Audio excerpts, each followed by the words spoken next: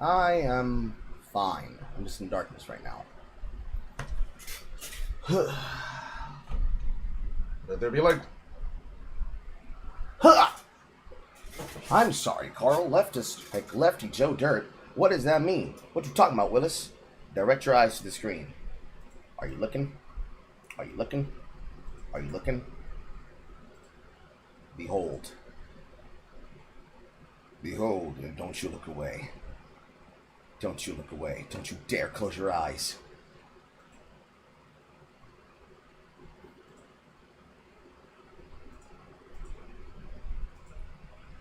Look at it. Look at it. Look at it. Look at it. Look at it. Look at it. Look at it. You look at it. You look at it. You look at it. You looked away. Why? Why wouldn't you just believe me? I even posted these early. I even posted the streams early, so you all could see the thumbnails ahead of time. Ah, now he understands. Now he gets it. Now he gets it. Hello. Hi. Welcome. As you can now see, we now officially are thumbnail accurate. We are now officially thumbnail accurate. You thought the internet was done with the guy? Well, I didn't get my turn. I was busy doing my job. The other job that I do outside of this. Technically, this one's not a bandana as much as it is a hairband. But we are now new thumbnail accurate. May I introduce you to War Carl, or as we call him around these parts, Carl Luther. I got an image for that one too. Some of you haven't seen that one. So, Carl Luther.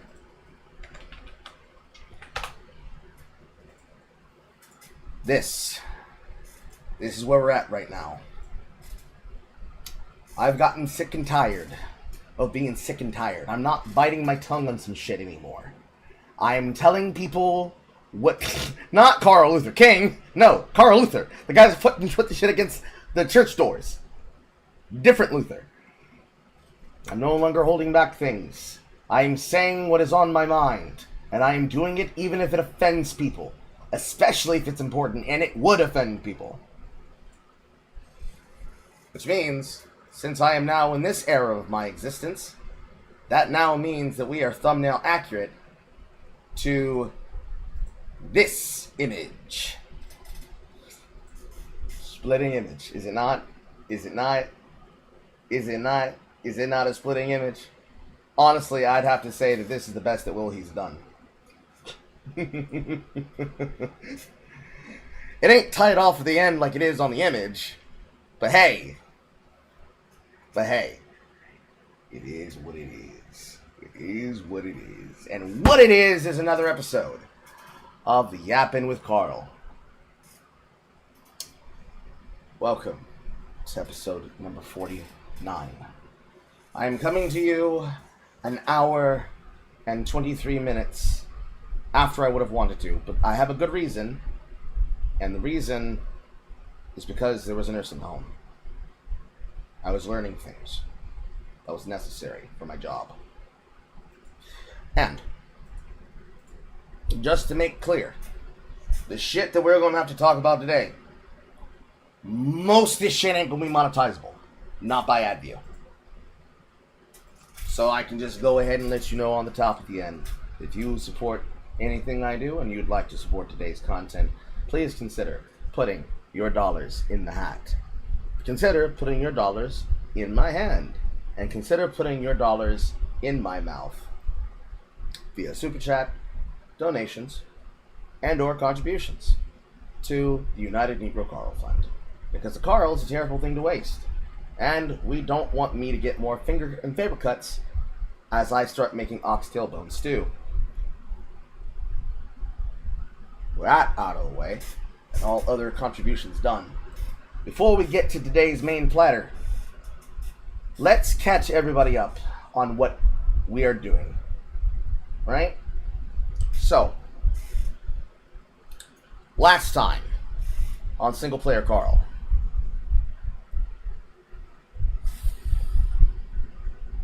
mi madre, as I had told you all on the last Discord gaming night that we had done, I told you about my plans and about how I was going to do those plans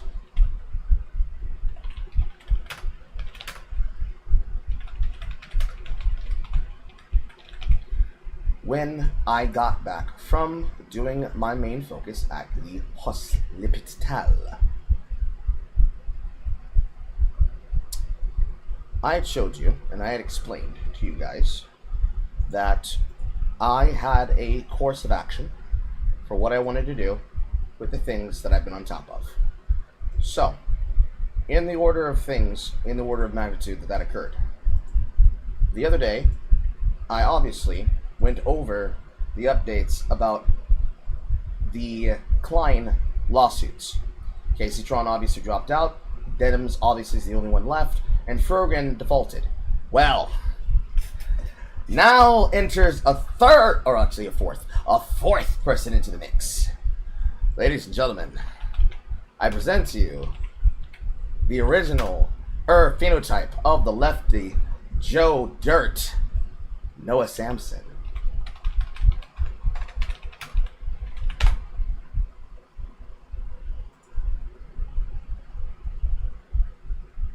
Let me move from here.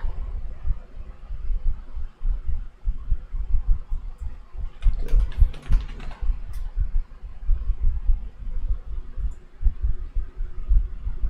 Looking for Noah Samson.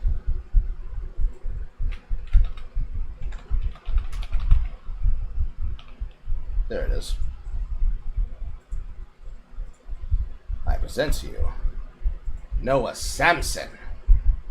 And Noah started his not that long ago, about a few days. So, on top of Denham's and Casey Tron and Frogan, you now have Noah.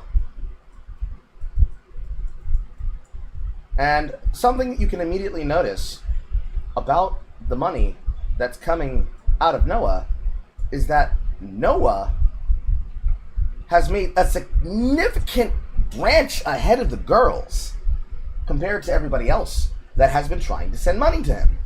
He's been live playing video games and hosting debates with people like serial harasser Bad Empanada and known lefty nebula elitist FD Signifier. It has been nothing short of an embarrassment because he has Samson dead to rights just as much as Klein has the girls dead to rights. We already saw Denham's start coping. We've already seen what I predicted and said to you come true with Fogan, where she's now started deleting messages and avoiding accountability because she has basically rug pulled her fund, and people are now questioning where the money's gone. But I also told you all about the order of the operations of plans that we are going to be covering things from. So, recapping, I was out because my mother went into the hospital. And those of you who were here on that stream where that user was being retarded, trying to A-log and trying to one guy, and he just got instantly Thanos'd out of existence. Mother has now returned to home. Round of applause. Round of applause. Round of applause. She'd been away for about 18 days. She had gone to the Jack Houston Orthopedic Hospital. And then she had to go to the Inpatient Recovery Treatment Center. I talked to you all briefly about how they treated her and what she was going through.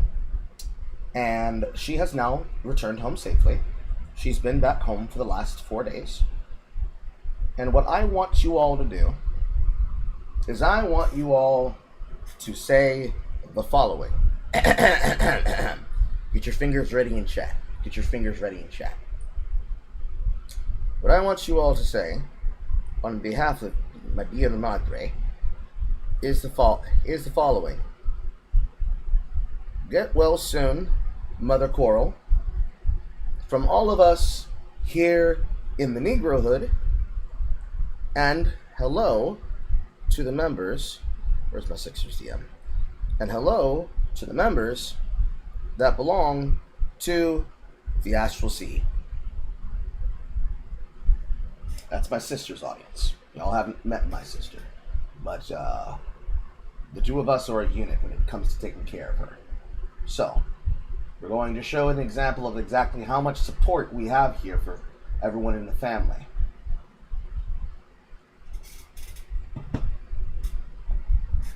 Yes. Raise them up. Raise them up. Raise them up. Let's see that support. Let's see that love.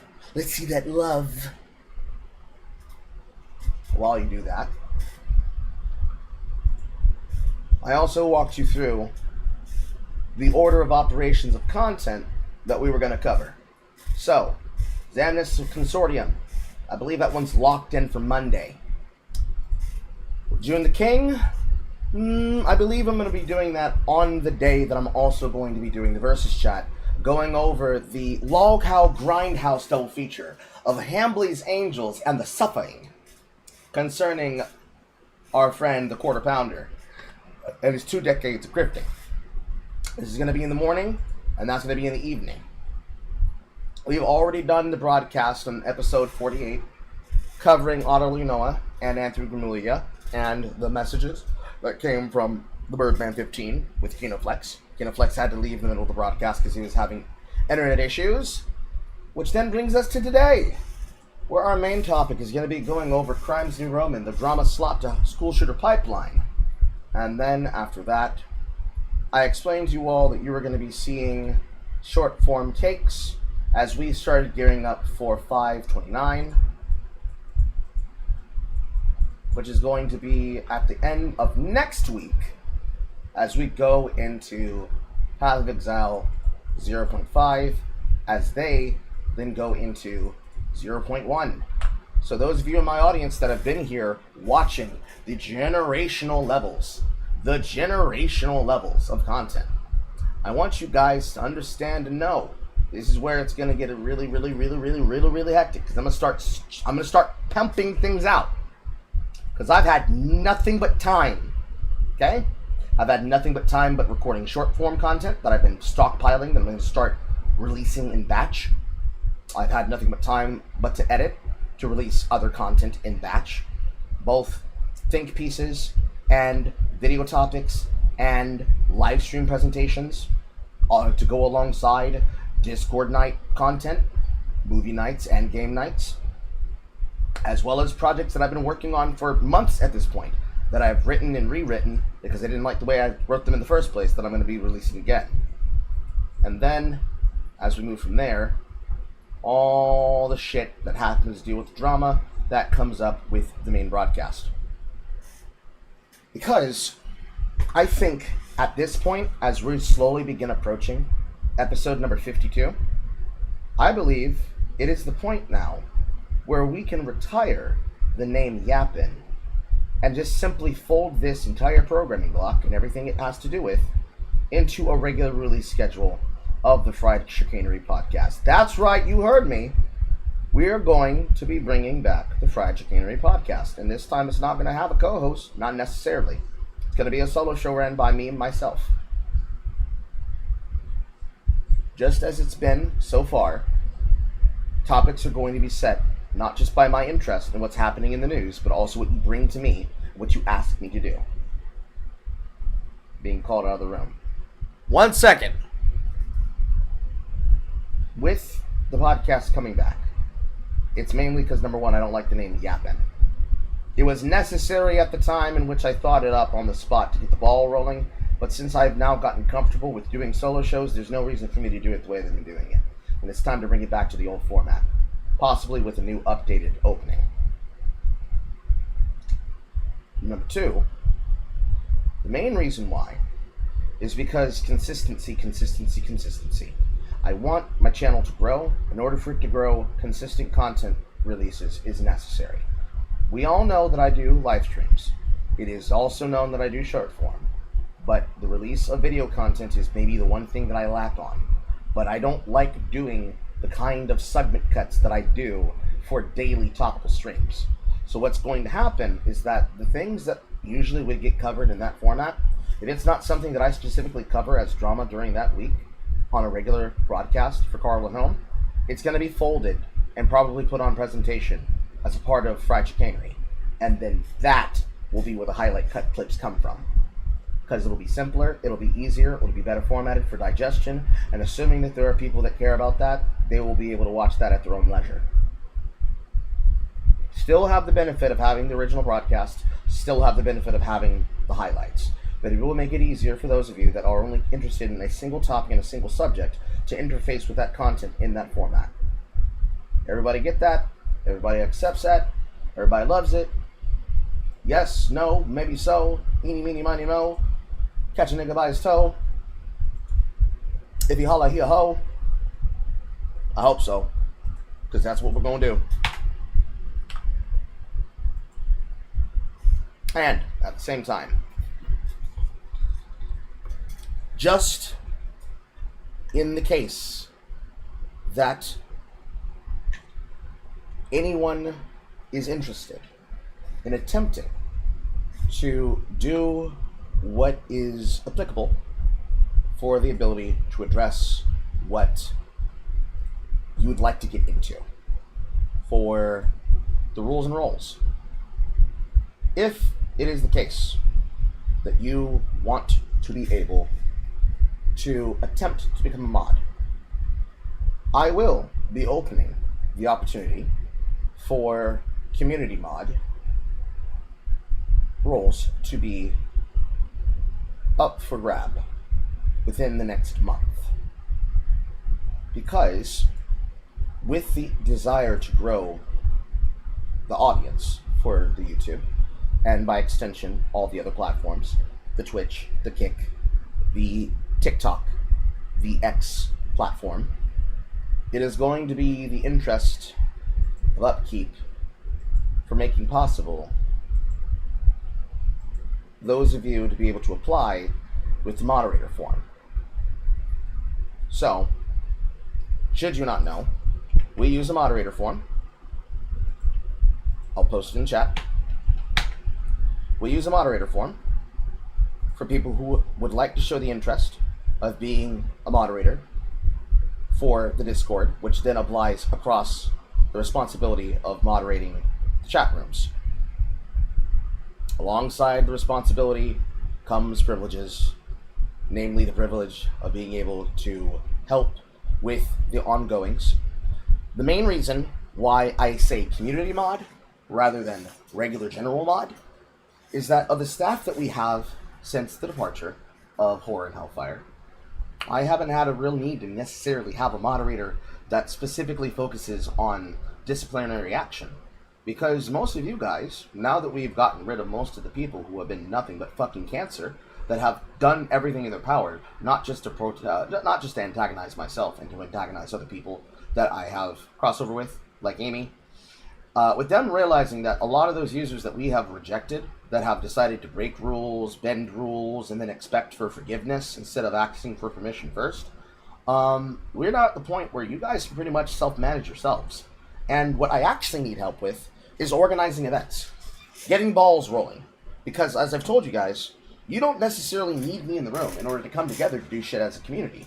So, as you guys do with the forums, if I start having more moderators that can have access to the back panels for things like the movie night submission forms, or for the ability to have the power to start and stop events of their own volition, you all can be able to run events of your own time and use the Discord channels at your own leisure to host your own movie nights, to host your own game of forms, to host your own events of all kinds, and your own competitions and your own tournaments, should you wish to.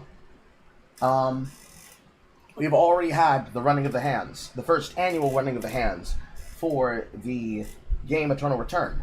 And it is the case that I do still have the current pot of 50, 130, and another $20 USD gift card sitting on my desk. And I want the ability for you guys to be able to create the culture of the community that you want. And this is me giving you more extension and power to do so. I've already nominated people that I thought myself would do it. I've mentioned it literally live in air. And when I did so, I got chastised by Horror for doing so. That's people like Grace. That's people like Saffronet. But in the interest that there are people that believe that they have what it takes and that they have the desire to do so, should you want to come forward and do that, this is your opportunity to do so. I'm going to be looking at those forms in the next coming month, and I will tap who I think, who submits, is going to be best for that. Whose hair is this? This ain't my hair. My hair is not this luscious and golden. What the fuck? Whatever. I will tap who I see in there that submits for their ability to assist with running this wonderful, beautiful, Black-owned business that is the Discord, and that is the growing community of the chat rooms. Because sometimes my hands get full, and it helps to have help, especially people who I can trust knows how things ought to be. Because it's not so much that we're quiet in here. You guys are usually on your own schedules. Because some of you guys have day jobs, and some of you also have school. So, for those of us that have the time to do so, should you have the ability to organize shit, it is the case that if a person is more capable of showing up to a movie night, or showing up to a live stream event, and they want to do something like co-stream the event, and do parallel play while that stream is happening, and they want to be able to enjoy it, but they wouldn't necessarily be able to be there for things like gaming nights, they can be able to set nights where they are available with other people that have the same rotation in their schedule, and they can make things happen without needing to have me necessarily approve every little itty-bitty thing. Now, this does come with the caveat that you are going to go through some level of mod training, because I gotta teach you how I want you to recognize the problems that we gotta recognize. But most of you guys are on the up and up, you know what the fuck I expect out of people. That being said, the caveat here is that for the people who are new, like you literally just joined today, which I don't think there's many people who are, It is the case that I'm looking for people who have a month or more of experience inside the audience, because those will be people who would have access to all of the server. And as it's already known, the server is public. It is free. You are not expected to pay a single dime. You do not have to give me money in order to apply. You do not have to be expected to give me money in the future in order to maintain. The only thing that is the caveat for that is having the same expectation and the exact same rights and privileges that come with being an internal Discord member, as well as being a YouTube member through the membership system on YouTube, as it would be with being a paid or free subscriber on Twitch, as well as all the other platforms, or being a power user in the Discord as well. And being a person who has paid me at the minimum $20 to have the permission of being an already approved chatter when it comes to calling into the show. Because as we rotate into the Fried Chicanery podcast, live broadcast call-ins will become a part of the program. But rather than the format that I've used before, we're going to have it structured where there will be a specific time period in the show from a period of time to another period of time within the broadcast, not throughout all of the broadcast, where we will give people the ability to do call-ins, which is the other caveat. Being able to do call-ins throughout all of the show is a little bit hectic. It's a little bit problematic. So, it is the case that, let's say, a regular broadcast runs from, let's say the number is, technically I started at 5:30 today. I was supposed to start at 4.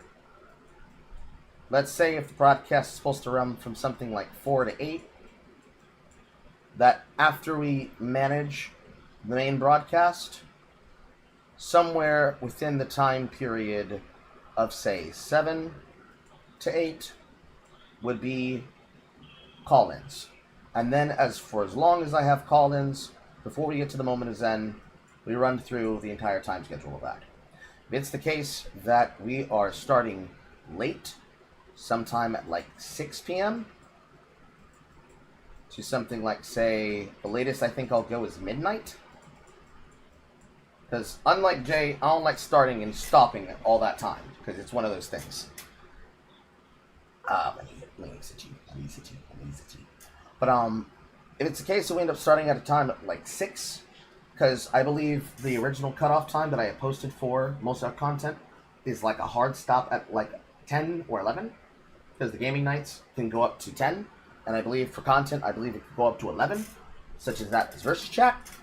If it's the case that it goes from there to there, we're going to have main topic focus for like about 2 hours or so, or however long it takes to get through the main content.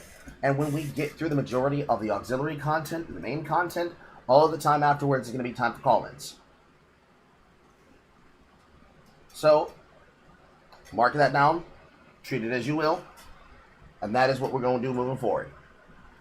Because it is easier that way, it is simpler that way, and it provides you all the ability to pile in here and begin preparing your questions, get your questions in. Because it is the case that sometimes people don't have the ability to actually fill out an entire hour of yapping, right? 15 minutes is probably good enough. That means I can finally get that that GOW remake rant and possibly the Boys Show rant out of the way. Yes, probably.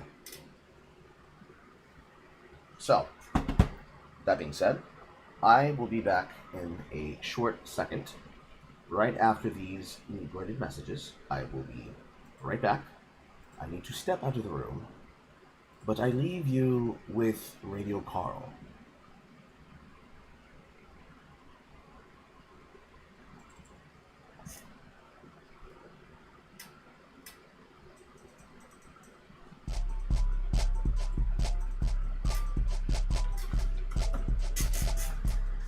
Got it work. Okay. I'll be right back.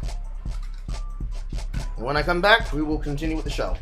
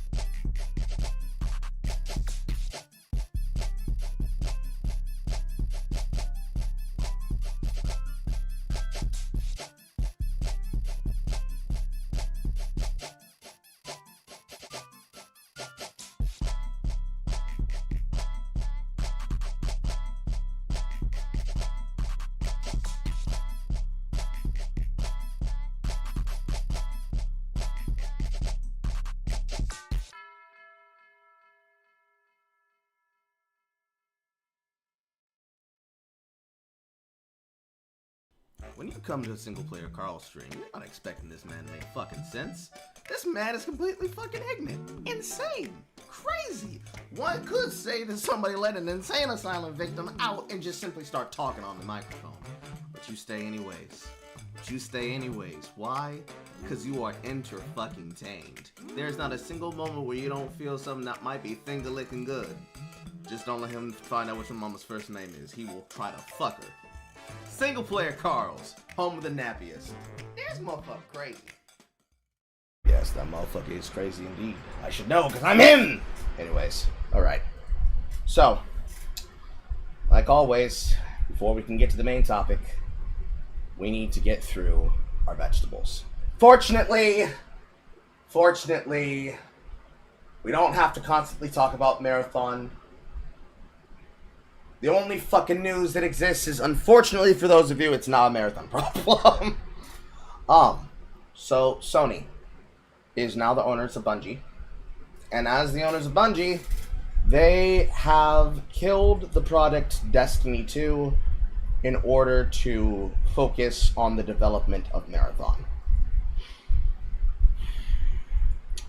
I am so sorry. I'm so sorry for everybody who's involved. I'm so sorry. I'm sorry that they did that to you. So the order of operations of how this happened. What happened was they decided that the way that this would go is the following. So, the message from the company is as follows. For almost 12 years, we have had the joy and honor to explore the Destiny universe with you all. Through all the ups and downs, surprises, and triumphs, building Destiny alongside our players has been a monumental privilege. While our love for Destiny 2 has not changed, it has become clear that after the final shape, we have reached the time for our shared worlds and Destiny to live beyond Destiny 2. As our focus turns towards a new beginning at Bungie, we will begin work incubating our next games. To that end, on June 9th, 2026, we will release the final live service content update for Destiny 2 to begin that new journey as a studio. So, active development might be concluding. We will ensure that Destiny 2 remains playable, just as the original Destiny is today. Many changes in the final update will aim to ensure that Destiny 2 is a welcoming place for players to return.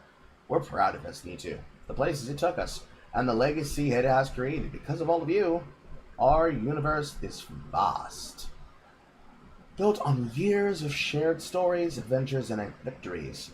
From the Cosmodrome, to the Pale Heart, to the Lawless Frontier, we have forged lifelong memories and friendships with you all. We are incredibly grateful to everyone who made that journey with us. And from the deepest part of our hearts, thank you. And we'll see you in the stars. So, here's what I said. Because it's pretty obvious to me what it is.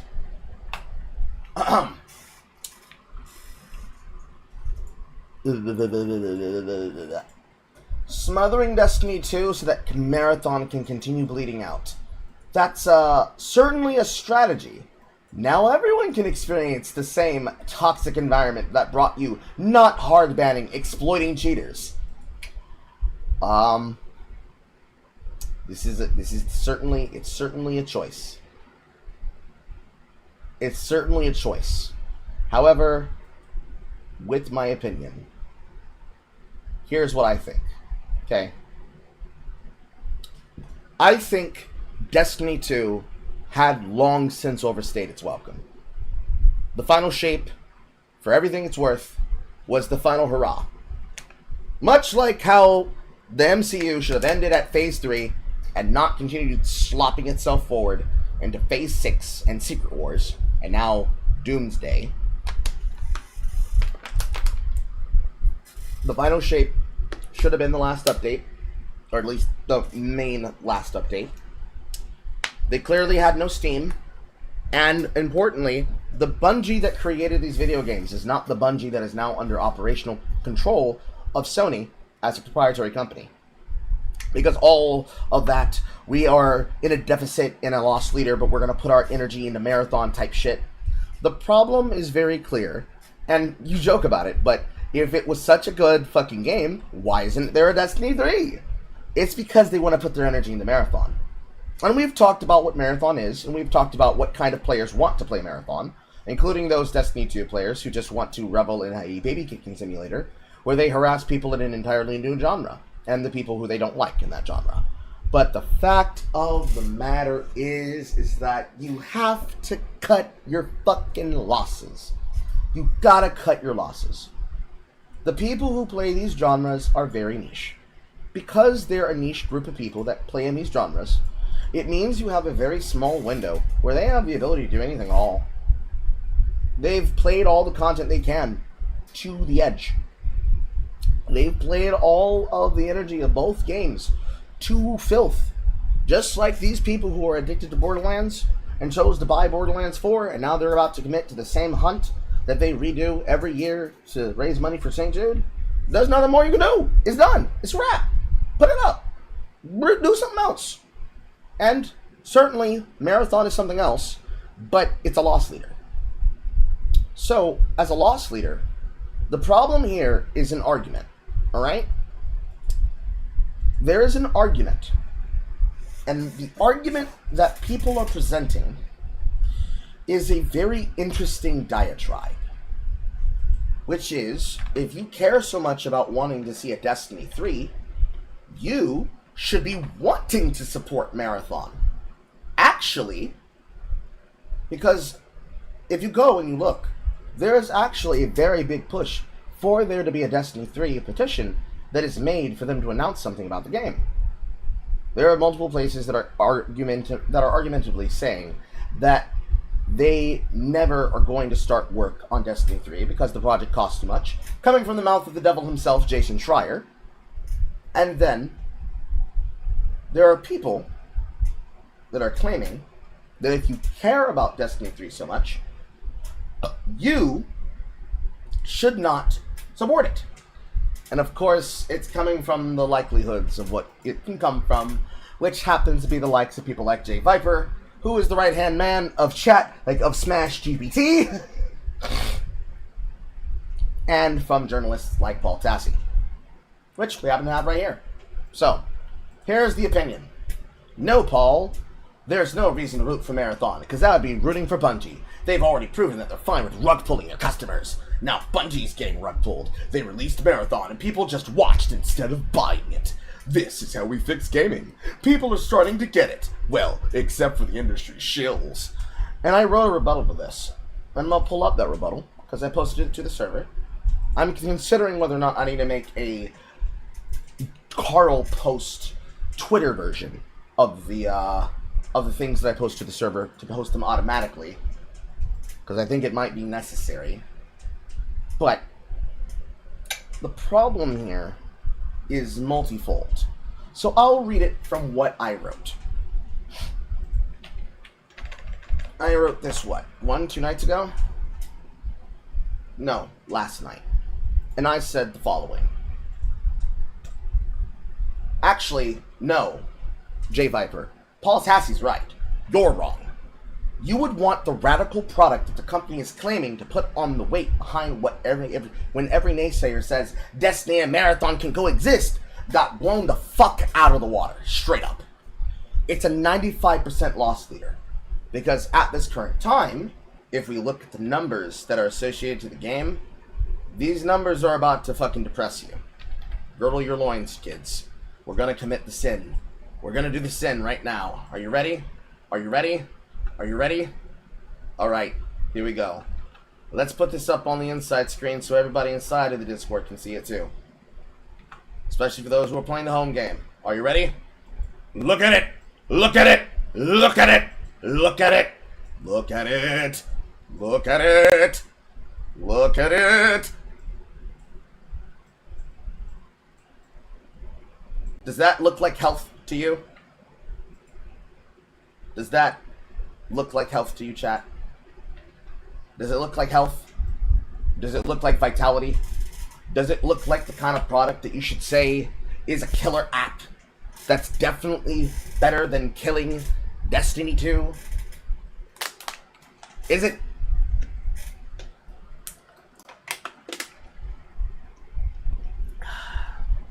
Because here's the reality. Marathon is a piece of shit. It is a piece of shit. Oh boy, is it a piece of shit. But Sony, in their infinite or their lack thereof of wisdom, decided they're going all in on Marathon's development. They are proceeding with Season 2. They have already announced the changes that they're going to make, which includes basically chasing Marvel rivals. They are going to be inserting a PvP light mode. And in mid-season, they will be inserting a PvE mode, similar to the man versus machine PvE modes of Team Fortress 2 and the PvE modes that existed in games like Smite, called Smite Adventures, or the two different versions of PvE modes that have been rotated in and out and have been tried in games like League of Legends and have been tried in things like Overwatch that were promised, were not properly delivered, and then were finally just cut, or now in Rivals have been delivered with the Vampire event. I tried it last night with him from DevCord. It's aight. It's brainless, mindless fun, where you can turn your brain off and you can just play for fun instead of trying to play for profit and for ranking, the same way that we all do with Eternal Return. But it is very obvious that Marathon wants to be the killer PvP FPS shooter. But it can't do it, because the hardcore audience is not enough to sustain it. Now, they've hit a sustainable number. It's very, very similar to the drowning numbers that were dying around Highguard, because we have those numbers on hand, mind you.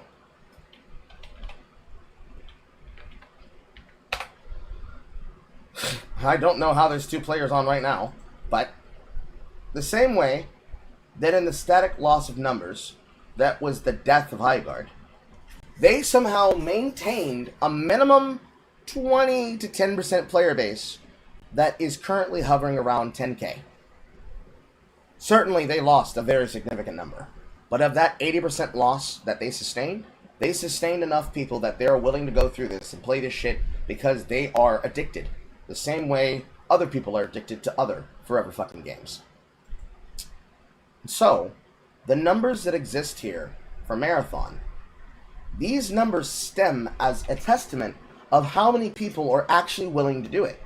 And the fact that they have to put something like this in shows you that the reason why the game's not popular is because it can't attract the casuals. And the PvM environment and the PvE environment of a MMORPG, like that of Destiny 2, you kind of have to sort of have that in order to have players. So, putting that and keeping that in the back of your head, let's read the rest of what I said. And let's see if I'm off base.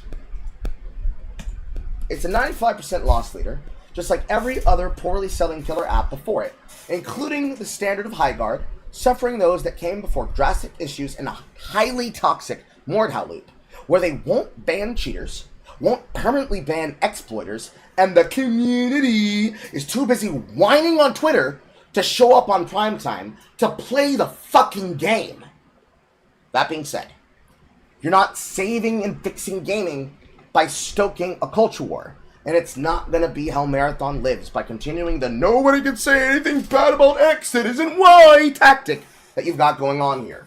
Because it's just as much fucking cope as Riot Games bragging about bricking computers and fucking up your OSs with Vanguard in the pursuit of stopping cheating in League and Valorant. I'd be more willing to listen to what Tassie's suggesting than you, the same dumb fuck along every other media grifter trying to yuck on someone's yum in space by claiming to support Slay the Spire 2 when it was dwarfing Marathon week in month 1 of its sales, and then hard pivoted because they heard the word Sarkeesian was in the credits, when you never broadcasted or played a single proverbial second of the game in your content or in your career, you wishy-washy worm. So in that, there's 3 different stories that we can pivot to. So, let's deal with the one that we can immediately address.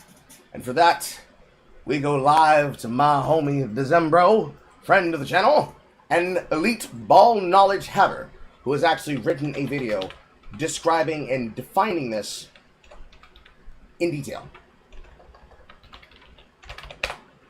I've also have videos on the side that can be presented from the likes of Gothic Therapy, of the Master of the TDS and his wife, the Riding Raven.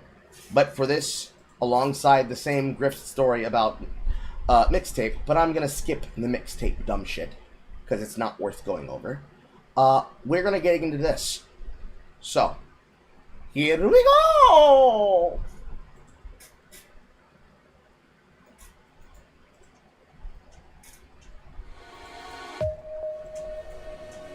Hey everybody, something that popped up online briefly before getting totally swallowed up by that mixtape game was the quote-unquote return of Anita Sarkeesian to gaming circles. This matter came up in about 3 ways that I'd like to cover today.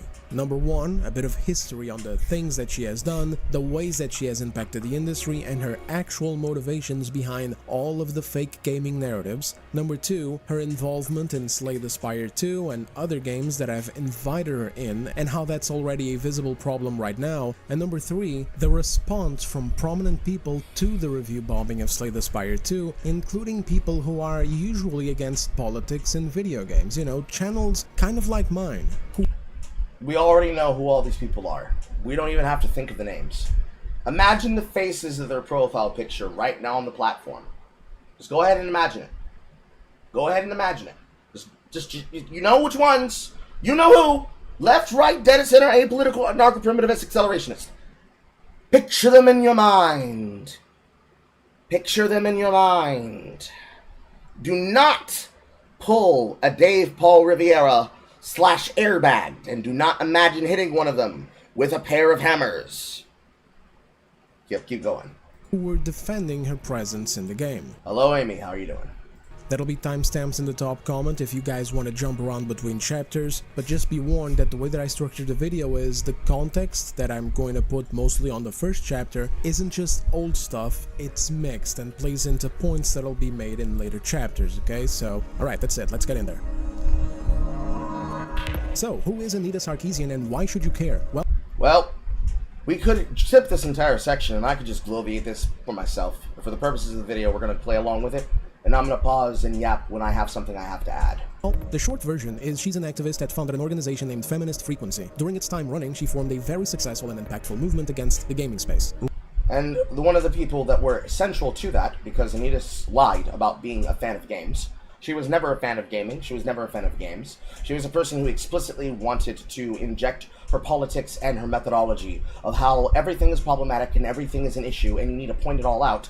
Being basically, as I described in my Pragmata projection video, was the second side of the other coin that eventually dropped in this era of Gamergate with Kim Belair and companies like that of Sweet Baby Inc. Because where the black Canadian and the white Canadian come together is that where Anita says everything is problematic, everything is a problem, and you need to point it all out. And if you don't think that they'll accept these things, just go to your marketing department and terrify them and convince them that if they don't do this, they'll miss out money that's on the table. Being carried over and handed like a baton to Kim Belair and David Bedard and the other secret owners and companies behind her company and other companies like it, infiltrating the industry after she set up the door and opened the door for her, to then connect it with people like that of Chris Kindred and Cameron and herself, to say that representation and joy matters, because if we don't get our feet in the door, not only do we lose twice. We lose access to the companies because they won't listen to us because we can't prove that we produce money.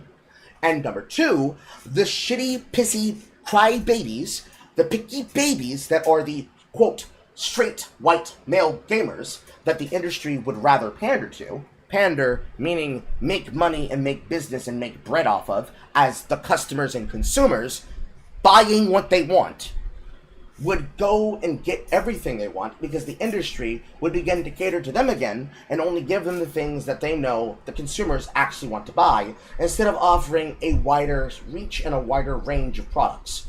which has backfired on her. Because now that we know that they are directly at hand with creating the inside politics of forcing smaller studios to have to kowtow to their demands, and bigger studios and bigger development firms, including companies like Ubisoft, being such a perfect open-mouthed example of catastrophic failure. Not just because they can't deliver products, not just because they deliver remasters that, while desired, the way that they're producing them is unwanted, but the amount of ex-Ubisoft developers. Yes, I'm going to quote Sandfall, but it's more than just Sandfall. At least 5 different developmental companies coming out of the woodworks from the inner politics of Guillemot when they were sold and bought into, I believe it was Tencent's hands who purchased them, demonstrating that all of this unique talent has been wrapped up in the hands of these companies, like that of IOI Gaming, doing James Bond First Light, that believed that for the properties of Mind's Eye, which was fucking dog shit, and they're claiming the worst launch possible was because they were sabotaged, and then with First Light, trying to reinvent a younger imagining of the character James Bond, which might as well be called James Bond Jr., because it's certainly not fucking James Bond, as being someone who can't exist in this era because you need to make him dumb, and you need to make him safe, and you need to make him unproblematic, which just leads to the same dynasty that you already had before.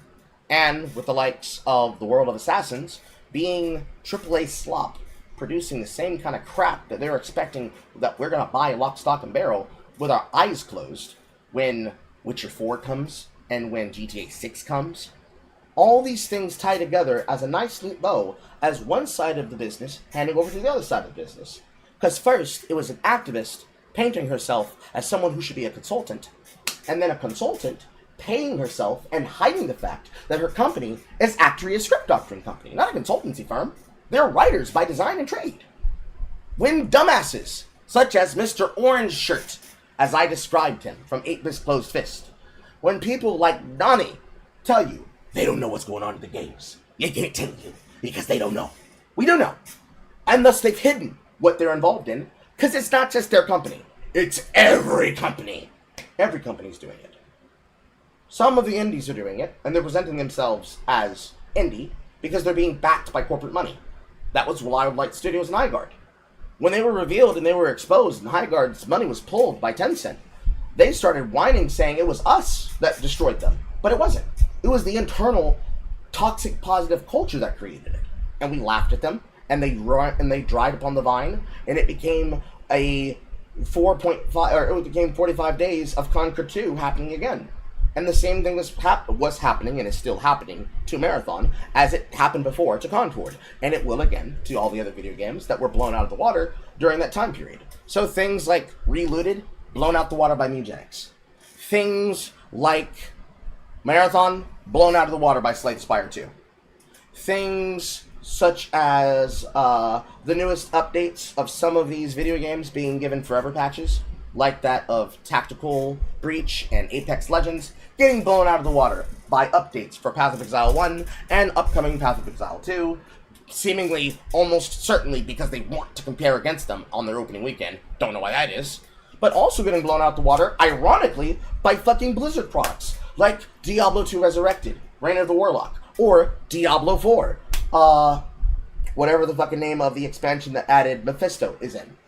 Reign of Terror, Lord of Hatred, by giving the players the shit that they fucking wanted, which is directly in line with the statement that had been made by the creator of Andariel, which is, do you think it's going to be the case that these companies are going to make a 50-50 parity, or do you think it's going to be the case that the consumers, do you think it's going to be the case that the consumers are going to buy something that they actually want, and they're going to avoid buying something that they don't want? And despite what people have argued on broadcast, I have argued against me in debate, as we've seen within the last 4 fiscal months, as we've seen within this fiscal quarter alone, even if you don't want to buy them, there have been people who have been playing them over those fucking games. Show me a person that isn't a creator that was reviewing it on purpose who would willingly play Mixtape and not mock it. Name me a person who wasn't willingly playing Yote that outside of people like Dave, friend of the channel, amongst the Devcordians, that was playing the game and enjoying it for what it was, and not making it into a culture war. Show me a person who was playing Reloaded and was enjoying it. Show me a person who was playing Dustborn and was enjoying it. Show me a person who was playing Creature Kind and was enjoying it.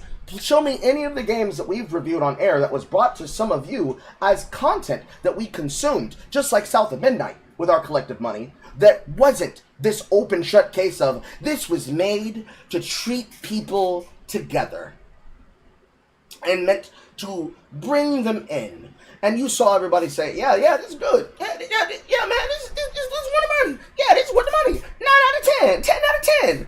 It didn't happen. No. It didn't happen. And we know it didn't happen. And we don't need to lie about it and keep to cope about it because we've seen it. To retread old ground, when Irrelevant said things like, why is it a good game? It is the case of articles that I've written and that I've posted that it is the case that actually there is a reason. There is a reason. There is a reason. I have been tagged. Where am I tagged? There is a reason. And the reason why it mattered how one defined it being the way they defined it.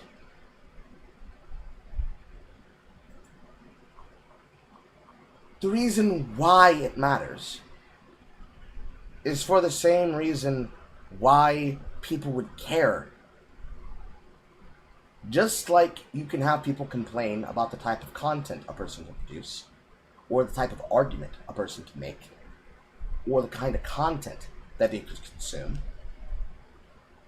or the type of arguments they're making around the things that they can do. It is the kind of argument that you can present for argumentation like this.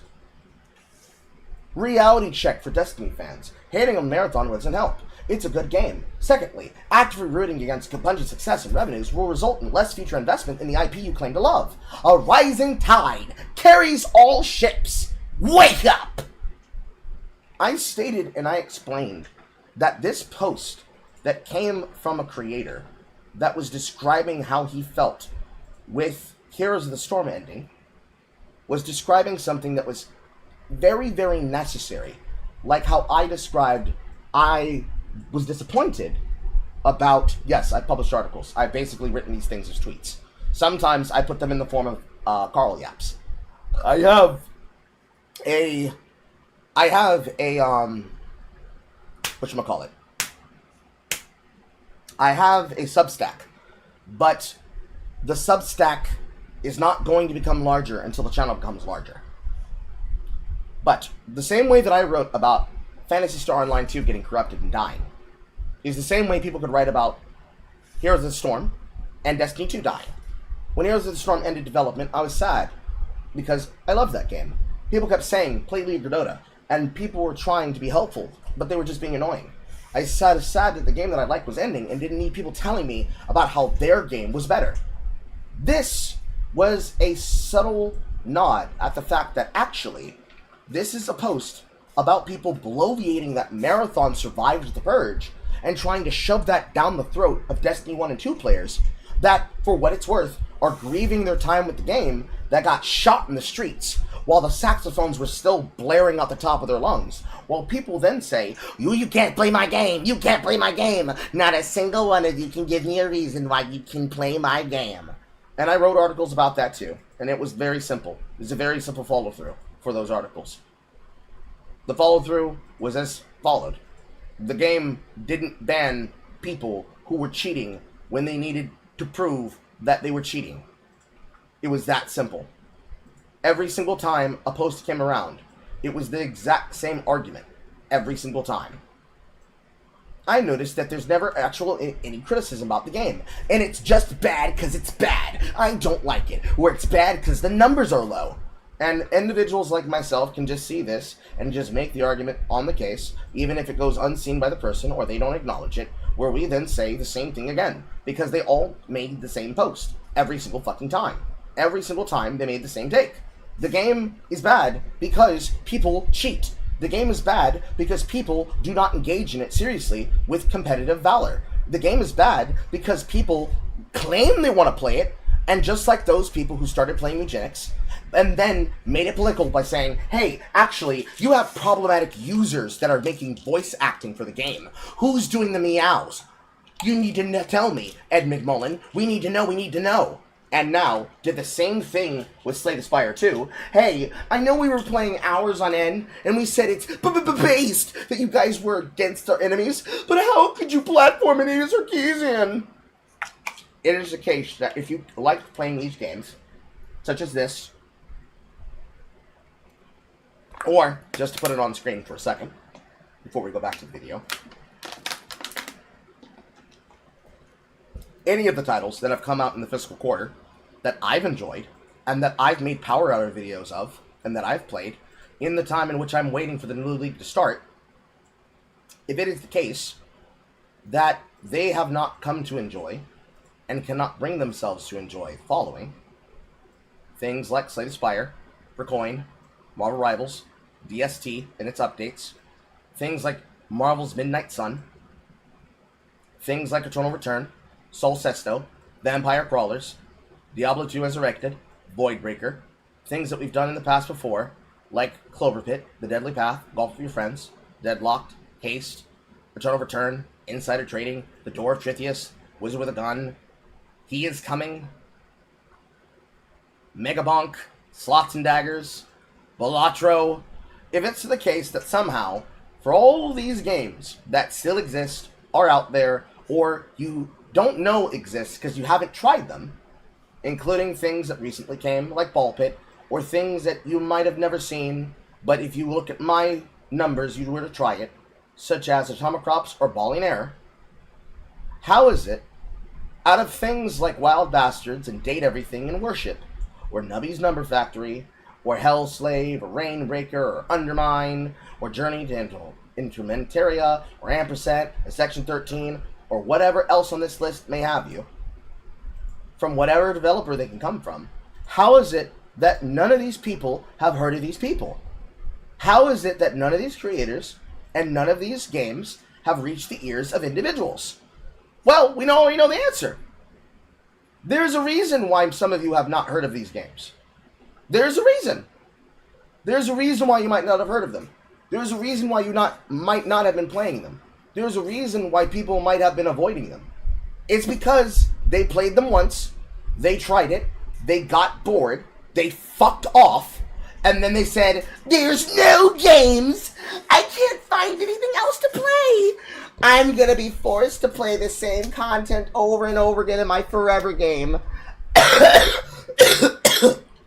And there's nothing I can do about it. Wah. And I've been doing that ever since.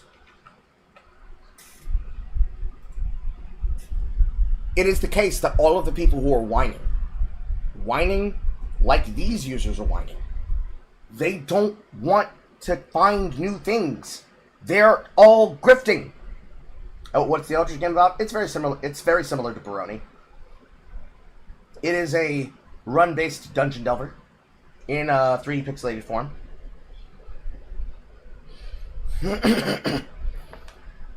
Like, there are thousands of them. Not just on the Steam page, but also on other platforms as well. I have shouted out, I've played them on camera, I've promoted them to you all. They never stopped existing. Hell, one of the newest ones recently released by the same developer of Ring of Pain, known as Valor Games and Twice Different, they've put out other things as well. They've made other things as well. And from the developer of Twice Different, they made one of the newest ones, which is Winnie's Hole. That one came out January 26th. I plan to get my hands on it. I want to try it, because it's another one of those puzzle games, just like the game before it.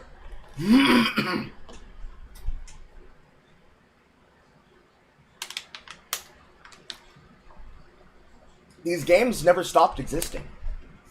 Different things and unique stuff never stopped existing.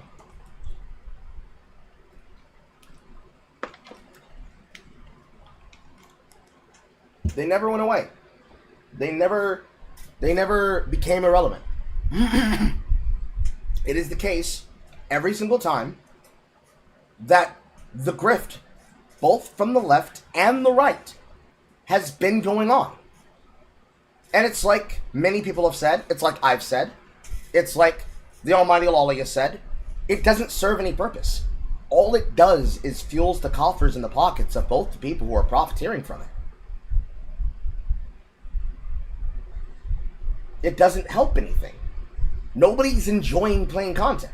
Or, more similarly, to put it into the same vein that we put it in on that call-in experience that we did with Madry Bread, people, they can't unconnect themselves from the everlasting culture drama and the everlasting culture war and unhook the culture war from the part of it that has to do with the actual joy of playing video games.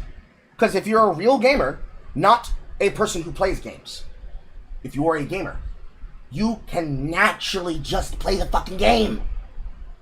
You don't need to worry about, is it a good game, is it a bad game? Are you having fun? Do you enjoy it?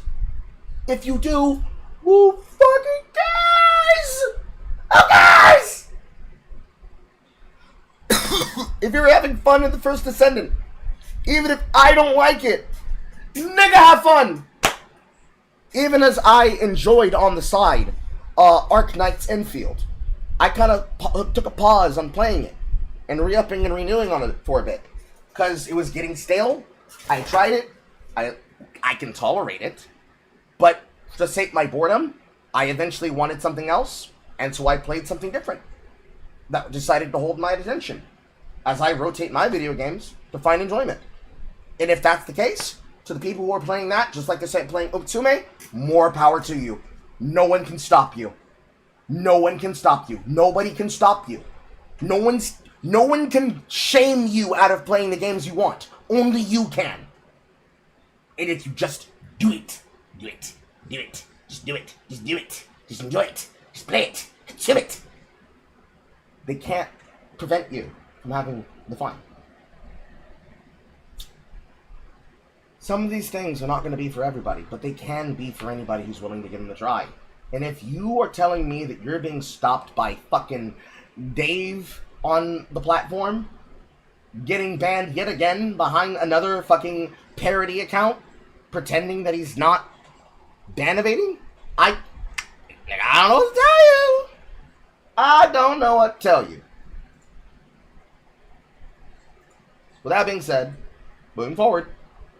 Ranging from merely making YouTube-style videos where she and other activists would complain about narrative and design tropes for female characters in video games, all the way to being named one of Time magazine's 100 most influential people in the world and speaking at the United Nations over this type of crap. Democracy And literally being a victim while doing so, claiming that they're being harassed, but less than 1% of the harassment in Gamergate was actually real, and of that harassment that was real, it was people like Chelsea Van Valkenburg, aka Zoe Quinn, and people like Brandon Wu, faking the harassment against themselves.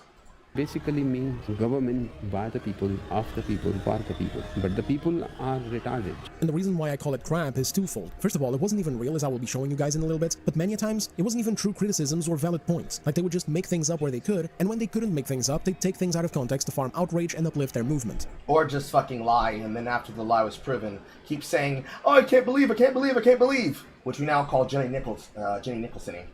After the same drama was reinvented and constantly rehashed from hate watchers of Every Frame of Pause who don't actually listen to the entire broadcast.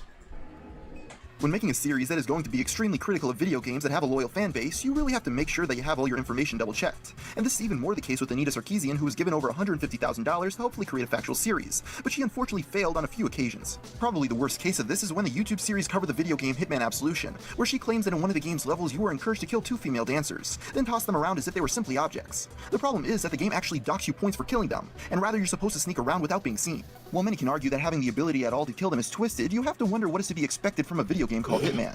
Plus, you're able to kill people of both genders, so it's not just a female thing. And this is only one of the most blatant examples of inaccuracies. A simple Google search will bring up tons of videos picking apart her YouTube series. It's funny that people who cry about grifters online nowadays never mention this group despite them literally lying for actual substantial money. Like actual grants and donations, not meager ad revenue.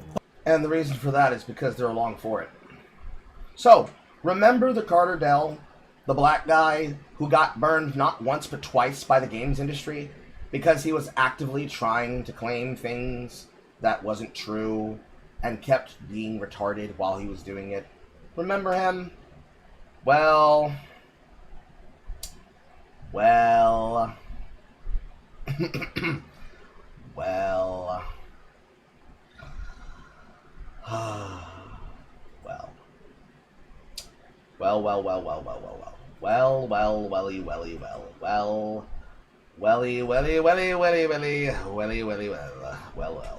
Well.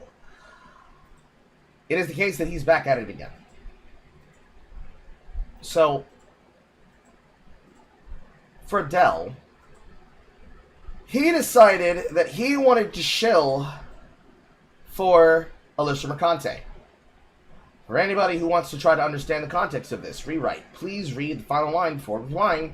Alicia Mercante, a journalist, is suing Smash GPT, although it's Smash JT, Jeff Tarzia, Smash JPT, YouTuber, over what she in the court describes as an extended harassment and defamation campaign to a video game culture war, boiling down to allegations that he repeatedly wrongfully accused and defamed her across Twitter and YouTube, encouraged people to ostracize and target her, damaged her reputation and career, and contributed to her losing income through journalistic opportunities.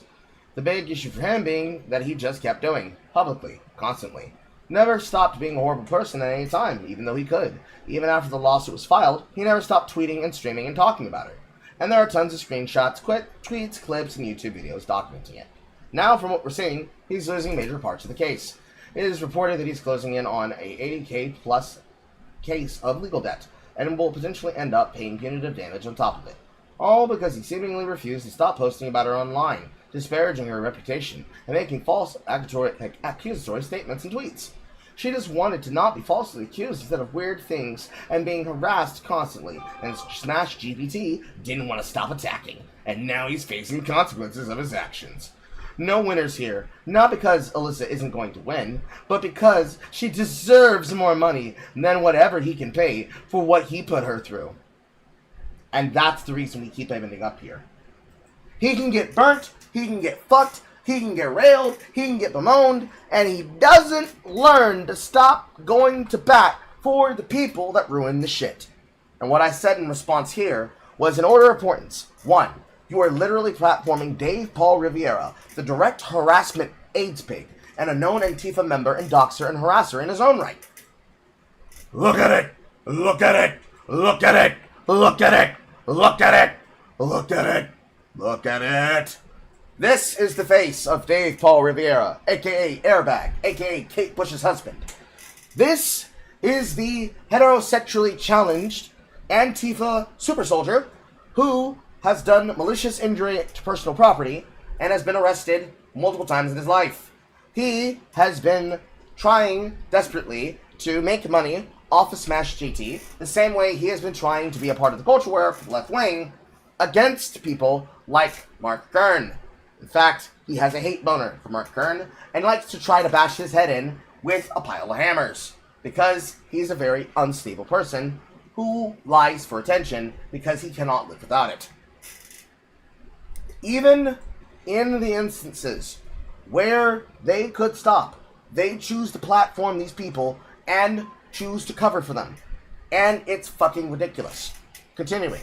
Number 2, she's not innocent and she hasn't stopped posting about him either. And he's just fucking lying. And number 3, they're both bad. Because Smash JT is bad because he's a liar and he's bad faith and he does not actually use his journalistic integrity. Alyssa's bad because she is a liar, she is bad faith, and the only way you can make her honest is if you shame her into telling the truth. That is the only thing that works. Shaming her, getting her to show up, and making it clear that she doesn't actually want to have understanding. She wants to be a bully to the people she thinks are perceived as bullies to her. And that's it. That's all it is. Yes, he's only 5 feet tall. He's a manlet. Moving forward. Oh, and of course, besides the money, there was also the political power. I mean, I'll be real, if there's any new viewers finding this video today, I'm not going to mince words here. I'm not here to give you a sanitized book report. I am biased against her and her movement, and the reason why isn't because they're women, it's because what they're doing is fundamentally wrong on a multitude of levels. Wrong and damaging. It's not only gone on to damage the games industry, but also gaming culture as a whole. So basically, it's like getting biased against scumbags breaking into your house. It's like, duh, can you not? And the worst part is that none of it is even genuine or respectable. You see, the best way to introduce Anita Sarkeesian isn't even to go through whatever she did or whatever is on her Wikipedia page. There's not even much of a point in doing that because I bet most of you already know who she is or at least have a vague idea. Some of you might even know more about her than me, given that at the height of the first Gamergate, I wasn't even online much. I went to school, screwed around outside, got home, played video games, and watched entertainment channels on YouTube. What you may not know, though, are the narratives trying to whitewash her. Because at the core of everything, the most important thing about Anita Sarkeesian is that she isn't even a gamer or even remotely interested in the gaming medium. She has even gone on record multiple times expressing this. I mean, she didn't mean to. It wasn't something she intended to do. Actually, she announced in a fucking classroom that actually she knew nothing about games. She announced this at the Santa Monica College. Let's see if I can pull the clip.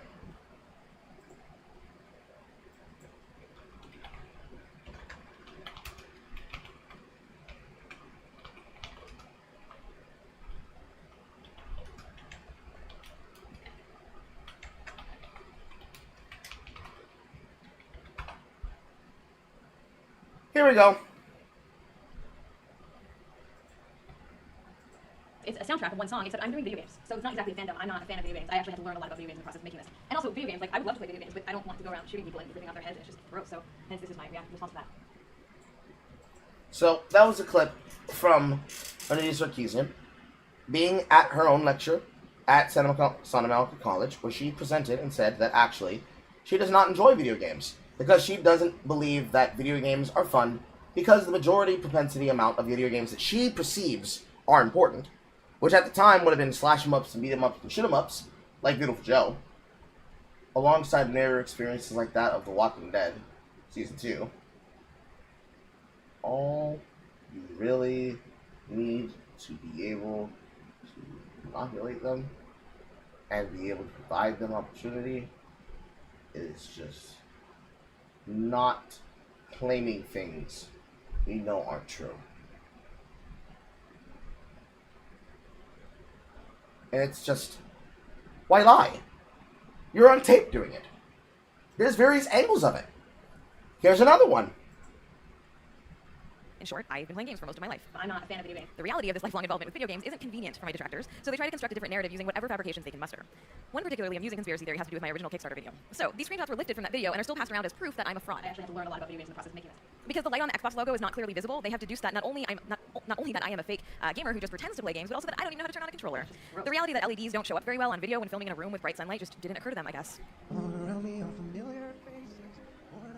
I'm going to show you a remix that I just finished this weekend and no one else has seen. One person has seen. It's a soundtrack of one song, except I'm doing video games. So it's not exactly a fandom. I'm not a fan of video games. I actually had to learn a lot about video games in the process of making this. To me, the song is positive just because I've only contextualized it in a way to critique male domination in our media. And also video games, like I would love to play video games, but I don't want to go around shooting people and ripping out their heads. It's just gross. So hence this is my response to that. And it is the reason why the original former game directive head for the project Hogwarts Legacy, Troy Levitt, not to be confused with the other Troy Levitt, the one that harassed Target Tory, but the game developer that worked for Disney Interactive and basically was a go-between for Disney Interactive projects that had something to do with Kingdom Hearts versus the rest of Disney's products line, wrote his original game developer's letter to Anita Sarkeesian. In fact, if you do the fun search of Anita Sarkeesian, Santa Monica College, you can be able to see all the way back in 2016 and 2010 Women in Pop Culture class visit at SMC.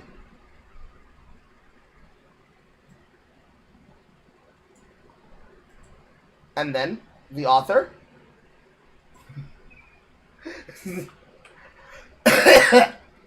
and just in case anybody thinks that Carr didn't do his homework, let me go ahead and make it wider. Let me make it bigger. Let me make it bigger for you.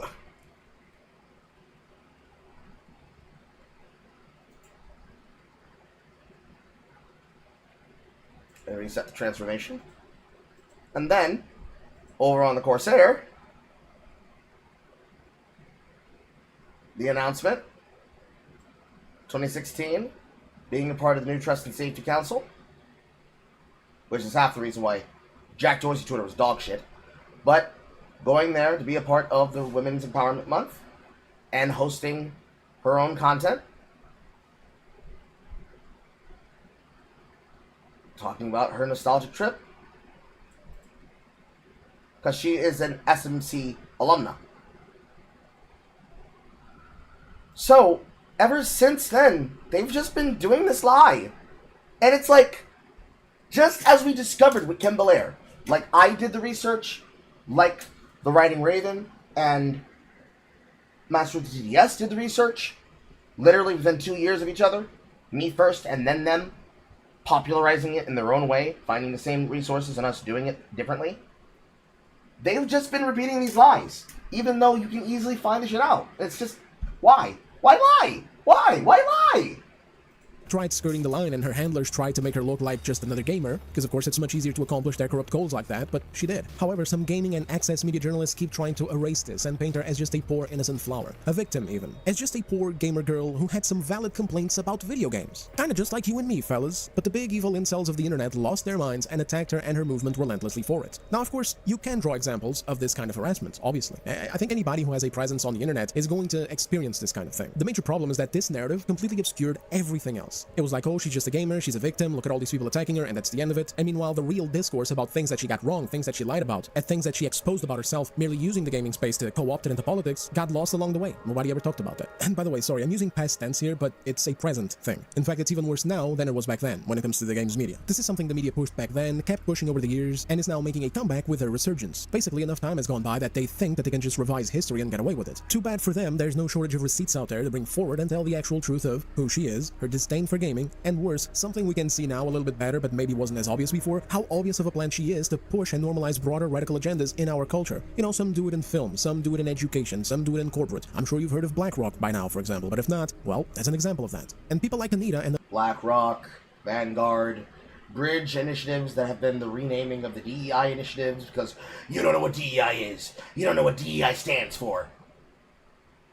other consultants like her do it in gaming. And if you're one of those people who are sick and tired of hearing the word agenda, then I don't know, try to replace it with something else in your mind. I literally don't know what else to call it. At no point was this woman ever just a poor little gamer like everyone else looking to criticize valid issues in gaming. She's a tourist who broke into the medium for political reasons and nothing more. And this is her own words, by the way. As she was ending her tropes versus women in video game series and moving up the activist ladder into a new project tackling, and I quote, troubling stereotypes and narratives about race and gender in current events and pop culture, she said, word for word, that it's never been about video games, it's always been about social justice. It's always been about using feminism to talk about these things. Like, it's her own words. So many people get mad at me or other people just for pointing this out, just for saying it, because it so obviously shows her actual intentions, but again, it's her words. Her issue is with Western culture as a whole. Honestly, if you really want to get into the weeds as to who she is and what she does, what her goals are basically, you'll end up seeing that she's much worse than what anyone ever really gave her credit for. Usually people just think, oh, you know, she's the feminism in gaming person. But no, she's so much more than that. I'll roll a few extra clips. I spent a lot of time thinking about, there's this concept called the spectrum of allies. It's kind of like a half circle.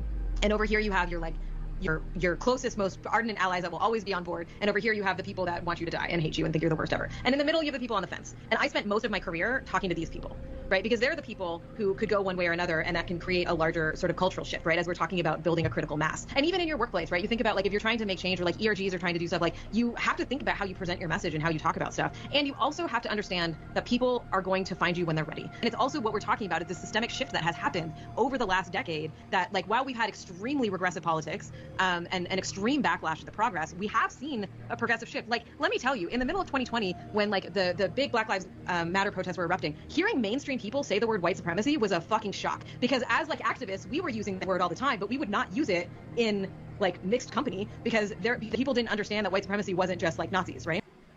So, in this instance, Anita proves that actually it was all about changing the terminology and subterfuging. Just subterfuge.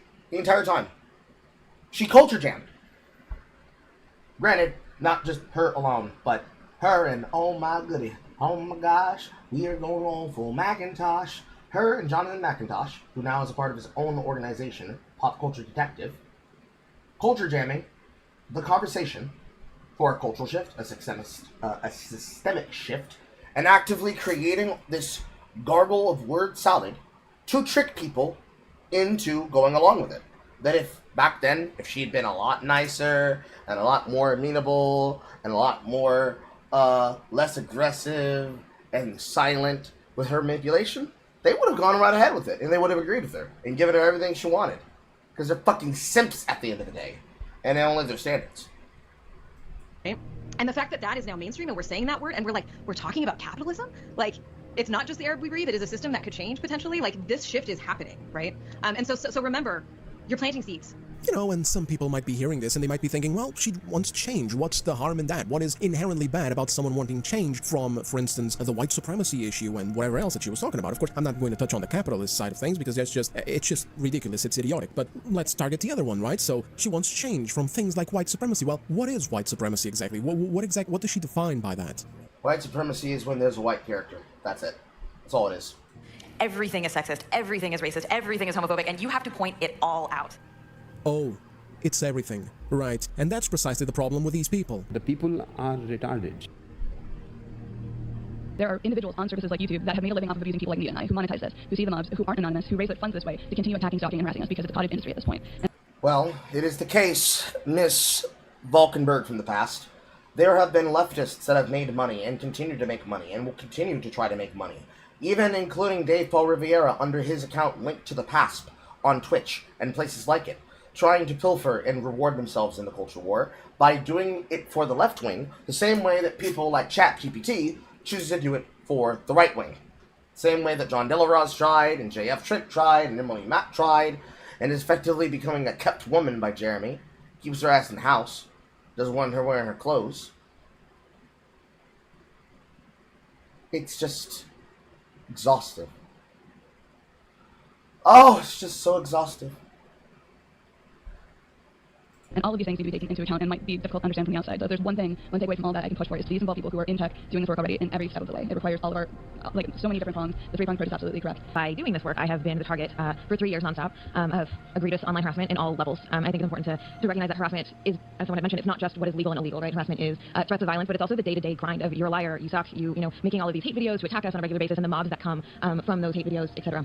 We know this, but I think it's worth saying that sexism and misogyny did not start with the internet, right? It's been around for a long time, and feminists for decades have been challenging these male-dominated systems. So what we're seeing is that the internet is providing new ways to commit the same types of violence, right? And so understanding that this is a cultural, that we really need to see a big cultural shift in how we deal with this. Creating a cultural shift, I think, takes a great number of approaches, and we've been hearing a lot about systemic change, and that makes me really happy, because I think that's really how we have to do this. And so one of those approaches is, I think that the online social media sites and the places in which we are engaging on these large platforms really need to step up and change the way that their systems operate. So it's not enough that they simply put band-aids on the problem areas, that they need to completely reimagine what their systems look like in order to build sites that actively deter online harassment, that make it hard. What that means is that they needed to design a system that was a catch-22. Imagine if you could. Moderators that can design a thing made that if you try to report them, they just investigate themselves, find nothing wrong, and then punish you for it. You know, the things like what have been inculcated at places like Rocksteady concerning Kill the Justice League. Harder to do this, but we can make systems that actively deter that kind of behavior. So what we have right now is women are forced to build a fortress around themselves with the measly tools that we have online, and so we are being punished for people harassing us, and, you know, yes, period. No, women in general are not being punished. You, Sarkeesian, might be punished, but that's because people are holding you accountable for the way you act. Not because they are just targeting you because they saw a target that was painted on your back by somebody else who greenlit the call or the bomb strike. You don't have a monopoly on being the lol cow. And if it's the case that you stop investing in yourself with people who truly do not have your best interest at heart, then you're going to find yourself permanently stuck in a perpetual loop.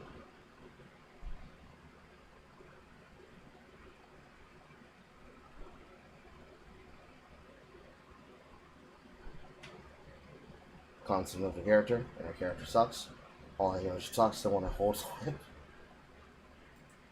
And I think that that's a really big problem. And so we need to really think about how we create this larger cultural shift, taking into consideration society at large, taking into consideration tech platforms, taking into consideration laws, so that people... So let me see if I've got the timeline straight. You come into gaming, you make several videos on tropes and whatever packed with lies and bullshit, then people call it lies and bullshit, so you go to the UN and you appeal to people around you, and even outside of the UN, you make it your whole goddamn career, this whole thing about a political shift, where you define harassment as just people saying that you're goddamn lying, and then you advocate for the changing of systems and laws to silence those people. Got it. It's a good goddamn plan, I'm not gonna lie. Or whatever, more on that later, let's just continue. What does any of that have to do with games? How is any of that even fair? How's that last thing even fair? Like, oh, everything is a problem? The truth is that it doesn't even matter to ask these questions because, again, she doesn't care. She just wants to bring that into gaming. She wants gaming to represent those kinds of ideas. She wants gaming to be a signal booster for her ideologies. Anita's actual problems don't rest on the female tropes in gaming that she complained about. That was just the easiest and most accessible way into gaining influence in the medium and start to change it. Her real issues are with our culture and society, Western civilization values as a whole, the usual SJW and radical leftist / Marxist shit that we've been getting subtly and not so subtly hammered on the head with over the past few years in some shows, movies, games, and politics in general. It's the kind of thing that is even infuriating because even if you are somewhere in the middle of this huge, wide political spectrum, even if some of the things that are being preached are things that you would agree with in principle or agree with to some extent in society, you just don't want it in your games. So it ends up pissing off everyone, and not in a good way. I don't really want to dive too much into the politics side of this. It's dull, it's annoying. I'd rather stick to the gaming side of the issue, but there are a few things relevant here when it comes to the politics angle, because Anita's goals are fully political. But at the same time, she's smart and has gone on to stay out of the limelight. You know, she avoids getting challenged in her ideas. Not because she's more intelligent, not because she'd ever be able to articulate her arguments better than someone that she would be debating. That's not the case at all. In fact, she acknowledges it herself too. She's gone on to say this as well. So I don't debate people. For years, these fucking assholes on the internet are like, debate me, like I'll pay you 10 grand if you debate me, blah, blah, blah, blah, blah. And I'm just like, no. And the reason I don't is because it is a lot harder.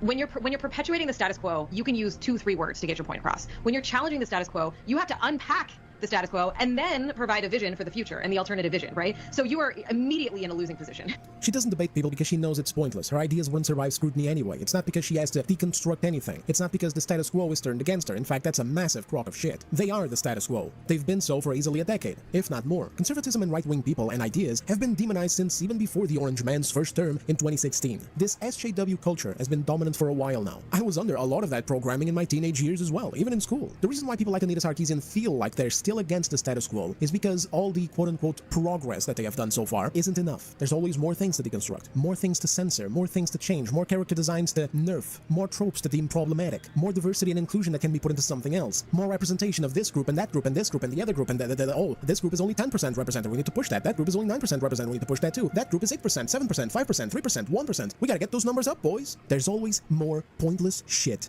to bitch about. And that's in video games, because outside of it, in society, oh my goodness, there is still so much more to destroy. You saw the clip. She has a huge problem with white people while living in a white country, and a problem with capitalism while living in a capitalist country, etc. Like, why don't these people literally just leave to a communist country somewhere else? Who knows? It's almost like they can't because they know that they wouldn't have the freedoms and the quality of life that they have in the countries that they keep bitching about. But whatever, back to video games. The whole thing about gaming was just a LARP. Here's another clip where she talks about how she doesn't even goddamn play them. It's a soundtrack of one song, except I'm doing video games. So it's not exactly a fandom. I'm not a fan of video games. I actually had to learn a lot about video games in the process of making this.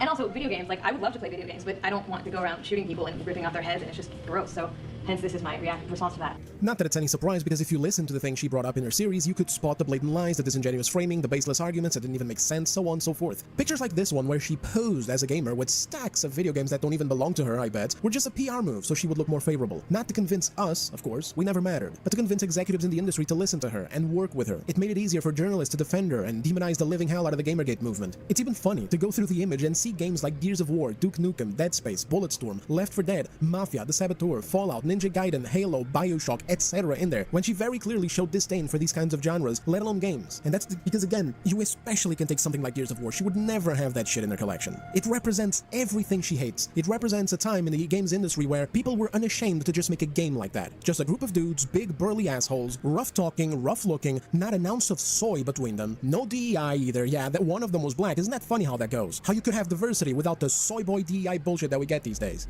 Just a group of chuds going around killing a bunch bunch of aliens. Pure male fantasy bullshit. She abhors that. Ain't no way games like those would be in their library. Grifter alert. Have you considered that maybe she has them so she could play them and criticize the problematic tropes within? Have you considered that you shouldn't consume more than 25 grams of soy per day? Anyway, back to the point. The reason why she doesn't debate people isn't because of this status quo nonsense LARP that she's pulling here. She is the status quo. The reason she doesn't debate is because if she did, she would be cooked. Her nonsense would easily get deconstructed. She wouldn't have optically favorable or smart answers to give any questions coming her way, and any questions or points that she posed herself would get dismantled before 3 o'clock and frankly make her look insane. Now, at the intro of the video, I said that Anita Sarkeesian returned to gaming circles, but that ain't even it. She never really went anywhere. She just kept her head down and the attention shifted to other sources of more egregious, more controversial stuff, such as those consultant companies that kind of sparked the Gamergate 2.0 situation like Sweet Baby Inc. Again, she's smart. She kept her head down, kept doing her work quietly, and stayed out of the crossfire. She knows that getting into the debate is useless. She knows it would only make it worse. Regardless though, Anita is in many ways a strong element of the source of the political brain rot that infests the medium now, and if not a source, because of the fact that things seem to ease down and then ramp back up during the 2020s, like 2022, 23, and 24, then at least she's a precursor whose movement grew so much and went so far because it grew during the dark ages of the 21st century, where we were ditching reason and common sense while replacing it with brainless, self-hating, narcissistic virtue signaling.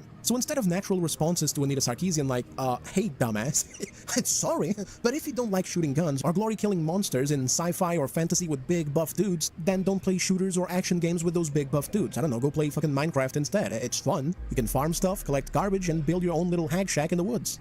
But instead of that, we went, oh my goodness, please, everyone be quiet, there's a white woman speaking. The most disenfranchised creature in the 7 seas. Let us hear what she has to say, accept all of it, and do exactly what she wants, because if we don't, we are misongalistics or whatever, and we're taking society back 150 years. And so, you know, now you fast forward God knows how many years, and here we are. But whatever, let's move on with the chapters of the video.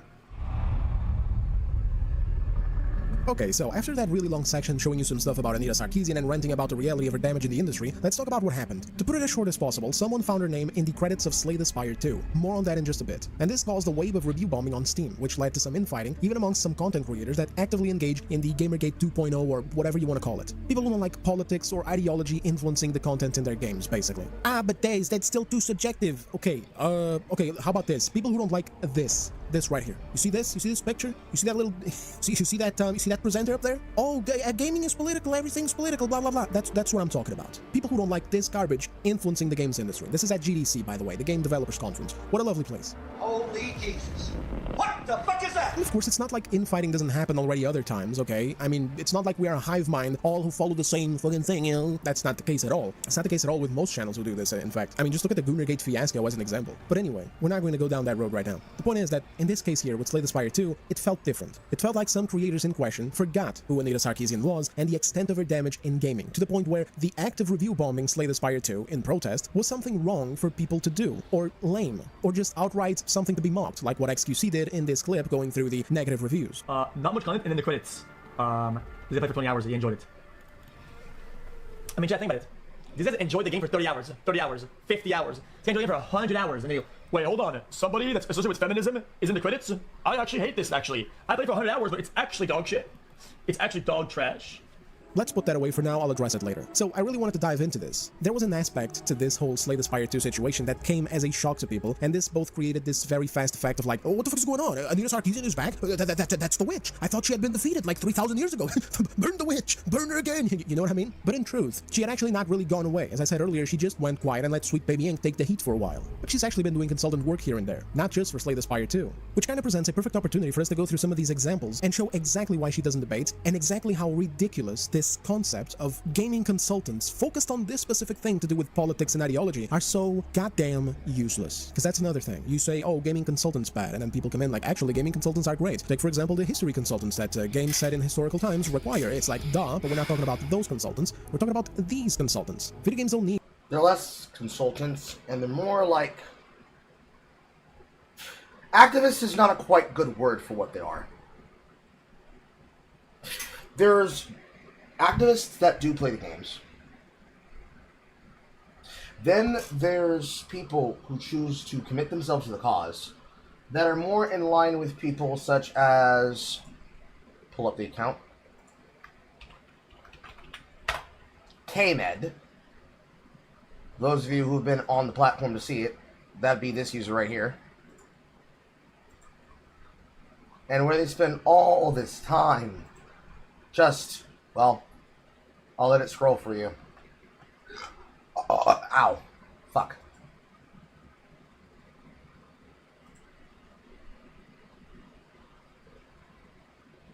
Make sure the server can see this.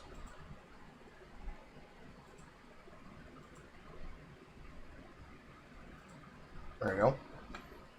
It is the case that if you just let it scroll, all of their time is all about giving their time about other people and other people's posting.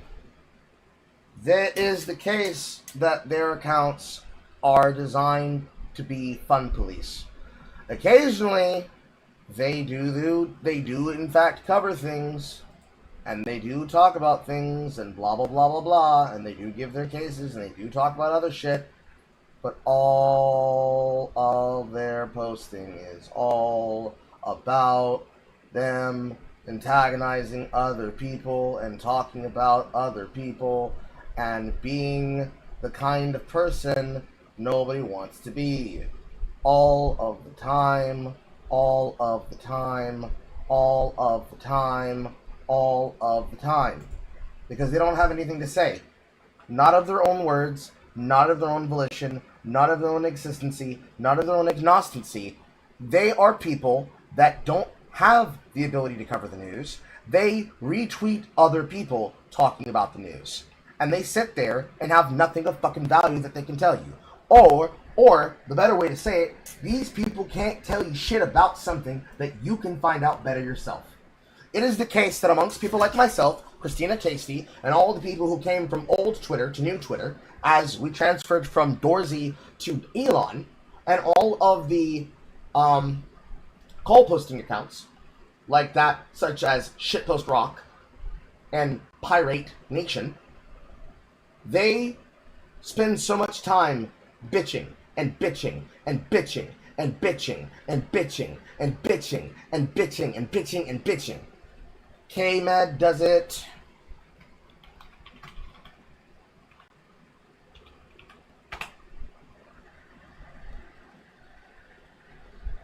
Where's the Mighty Keith? Where's Mighty Keith? The Mighty Keith does it.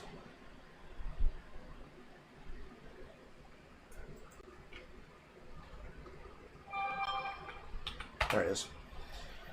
The Mighty Keith does it.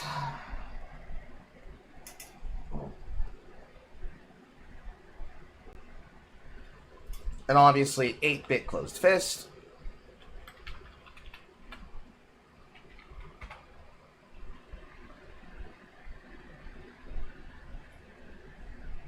The 8-Bit Closed Fist does it.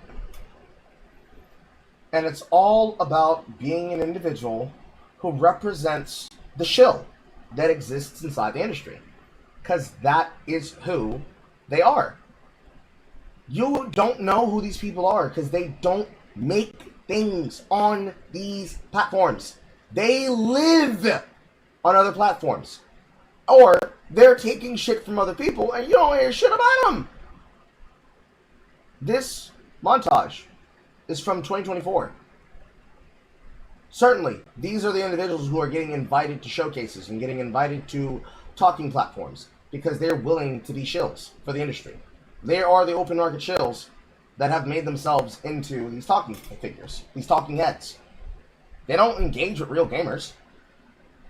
They are gamers in their own right, but they're more like people who play games, and then occasionally they complain on Twitter and blah, blah, blah, blah, blah, blah, blah, yap, yap, yap, yap, yap, yap, yap. And then, of course, anything that has anything not to do with games, and then occasionally retweeting people who actually know ball, like Gene Park. Or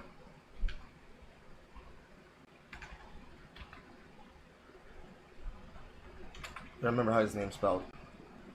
Zoo? No, I don't remember. I don't remember how his name is spelled. But they'll listen to people who occasionally know ball knowledge. They'll quote people like Colin Moriarty. They'll quote people like Gene Park. They'll quote people like Kaneman Lee when they agree with them. Not always.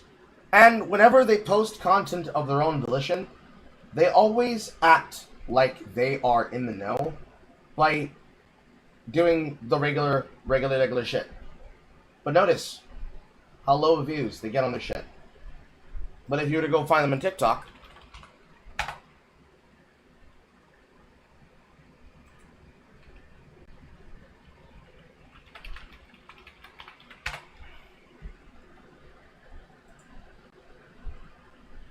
big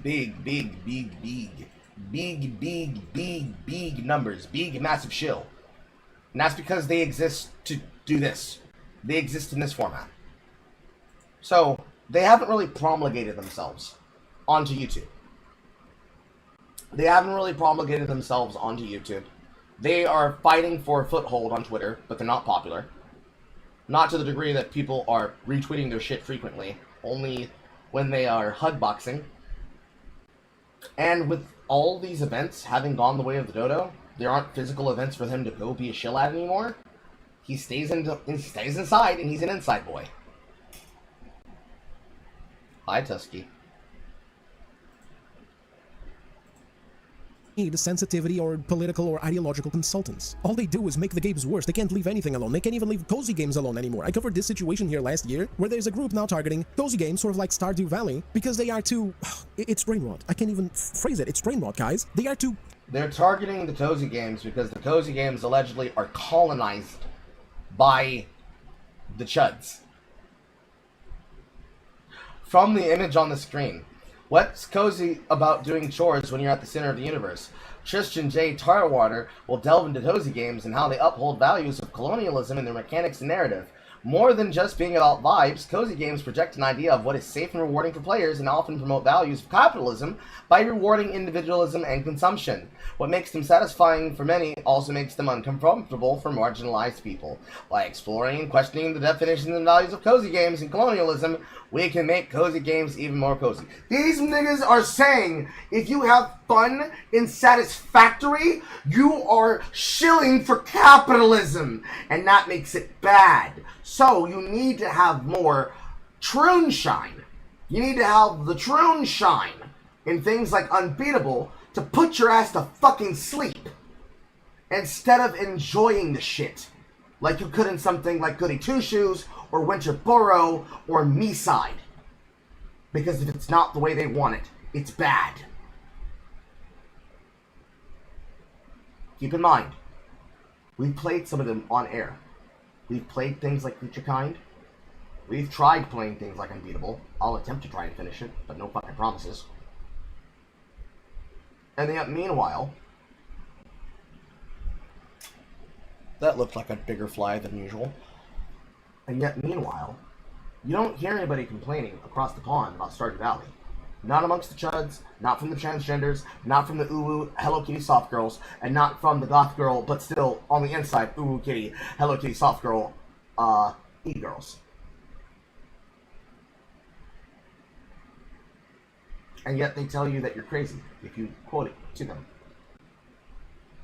Knowing that the article exists, they call you crazy and they say that you're permanently online. Welcome back, one. And yet they will say that cozy games are colonized by the chuds. I'm telling you, it's not real. Capitalistic, I guess. I don't know. The name of the thing is called Decolonizing Cozy Games, and it's a whole thing about how these games are bad because it's bad and even harmful. This thing even mentions harm, how players feel harm being done to them when they have to collect crops and get paid for collecting crops because that's capitalism. And by the way, this isn't like some random no-brain lobotomite hanging around in the sewers of Twitter or whatever that you find. Like, this isn't like somebody going out and finding a really stupid tweet from someone like, for example, Grums or whatever, and like showing it to me like, see Daz? The right-wingers are retarded too. This isn't that, friends. Okay, Grums doesn't have any power. Grums is on Twitter. These people that I'm talking about are in the games industry. I'm not kidding, guys. It sounds like I'm kidding. It sounds like I'm lying to rile you up or whatever, but I'm not. I'm being as honest as the sky is blue right now. I'm being as clean as the... You're pretty sure that they're colonized by the neurodivergent? They are. They are. They have a lot more people of multiple walks of life, but if you really wanted to say who truly colonizes them, in terms of who's packing the space, it's the neurodivergent. waters of Lake Minnetonka, my dudes. This is real, it exists, feel free to check out the video. I'll put it I'll link it in the top comment and the description. So, again, and back to the point, some people dug up some examples of studios and publishers giving Anita Sarkeesian a shout out. And it's so funny how, in all of these examples, you can smell the bullshit. It really is no wonder why she doesn't debate anyone. None of them ever do, because they get squashed. Have a look at these examples. These were dug up by Smash AT, I think. If it was someone else, my bad, I'll add it in the description and the top comment. This one comes from Devolver Digital. I know exactly what these are. These are messages that come from Devolver Digital, Double Dime Productions, and Triband. 1. Anita's work has been an essential part of developer production workflow for a long time, whether it's a quick sense check or full concurrency gig. Our teams have always benefited hugely from collaborating with Anita and her group. She's at the forefront of promoting diversity and inclusivity within the industry, and for that reason, she's a vital part of the work that we do. From Andrew Parsons, head of production, Devolver Digital. We've worked with Anita on Psychonauts 2, and she's helped us make a better game. Anita pointed out multiple issues that were in blind spots we didn't even know we had, providing a new perspective and helping us avoid saying things with our game that we didn't intend to say and we wouldn't want to say if we knew that we were saying them. Basically, helping us avoid stepping in multiple bear traps. Anita helped us make a product that was just as entertaining as before, but now did less harm and can be enjoyed by more people. Tim Schafer, Double Fine Productions. Triband. Anita worked on several projects with us and we eventually consult with her again, providing important actionable feedback that helps our games be enjoyed by more players. These are basically harm reduction statements. These are what we call harm reduction statements. The purpose of these harm reduction statements is that these are people in the industry being shaken down for money. This is what Anita does. It is what Caballero does. It's what David Bedard does. It's what Cameron Ford Sweet Baby does. And what various other groups like Space Baby and Dragon Baby do that they have always been doing. Granted, it's not always all the products, and it really doesn't fucking matter, because again, if the game is good, the game is good, why the fuck do you care? Because she's not the one developing it, but it is a shakedown. It's a shakedown. It is a shakedown. She comes in, she says, have you considered that if you do this, you'd make more money, and that if you don't do this, you'll lose money? And they say, oh my god, I can't believe I didn't notice that. You showed us all these different ways that we could have improved the product. And it's shit that is overthinking. Bells and whistles. Shit that didn't matter. To show you as an example, in the background, I currently have Slay the Spire 2 up because I did a run that I succeeded at before I started this broadcast. It is the case that in the game, when you are consuming it, and when you are enjoying it, that in the settings, or rather in the compendium, I think, not the compendium, not the timeline, not the settings, not input, not sound, not graphics. Where is the thing? Run history, bestiary, card library, data statistics. I can't tell what the fuck it is.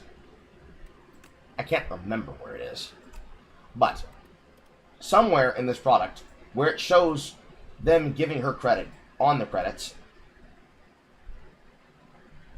it is the case that if you play this game, you will never know that she's a part of the product. And it's because it doesn't matter. And yet, they will get shaken down by companies like her so that they can get them to be a part of things like Kill the Justice League. Or Marvel Midnight Suns. The tactical card game RPG. Or the other horrible Marvel's products. Because it's just about saying that she's done something positive so that they don't get marred for not doing it. Because if they're not going in on what the industry believes must be done, then they're going to be behind the curve. You could say the same thing about them potentially being seen with Anita partying, but does it matter if they still make content that's good? Doesn't matter. But it's a shakedown. And it's not just her, it's other people too. But they double in on Anita because, hey, jingling keys, jingling keys, jingling keys. examples. These were dug up by Smash80, I think. If it was someone else, my bad, I'll add it in the description and the top comment. This one comes from Devolver Digital, a publisher of small-scale games from small studios. Quote, Anita's work has been an essential part of the Devolver production workflow for a long time now. Yeah, I'm sure it has. I'm sure it's been essential. Like, I'm definitely sure that far more essential than the actual talented indie developers and small studios that make the games these morons publish is Anita Sarkeesian and her impeccable consultation service when she comes in to nag about pointless shit that nobody cares and only makes the games worse. For a fee, no less. Like, if it was free at least, like, maybe it wouldn't be so bad. Like, I don't know, sometimes you go to the gas station at 2 in the morning, there's like a crazy guy who's usually there at the corner every day and he's just talking mad nonsense and you listen to him while you're pumping gas. Like, yeah, sure, it's nonsense, but at least it's free. Let's continue. Whether it's a quick sense check or a full consultancy gig, our teams have always benefited hugely from collaborating with Anita and her group of hacks. Oh, sorry, just said her group. Gee, I wonder what sense checks she provides though, guys. I mean, I really wish that I could be given an example of what this means. Like, what do you fellas think happens? Leave it down in the comments. I think maybe they get like an overview from the studio making the game, like... Well, we already know what happens. I described what happens. In fact, I can play you a clip example of what happens, because I documented this in my content on my channel. Those of you remember that section in Grifters of Yote? That's the section I'm going to play for you real quick.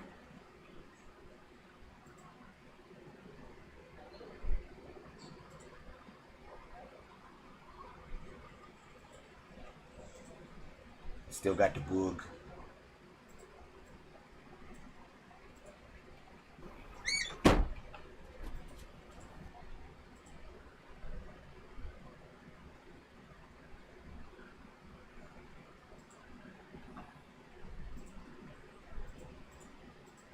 So, this section right here is the part that was the exclusive leak that was originally made when Cameron was exposed as being the one who does the shakedown on behalf of Sweet Baby Inc.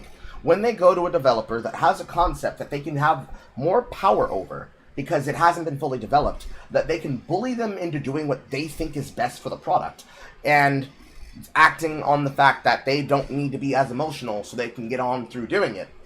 The way that we discussed this with the creator of Jaden and Jasmine, if you all remember, friend of the channel.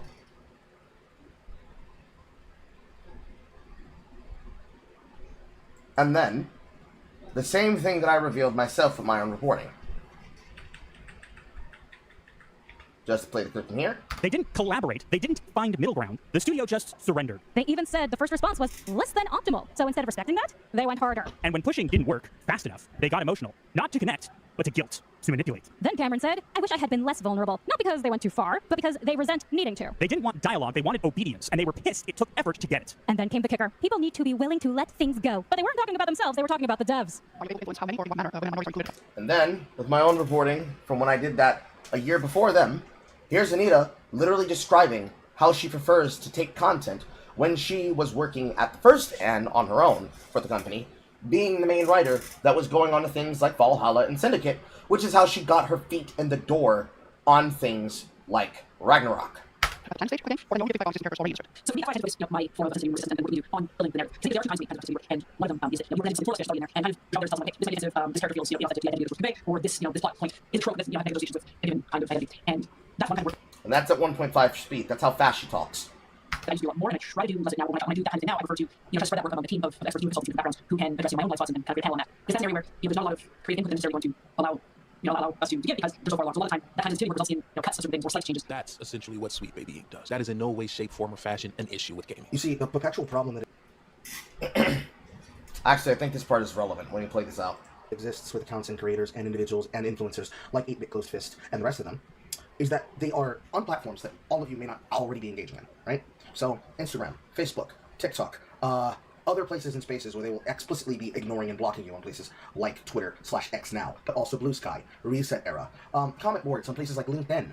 These individuals are going to show up, pop up, monetize the content, and disappear, only to become then the reference source from whom is talking on the issues, and then being the reference point for the context that you'll then be getting from games journalists, because they are popular content creators in their own right, but popular only in the sense that they are frequently on the algorithm. So, when I was covering content inside of She-Hulk, on my channel with Jay, and we were at the end started ripping on people like Straw Hat Goofy. These are the open market shills that are getting the attention and then become the singularity of the conversation because nobody actually addresses them directly. It's only ever addressing their fame or their importance. In this case, what we have to deal with is the takes that he decided to create from Ghost of Yote. And was it ever about anything that actually had to do with details of mechanics or how they liked the mini games and shit like that? No, because that's not what blew up. No, what he did was this shit. So, that in totality is effectively what happens. The activists create a market campaign about how you need to be more inclusive, and then the open-mouthed shills do the groundwork of culture jamming, saying, look at the chuds, look at the chuds, and look at how bad they are. Look at them, look at them. Brother man, he can't even solve a puzzle. Brother man, look, you're just dog shit the game. It's so simple, it's so easy. Just line it up, match the puzzle, stop spamming, take your time. But the chuds, the chuds, the chuds, the chuds. Throw your PlayStation away. It took him a minute, over 60 seconds, to figure out where to put that piece. Take your time, match the puzzle, elementary work. But everybody that complains about yellow paint, Trey is telling you how to figure out the puzzle 2 seconds in. No Twitter checkmark, this is not rage bait, he was dead ass. Watch it, no, look. And these are the people that go in comment sections saying that it ain't that deep. This is the cycle of how the violence begins, and how it starts, and how it keeps being proliferated over and over and over and over and over and over and over and over and over and over and over and over and over and over again. As they take on more of the features from things such as Slay the Spire, and also Hades and Hades 2 and all the other shit, they keep becoming more like roguelikes in order to keep you in a perpetual cycle, rather than accepting that this is the consequence of when you try to appeal to a mainstream marketplace, and the regular average gamer has to be referenced by people like Darkside Phil. But, belying that, moving forward, like maybe a progress report or an update or whatever, featuring maybe some character design, some storyboard stuff, the base gameplay loop of the game, right, you know? And so then they take that and they defer to the highest authority in gaming, of course, a group of activists who don't even like games or fucking play them. I'm not a fan of video games. I actually have to learn a lot about video games in the process of making this. And also, video games, like, I would love to play video games, but I don't want to go around shooting people and ripping off their heads, and it's just gross, So they can get a, sense check to make sure everything is rolling smoothly, make sure the game is on track to success, really, because God knows, if anyone knows games better than anyone, it's the Hag Shack Brigade.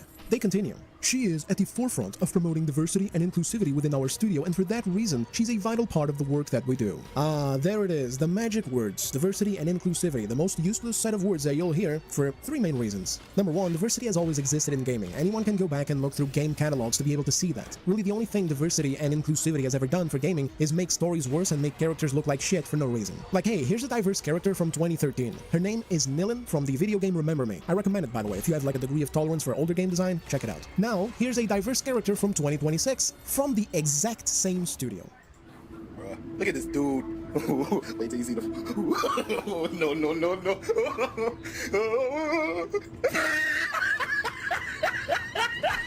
Look at the top of his head. Look at his lips. It doesn't matter what I feel. And I still don't understand. That's how it has to be, Thomas.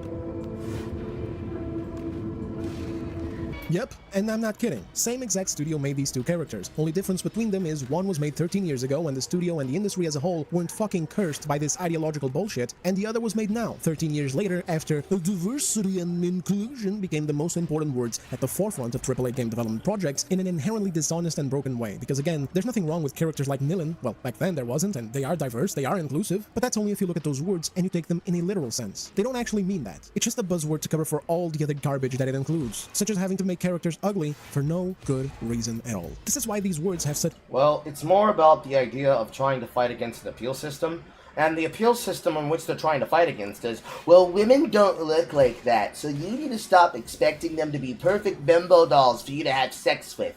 Except, I don't want to fuck the thing. I want to have fun with the thing. It's very important that I am able to have fun in the thing. Because if you think it's about me fucking it, you've lost the plot. such a terrible rap. It's not because people are, oh my god, so much racism and bigotry, nobody wants diversity and inclusivity, they want, the opposite. No, moron. It's because every fucking time you see these words attached to a project, the project has garbage in it. Number 2, inclusivity is the same. Everyone has always been included in game studios and as game players. All you gotta do, as for entering studios, is be competent and talented. And all you gotta do to play video games is, well, own the respective system that you want to play the game on, and then own a copy of the game. Crazy that I have to explain this basic concept, but here we are. Want to get into game development? Show your talent, study, get good, as they say. There ain't any golem standing at the studio's doors making sure minorities can't be game developers. For the majority of entries, you just had to be competent or have a buddy in there that'll let you in through good old nepotism nonsense, which the games industry also suffers from. Why are we acting these days as if black or female game developers only exist now? They've never been there, fellas. This is the first time. We didn't have girls like Amy Hennig way back in the day designing and directing fantastic video games who... True elite ball having knowledge. Also, had characters that, by the way, looked far better than what Neil Cuckman designs and directs these days. It never happened. It's all imaginary, fellas. But the industry is still majority white and male. That's usually what happens when most game development studios are in countries that are majority white. And it's also what happens when gaming was always more skewed towards men than women. I mean, look at all the memes that we get dunked on with. Thankfully, I have a girlfriend who actually plays video games too. But I swear, dude, during my teen years, I was always fucking overthinking. I'll be like, oh my god, one day I'm gonna have to get a girlfriend and I'm not gonna be able to play video games anymore because they just want to go out all the time. They don't get it. They don't play video games. Why did I think that way? Because you're a chud. No, because growing up, I was in various classes, and in all these various classes, there were a lot of girls, and none of them ever played video. Okay, that's a lie. 3 of them. 3 of them. We're talking about like 60 plus girls, only 3 of them played fucking video games. So yeah, why are most game developers dudes and white? Statistics, dumbass. Lastly, number 3. Are you actually kidding me? Let's dial it down and let's get serious. Let's say that I actually buy into all of this diversity and inclusion stuff. Let's say that I'm like super progressive, etc. Okay? Let's say that we make that the forefront of our thoughts in running a business. Why the fuck would I need a consultant to come and tell me how to apply it? Am I stupid? Do I not know the definition of words? Am I unable to create my own diverse characters? You need a group of clowns to come and tell you how to do it and charge you money? It's easy. Just don't make them white or straight. That's like rule number 1, and rule number 1 works in most cases. If you want to do more, you can always do more. You still don't need a consultant, brother. this part right here is important. The funniest thing that I'd say with the number 1 problem with these consultants is that they're not gamers. And this is a very important thing that you need to be able to understand in order for you to be able to actually engage in the consult of the point that is being made, which is, it's not about them playing games the way that we do. It's about the fact that primarily they are not this thing. They play games. They are not gamers. They participate in the consumption of the consumer hobby. They do not interface with the deeper understanding richness of the culture. They implicitly do not give a fuck about the same things we care about. They don't understand, and they don't interface. You will not see a single one of these motherfuckers playing a video game anytime soon. Not one. You will not be seeing a single one of them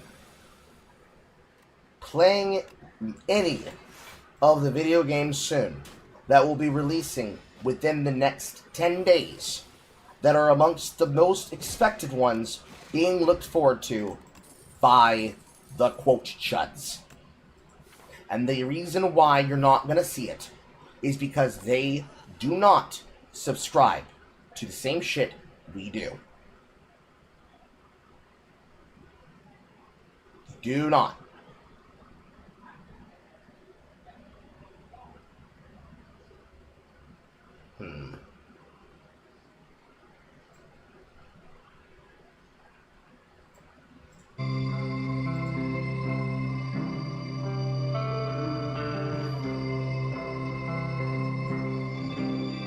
Can we stop LARPing and just admit that this is a made-up position? The fuck are these studios doing, paying activist consultant groups for? Attention. Because it's the same reason why Highguard died. The toxic positivity of only inviting specific people and never actually being affronted by any of the people who would have been a part of the conversation ahead of time created a hostile environment where they did not ever get true descriptions from people that would have told them what was bad and what was good about their games. And so they ended up being in this position where they can't actually describe what's going on, because to describe it potentially means being at risk not being able to monetize it. And that's more embarrassing for them. It's not just getting savaged. It's the fact that they can't claim that they're elite ball knowledge havers. Not completely. Well, actually, that was a rhetorical question. I know why, and it all goes down to Anita's quote from earlier. It was never about gaming. The truth is that by setting money aside to make sure useless positions like these exist, you give an imaginary thing actual material value. You basically make something utterly useless and inconceivable come into existence. And by doing that, you're suddenly artificially growing the value of their subversive ideology in society, culture, and history. Creating a cultural shift, I think, takes a great number of approaches, and we've been hearing a lot about systemic change, and that makes me really happy, because I think that that's really how we have to do this. And so one of those approaches is, I think that the online social media sites and the places in which we are engaging on these large platforms really need to step up and change the way that their systems operate, that we really need to see a big cultural shift. This is literally the ultimate grift in entertainment. The people paying for it know how useless it is. A monkey with a typewriter could do this, a job, if you can even call it a job. But the point is not the service that it provides for the studios. The point is breathing life into this ideology, making it more and more prominent. Grow it and sustain it in official channels. Make it real. Make it necessary. That BlackRock thing I mentioned earlier is essential for this kind of thing, because as a company, if you play along, you're fine. But if you don't, then you get, and I quote, impacted. You have to force behaviors, and at BlackRock we are forcing behaviors. 54% of the incoming class are women. We added 4 more points in terms of diverse employment this year. And what we're doing internally is, if you don't achieve these levels of impact, your compensation could be impacted, okay? We're doing the same thing. And so it's just, you have to force behaviors. You know what it is, fellas? The table is tilted, folks. The game is rigged. It's a big club, and you ain't in it. You and I are not in the big club. But Dez, you're crazy. Maybe I am. But this is how I see it. While there are many people in the industry who are genuinely super into this super progressive stuff and want to see these consultants hired because they genuinely believe in the stuff that they push, I believe that these are the real reasons why they're getting pushed. I believe these are the real reasons why these companies are participating in the first place. Because if you're an executive, all the way up top, you're not an idiot. Sort of. Some of them are idiots. Some of them, look at the extraction shooter situation. Everybody's sick of them. Marathon's flopping big time. And what does Xbox do? Oh, hey, maybe we should put extraction shooters into Halo, right? So some of them are idiots, and I understand that, but I don't believe all of them are idiots. And so when I see so many of them going down this road here of hiring these consultants, when they know that they are completely useless, and you can just get a moron off the side of the street, like a guy eating garbage, and you can just be like, hey brother, do you want to earn 25 cents? And he'll be like, and so you bring... You bring him in, and you just go, we think our game is too white. What do you think you should do about it? And that moron's going to be able to turn your game into a diverse project for 25 goddamn cents. This is a really retarded and unscripted part of the video, but it is what it is. Just to channel it all down, I just don't believe that there's a reality out there where these executives are actually spending money on something completely useless. I believe these are the reasons why. They get compensated elsewhere, or they get damaged if they don't participate, and the real motive is to perpetuate these ideas and to grow and sustain the ideology. Again, fellas, I'm sorry, but it's like if you have a bunch of coffee machines in your offices, but you hire coffee brewers anyway. Actually, never mind. Coffee is great, so it's actually worse than that. But there you go, that's an example. You're wasting money. You get rid of the coffee machines or get rid of the brewer. But let's carry on. That was Devolver Digital. Let's have a look at an even worse example, this time from Double Fine. Quote, we worked with Anita on Psychonauts 2, and she helped us make a better game. Anita pointed out multiple issues that were in blind spots that we didn't even know we had. Correction. Anita bullshitted her way into your project, pointed at things that don't exist, and made you alter perfectly fine content into sanitized garbage, because remember the golden rule. Everything is sexist, everything is racist, everything is homophobic, and you have to point it all out. Ding, ding, ding, ding, ding, ding, ding, ding, ding, ding, ding. You did it! You won the grand prize! Grand prize! Just nut everywhere! Everything is a problem. Everything is offensive. Everything is bigotry. But if you hire me, then I'll make it go away. Go have a coffee with your marketing team and just terrify them with the possibility of what's going to happen if they don't give you what you want. And if I can't sell them on, hey, don't do that, I can instill fear by suggesting that once it gets past us, someone else will take them down for this. She provided a new perspective and helped us avoid saying things with our game that we didn't intend to say and wouldn't want to say if we knew that we were saying them. This legitimately reads like a parody, dude. I've never seen such a cucked statement. This guy is living in a hell shell of his own making. He's walking on eggshells, terrified of his own shadow ever since she visited on a bad day and decided to make the team making a cartoon game believe that they stepped on 1,000 socio-political landmines of high sensitivity. Landmines that would have labeled the game and the studio as the second coming of the painter. Basically, she helped us avoid stepping in multiple bear traps. You actually can't make this shit up. That's what I just said, except I said landmines. Anita helped us make a product that was just as entertaining as before, but one that now did less harm and could be enjoyed by more people. This is the shit that has to end, man. This mindset has to go. They never substantiate their claim. They just say a game can be enjoyed by more people. Because what? You removed imaginary triggers? Some dumb, disingenuous grifting broad told you were bad? Listen, man. Nobody who'd get offended over content in your cartoon game is interested in playing it to begin with, because they're not gamers. They're Karens. That's number one. Number two, Karens? Big true. They're always going to look for things to get offended at. It doesn't matter who you hire to sanitize it. If your game is fated to be targeted, it will be targeted. In fact, sometimes it doesn't even matter what the content of the game is. It matters who the people making it are. That's actually the most important part. If people like Anita Sarkeesian were not getting paid to come and LARP at your studios as specialists or whatever, getting creative control over your games to sanitize them, to rip personality and life out of them by making things up to be problematic, they would be in games media trashing your games the way IGN, The Gamer, Kotaku, etc. do to video games like Black Myth Wukong, Lords of the Fallen 2, Pragmata, Stellar Blade, so on and so forth, by doing what again? By making things up to be problematic that are not problematic. Again, it's a big club. You're not in it, and if you refuse their offers, you get targeted. This is what has to come to an end. Moving on, we've got Triband. Anita worked on several projects with us and will definitely consult with her again. She provides important, actionable feedback and helps more players enjoy our games. Really? Well, alright, let's see what games does Triband have. I actually don't know this. Oh, are you serious? What the car? What the bat? What the golf? You needed consultants for this? Little cartoony physics-based games? Guys, if you ever want to counter-argue my point that I made above about, you know, the thing that I believe that all these big companies are playing into this because of the ideology for this, the ideological angle, this is the perfect counter, because I don't have an answer for this. I don't have an answer for why a tiny little indie thing-ish, like, you know, Triband here, hires her too. I guess these are the ones who hire her because they really truly believe in her message, but even then... It's the people who want the safe tag. It's an endorsement tactic. So, the same way that they want to say, hey, look, we made things with a person who is considered a well-known figure, and they're very well trusted, and we put our faith in them. They do it for that. It's just insane to me. Like, why? You're making a silly video game thing, you know, little cartoony, physics-based games. Why do you need to have her pitching ideas or correcting content? What could you possibly put in your game to begin with that would be harmful enough to need Anita to come along and, like, fix it? Like, oh my god, Anita, I'm so glad you're here. I made this game over here, okay? It's called What the Golf. And, what you do in it is, you throw shit at the golf hole, okay? You throw shit at the golf hole, you throw yourself at the golf hole, you throw cars at the golf hole, you race chairs at the golf hole, you can even throw a horse at the golf hole. It's crazy, really. But in the midst of all this chaos, we just want to make sure that we are not ushering in the Confederacy. So if you could please come into our studio and revise our game to make sure that we are not putting out alt-right propaganda by accident, that would be a I can't, guys. I cannot. In fact, let's just stop this and move on to Slay the Spire 2. Here we come to the main meat before we get into the big meat.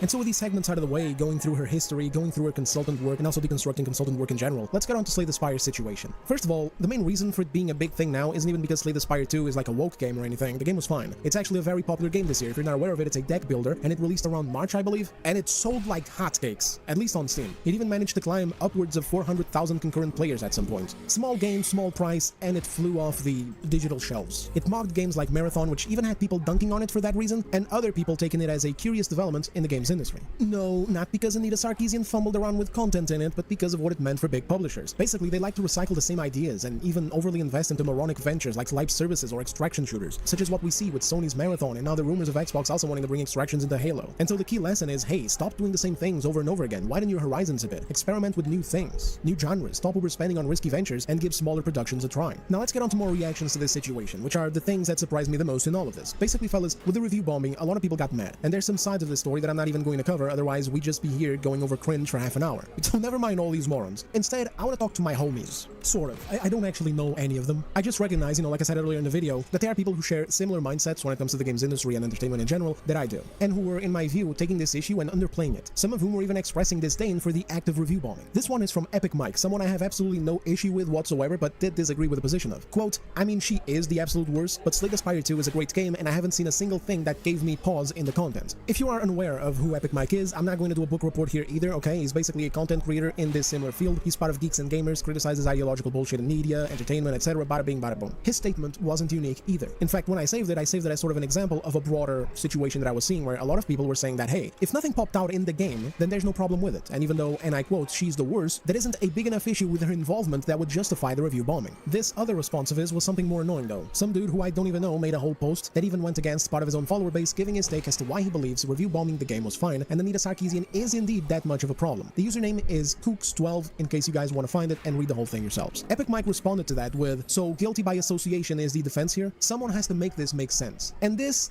did get to me a bit, I'm not gonna lie, okay? Because basically, it's just wanker talk kind of thing, isn't it? I mean, let's get real for a second. When you're contracting with an activist, it's a contract. You don't accidentally get them brought over to work on a game. I could understand cases where maybe you're a studio and you have a publisher lording it over you, you know, forcing you to inject DEI quotas and work with consultants say you don't want to, because that's what that company wants to do, that's what makes that company look better, that's what the investors pay for, but that doesn't seem to be the situation here. Also, just because you didn't notice something this time around doesn't mean you're not going to notice it later. This is why I said earlier that it feels like people have forgotten what activism in gaming is. Even though that sounds crazy because really it's 2026, the whole Sweet Baby Inc. drama is barely 2 years old. How have people forgotten the basics? Activism never stops. There is never an end goal. I say this in so many videos and it feels like I need to continue to repeat it. These activists don't have targets set up that they want to hit, and then when they do hit them, they close down their business and go away and live in the Bahamas or whatever, okay? The tendency is for the problematic things they say they find to keep getting more and more invasive and restrictive. So even if we go by this argument and we played Slay the Spire 2 and we were like, man, what a banger, I didn't notice anything. People exaggerate so much, like, leave the woman be. If she's gonna consult and it's not gonna be noticeable, who cares? Then we have to be prepared for another batch of Dustborns in a year or two. Just is what it is. Like, it's ridiculous how this is even a thing so many people bought into, including another couple of people I'll be showing in a bit. It's like all the progress that has been done to speak out and protest against this kind of thing in games can just completely start to crumble a year or two in because, oh look, the activists worked on a good game, which means the activism is either irrelevant or good. Gamers are being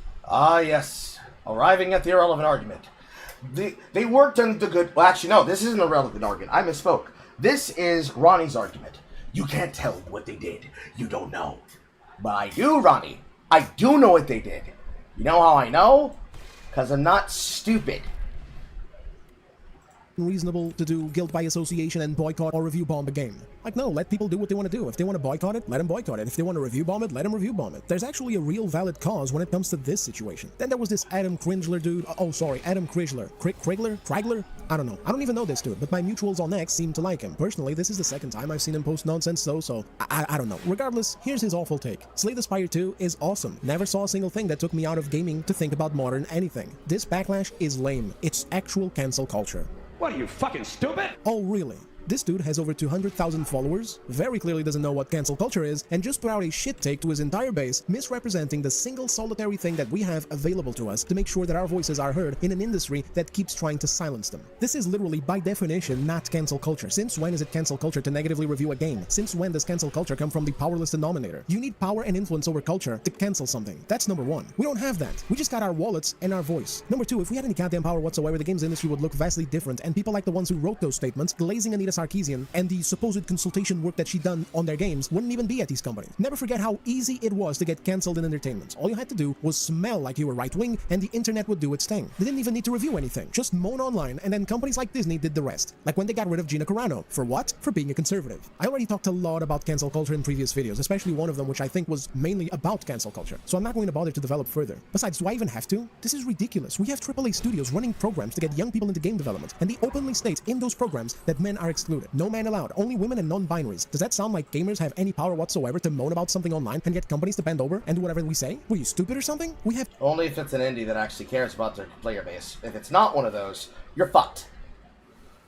Far-left activists getting cushy jobs as consultants, my brother, getting contracted by major companies in the industry to come and tell them what is and isn't appropriate in their games. This is literally how much power and control over the culture they have, that they have created a whole mini industry moved by money where activists can serve this false ideologically charged function, and you're looking at random people writing negative reviews as cancel culture? Are you fucking dumb? Are you okay? Do you need a water? Perhaps some milk? Colin Moriarty's post is an even bigger shit show. For those who don't know who this is, he's a game journalist who worked in gaming outlets, then co-founded Kinda Funny Games alongside Greg the Soy Boy Miller, and then he got turned against by his mates and what's the word? He got butt fucked. He got butt fucked. That's what happened. He got butt fucked. Hey, you just go ahead and women, am I right? Get the hell out! Get out! Get out! Get Get out! Okay, get out! Get out! I don't know enough history on the guy since then. The only thing I know is he's inconsistent as hell. For example, here's his post on the matter. Quote, Anita Sarkeesian is undoubtedly a tourist and a grifter, and had a negative effect on the industry. That said, if a game she consulted on is played by millions and no one noticed anything amiss until the end credits made you mad a month after launch, maybe you are overreacting. He's right! Because the way that most of these games work, they roll credits after you win a run. In order for you to have noticed Anita Sarkeesian's name was there in the fucking credits, you needed to not be spam clicking and listening to it so that you could look at the credits before you started another run. If you have time to read and time to mold, it might just be the case that you're on the shit. You're on one. In the meantime, Colin has completely walked this back on a recent interview where he had Alyssa Mercante on, another activist type but from game journalism circles instead. If Kotaku had a face, it would be Alyssa Mercante, even though she doesn't really work that anymore. So we had her over, and when talking about this, he presented it much differently. He didn't mention Anita is a grifter and a tourist nor the negative effect she apparently had. In fact, he said that she lost, implying that instead of a negative effect, she either had no effect whatsoever, or the thing backfired against her, which would mean that it ended up having a good effect for us. Both of which are provably incorrect. He's a very weird guy when it comes to these things. He has a very large following, but it's a following that gets very uncomfortable whenever he brings up actually important ideological issues in the industry. I think Colin Moriarty's biggest fear is to be called or labeled a grifter like some of the people that he hates seeing online, whom he believes to be grifters. I think that's why Colin Moriarty sometimes doesn't connect dots that he should connect, that he definitely has the mental capacity to connect because he's not a retard. There's lines he refuses to cross, dots that he refuses to connect, etc., even if there's direct evidence pointing to them. Then he does this LARP about being reasonable and moderate so we can have quote-unquote conversations with people. Except even in his conversation, his bias shows. For example, with Alyssa Mercante, he was a sweet little puppy. No hard questions, not even uncomfortable confrontational quips such as presenting Anita Sarkeesian the way that he presented her in his social media post on May 7th, but on an interview with Smash JT some time ago, one of the people that he hates, that he considers being a grifter, he was hostile from the get-go and disrespected him multiple times, despite Smash actually trying to be way more tame and professional than he clearly should have been.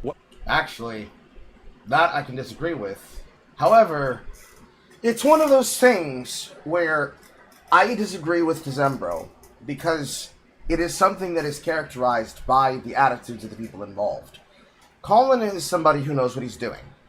He knows for a fact that this individual is a case example of what happens when you allow somebody to basically do none of the hard work and never get tested and never get challenged and never get pushed back, and pushing back against them and showing, hey, you're not actually involved in this. Because the world in which Smash GPT exists from is a world where he is existing in celebrity creator drama and gaming culture drama. He's not actually reporting on games. Colin is reporting on games. He has always been a person that has basically tried to deny being given free shit. He has only ever tried to work to be given his due credit and his due diligence. And here he is across from a man who's basically pretending to know what he's talking about and has never been called on the spot. Well, I have to be able to have her on, because if I'm antagonistic to this person, I can't interview this person. But I'm going to be fair to this person if it isn't the case that Smash JT says things like, and we gotta go back to Grifters of Yote to demonstrate this. If he doesn't say things like, I'm in the game industry, I've been in the game industry, I'm not a newcomer here, I know what I'm talking about. And it's the case that he doesn't know what the fuck he's talking about.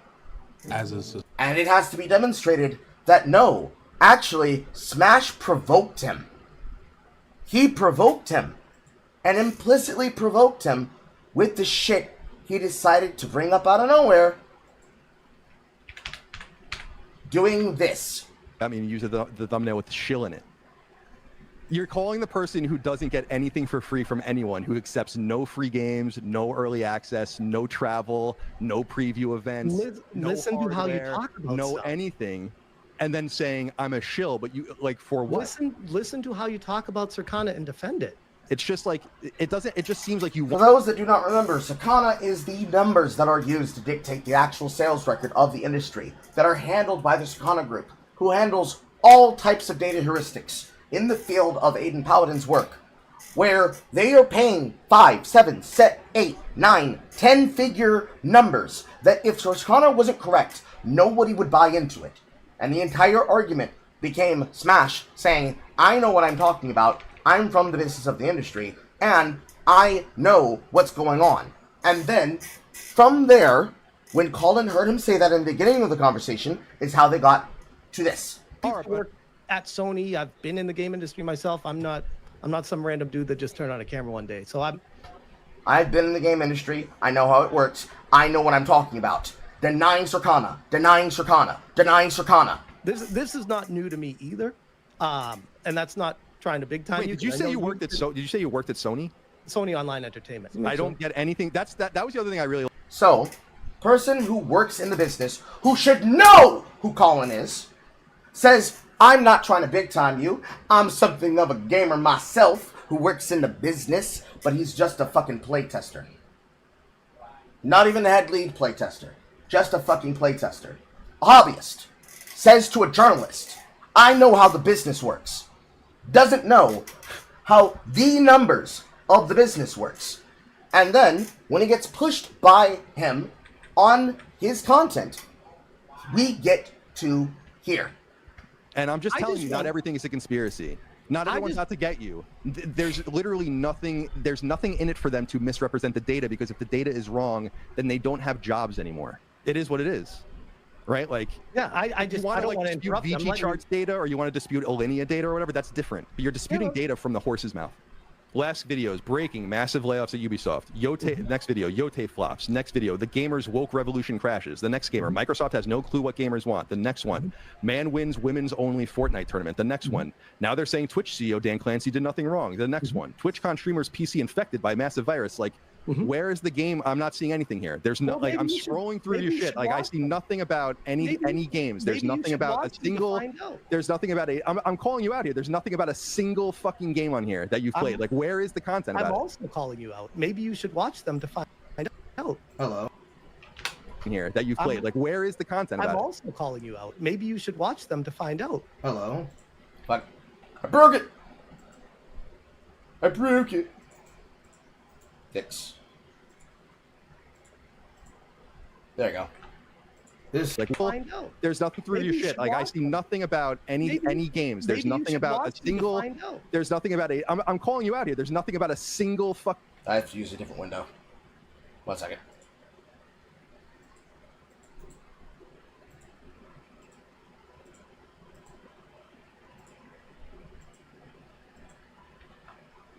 Game. I'm not seeing anything here. Next one, TwitchCon streamers going through your shit. Like, I massive virus. Like, where is the game? I'm not seeing anything here. There's no, like, I'm scrolling through your shit. Like, I see nothing about any games. There's nothing about a single. There's nothing about I'm calling you out here. There's nothing about a single fucking game on here that you've played. Like, where is the content about I'm also calling you out. Maybe you should watch them to find out. Hello. This is Jethro, also known as. There you go. So, the problem, literally, at the end of the day, the problem the entire time, the problem within it is the issue. Ah, that was in full screen. That was why that was unaligned. The problem within the problem within the problem within the problem that is the problem of the problem of the problem. For the problem that is the problem, that is why we don't trust him, is because every single fucking thing that a grifter like that, and I'm calling him a grifter myself, the grifter like Smash JPT does, is that he puts every single bit of his alleged good content behind a paywall, demanding that you pay him so that he can be able to hugbox his material and stop people from covering him, the same way that Alyssa Mercante puts her content behind a paywall so that she can utilize the feature of Twitch that makes it that when a person is banned from your stream, they are banned permanently from ever viewing the content. They can't view the stream and be banned from the chat. It literally prevents them from watching. So the only way that they can be able to watch is to be able to lurk on the content so that you can observe what their actual opinion is and then actually be able to get a hand on the writing. It is the kind of thing that if you want to be able to compare against the open mouth shill, the open orchid shill, the bad game journalist, the game journalist that it might be a villain, but at least he's not a bitch, and the average ball knowers who know ball, and people like myself, influencers, content creators, and games journalists in their own independent right that are self-funded and group-funded by the likes of you.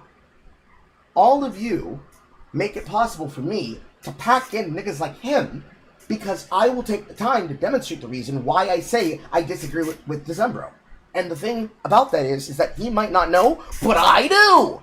So yes, was he aggressive? Absolutely. Because a ball knower was confronting a nigga who don't have no fucking handles. Cracking ankles! Cracking ankles! Cracking ankles!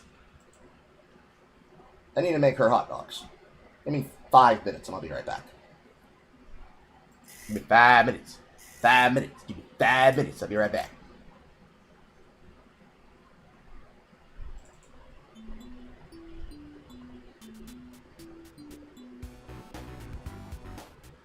Not that one. That'll do. It's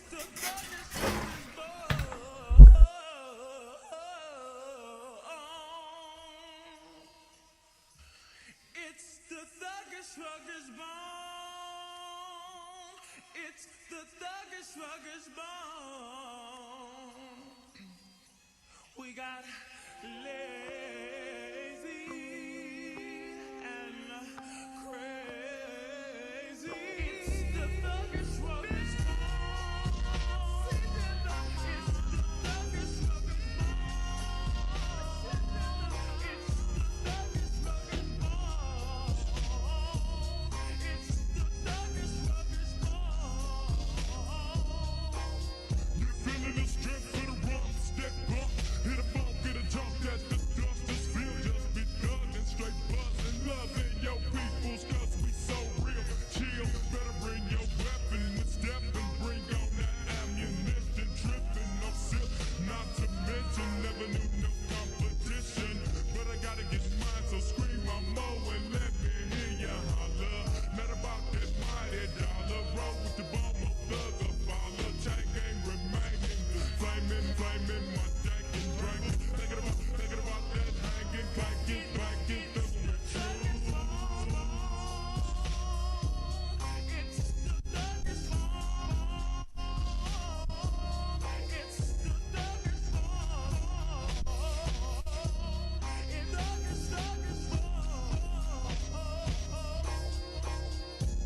Get born in the morning, the more thugs, but know me as a hustler. Creep it, get beat, maybe some peak.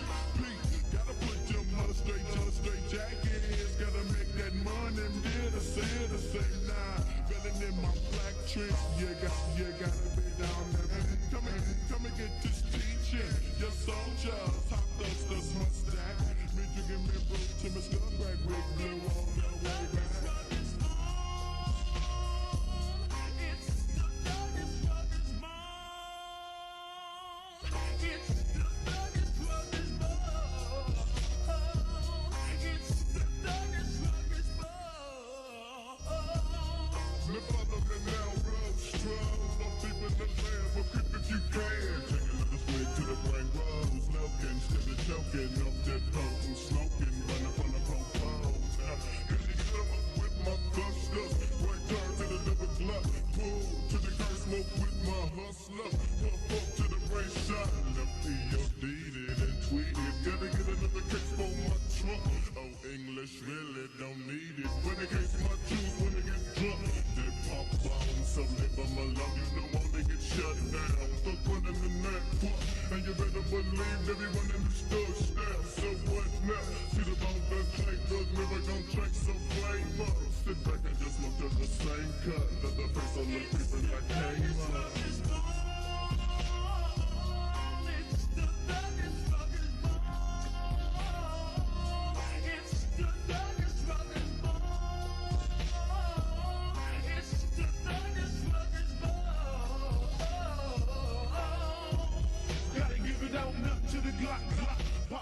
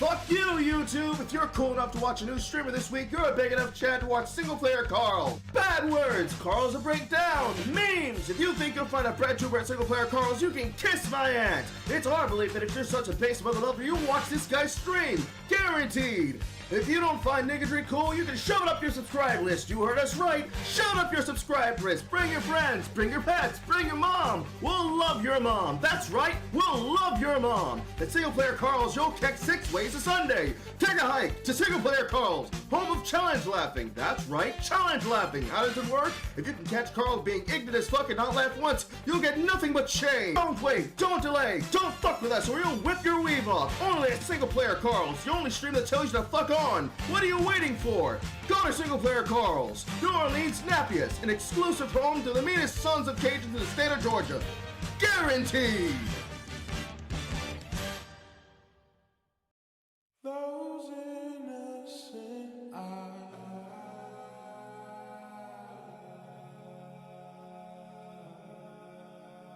that smile on your face makes it easy to trust you. If they only knew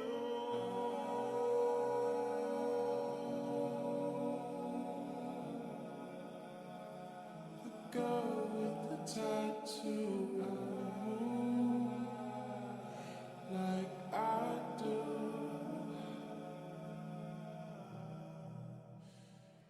Doing what you're doing just to get your way going, yeah, I see, baby.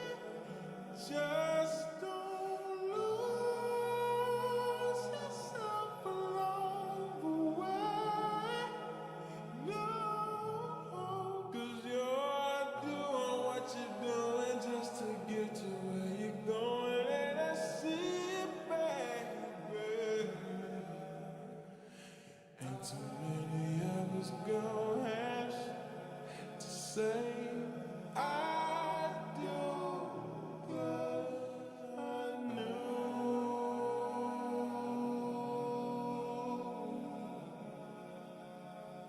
the girl with the tattoo, yeah. Oh yeah, I knew.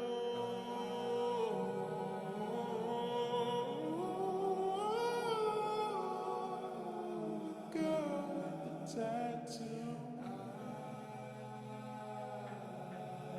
I used to know that smile on your face makes it easy to trust you. This what saga feel like in the nighttime. Watch what she do when the light shine. Drunk niggas tryna talk in a strip club. Shorty silhouette look like a dollar sign. Caught up, that's just how a nigga brought up. Blown ones for your loony ass niggas. Straight bells for your toony ass niggas. My niggas bigger than the bounce. Roll up in the bitch, still smell like an ounce. Right quick.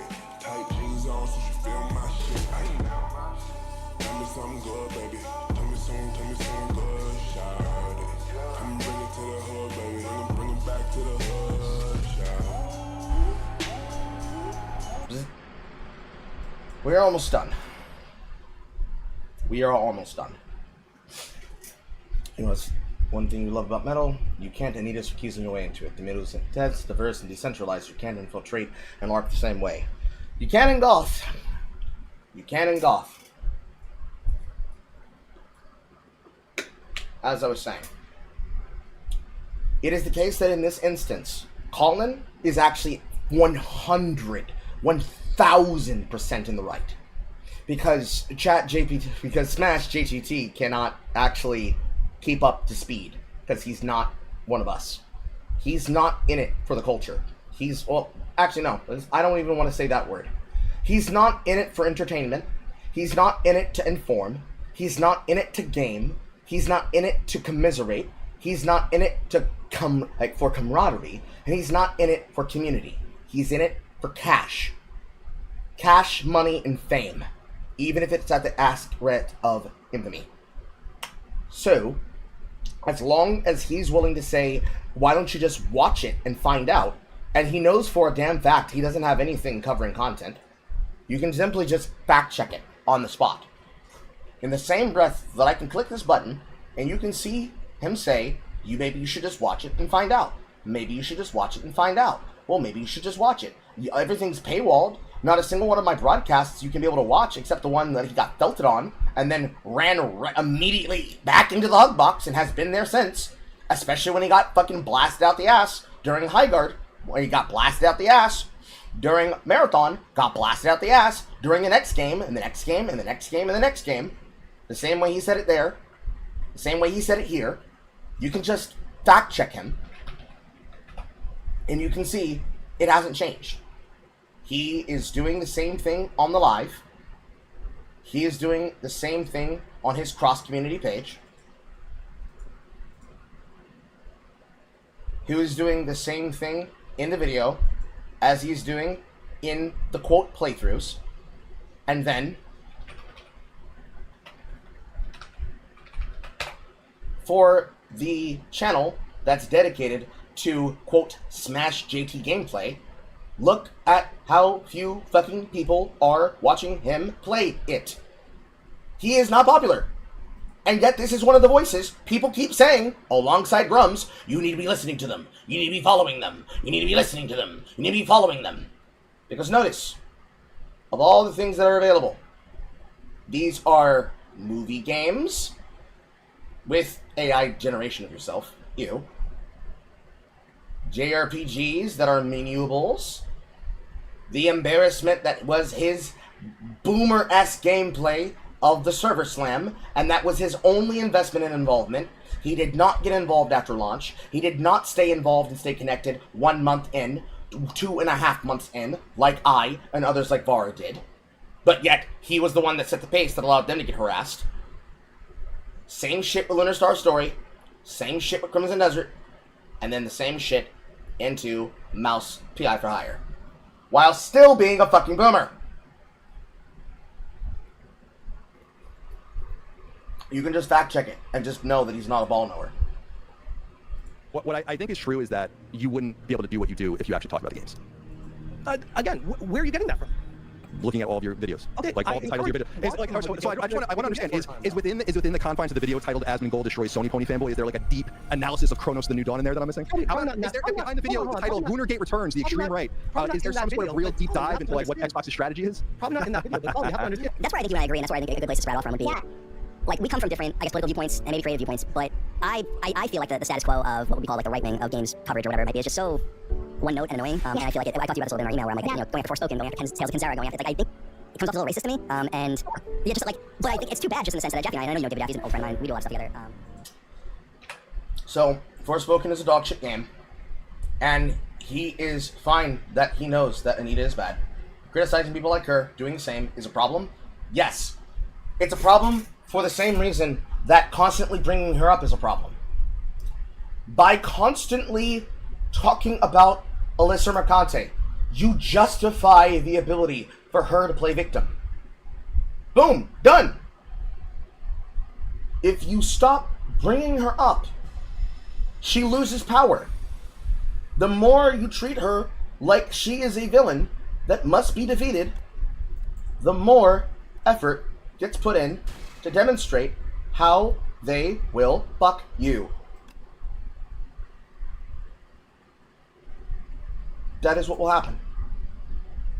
Every time. Every time. Every time that you decide to bring attention to them,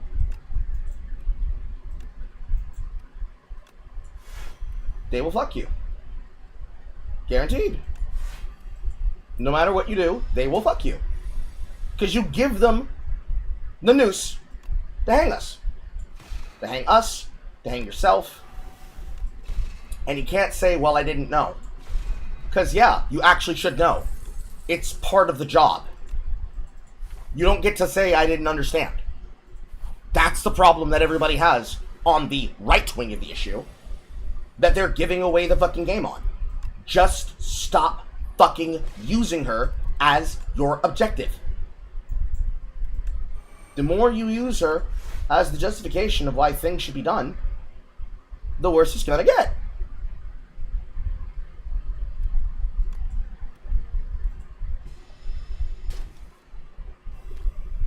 Kinsara going after it. Like, I think it comes off a little racist to me. And yeah, just like, but I think it's too bad just in the sense that Jackie and I know David Jaffe's an old friend of mine. We do a lot of stuff together. You're really going to LARP like you're some kind of moderate guy, you know, some reasonable guy. You can talk to both sides, it's fine, etc, etc, etc. Then you have an activist on, and you treat her like she's like a little kitty. You pat her back, and you scratch under her chin, and then you have Smash AT on, and you throw a fucking lampshade at his head.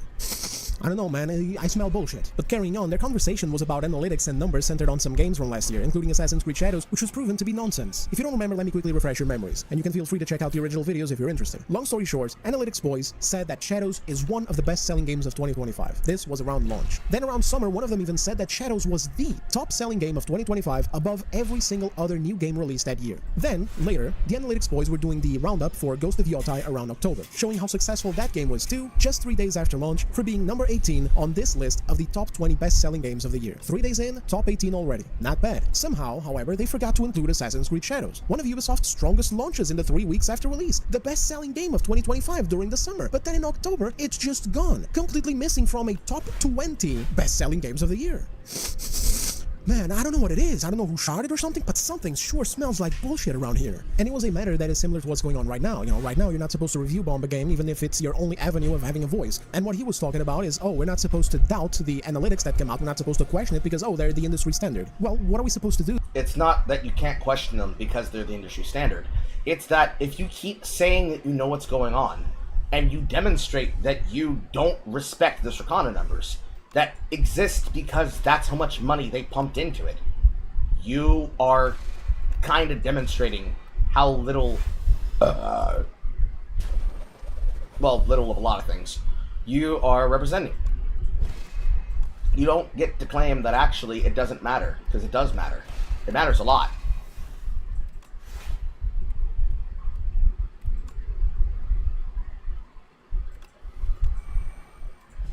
Dead. It matters a lot.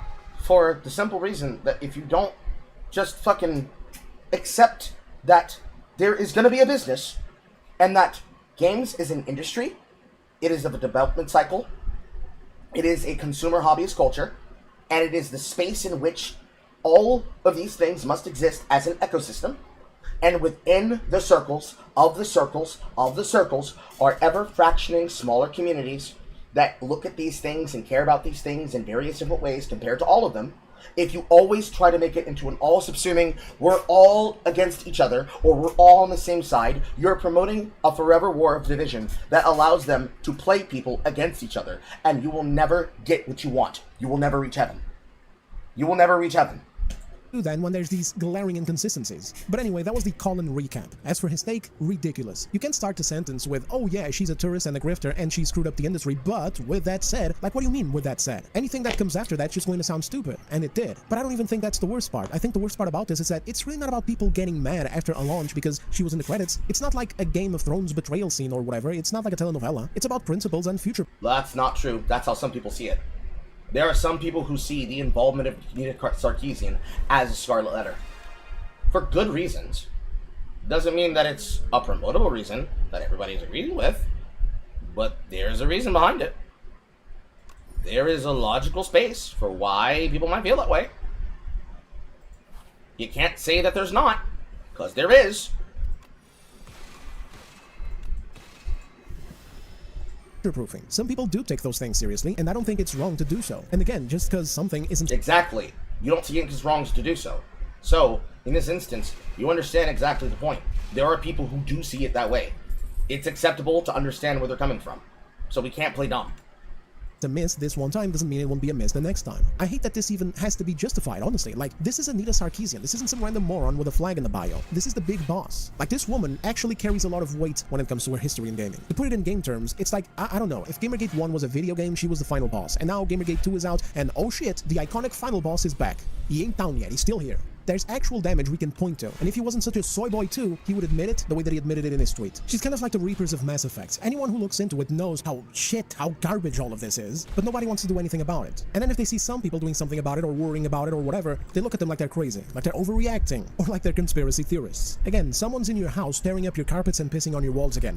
Why would you not want to complain about that? What do you mean it's an overreaction? And that brings me back full circle to XQC and his mockery, which is the other angle. It's either lame, or it's, oh my goodness, how could gamers do this? It's cancel culture, or it's overreaction, or it's pathetic. Why though? Like, articulate why. Don't just say it is as if it means anything, because these kinds of insults, or going for the old classic bigot or incel or whatever, aren't really going to work anymore. Actually articulate why any of this is any of these things. Because all that's really here is people doing the one single thing they can still do, which is express their discontentment with a game by choosing to not buy it, or by changing their reviews into a negative one. Because for some reason, unbeknownst to me, for some reason that I can't make sense of and that nobody really ever dares to lay out, game developers in the ripe year of 2026, I almost got that wrong, are still going to one of the most infamous, one of the most exposed, one of the most detested figures in gaming history, someone who, again, as I said, most exposed, has her history out there, has quotes out there, leaked videos, etc., showing that she's clearly not into gaming, clearly not into making games better, clearly not invested into any of this gaming shit, and solely in it for the sake of politics, and they're still hiring her. I don't think I even need to say anything else here. I think this is the perfect place to close it. Ain't no answer to that question that makes sense. Now you guys know me too, you know, I'm not your dad. The answer is they like money. As long as she continues to be a part of the industry, and she continues to be a ratings draw, and she continues to have some kind of optics that enable her to have access to this power, she will continue to make money. She'll continue to get work. Kim Belair will continue to make money. She'll continue to get work. You have to actually make it a case that they are going to lose money when they choose to be involved with these people. If you don't put in that effort and that time, they are going to continue to be around like a wet turd fart. You cannot get rid of them any other way than telling yourself the honest truth. You have to say, I will not buy it. You have to have some level of comparable understanding and decency, like anybody else on the sphere of business could have one. You have to be willing to say, I will not buy this shit as long as this person is involved. You have to say it, and you have to say it with intention, and you have to mean it. And you can't just go back on it by saying, well, listen, Carl, it's a really fun game. If you feel this way, live your fucking standards. If you don't feel this way, then stop fucking lying. Stop lying to me, stop lying to yourself, stop lying to each other, and say, listen, I like the things that she worked on. I don't like her, but I like the things that she worked on. And that's okay. And you will be so happy that you've disconnected your need to be in the culture war. If you choose to be in the culture war, and you see it as this big affront that must be maintained and must be complaced, then accept that you are in for the long haul. Accept that you're in for the long haul. Don't lie to yourself, don't lie to others. Know that you're in it for the long haul. And that's what's going on there. I promise you'll be fine at the end of the day. You'll be more than fine at the end of the day. You will be happier. And I want you to be happier. I want you to be happier. 'Cause I know that it's gay, bro. But don't be dumb. Please use your brains. Dad, I'm not here to nag you over what games you can and can't play. It's like with Ghost of Yotei, even in the face of disgusting tweets from developers working on that game, I still didn't make a boycott movement. I just covered the situation and told you how I felt, and told you that I wasn't interested in supporting that studio with my money. Just as I covered this situation now, and I'm telling you that I'm not interested in supporting this studio with my money. I'm not going to nag you though. You go ahead and enjoy whatever you want to enjoy. But to stand in the way of people making a stand, to cover for a malicious activist, whitewashing her and her history in gaming, and then presenting the people speaking out against it as pathetic losers or cancel culture people, aka worse or the same as the one who brought this problem down on us to begin with, it's just like, what are you doing? Anyway, that's it for me on this one. Enough ranting before this turns into an hour-plus long video. Sorry for the long, exhaustive rant, but thank you very much for watching. If you enjoyed the video, consider leaving it a like or a comment to help the channel. Subscribe if you're new and want more of this, or game videos or whatever. Leave suggestions in the comments, by the way. And yeah, that's it. I'll see you on the next one. Take care.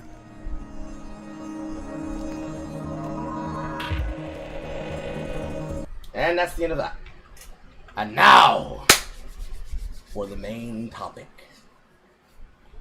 Girdle your loins, children.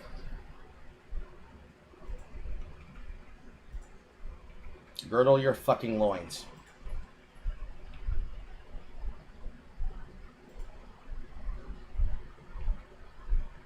Where's the goddamn thing?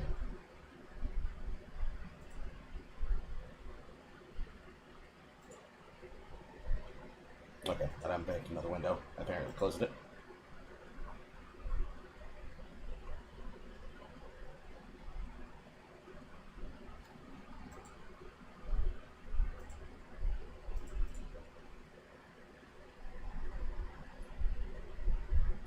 Okay, we have two pieces here. We have the video, and then we have the follow-up behind the video. I'm not going to make you all sit through the entire thing. What I will do is that I will show you as much as I can fucking tolerate. And I will pull my ripcord. And when I pull my ripcord, we're going to the follow-up that is 12 minutes and 39 seconds long from Sensitive Society. And then we'll be done. Okay? That's how we're going to do this. I get to have a ripcord rule. You don't understand how hard it is to sit through this shit. How hard it is to sit through this shit. But before I start playing it, my medicine is making me piss like a racehorse. So, I'll be right back.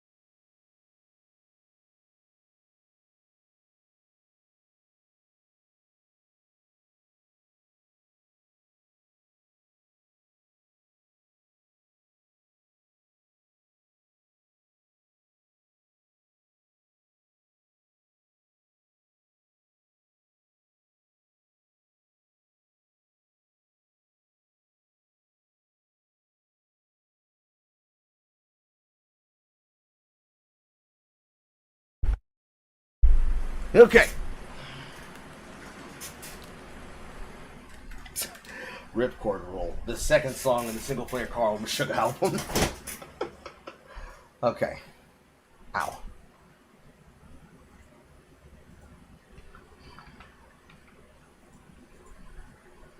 Itchy, itchy, itchy, itchy. Let the pretentiousness begin, chat. Let the pretentiousness begin. Information, because I guess I'm not so worried about what the audience is going to do with the information, because I think I have a responsible way of conveying it. And unfortunately, there are going to be some nut jobs in the audience who are going to take things a little far sometimes. I avoid that. You know, I don't like those people. I don't support them in whatever they're going to do. I don't want anybody, you know, having a subscribe to PewDiePie situation in my name. But the Christchurch shooting, say what it is. But unfortunately, there are nut jobs out there that are gonna, you know, take whatever you say and run with it and misinterpret whatever it is. Both left and right and dead of center, but they're gonna specifically only target the right wing here. Like always, same as it ever was. Yeah, it's unfortunate. On January 22nd, 2025, a 17-year-old opened fire in the cafeteria of Antioch High School in Nashville, Tennessee.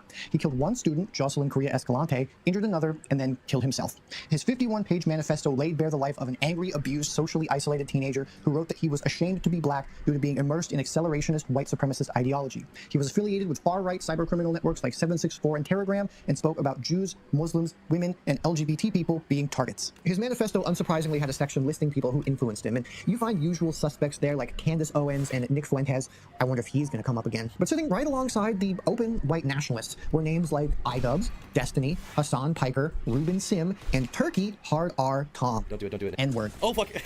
A strange combination that I'm hoping will make more sense by the end of this video. But to me, the most interesting inclusion is that of a guy who makes videos ostensibly about internet drama because he was named explicitly as one of two primary figures who pulled the shooter into the alt-right.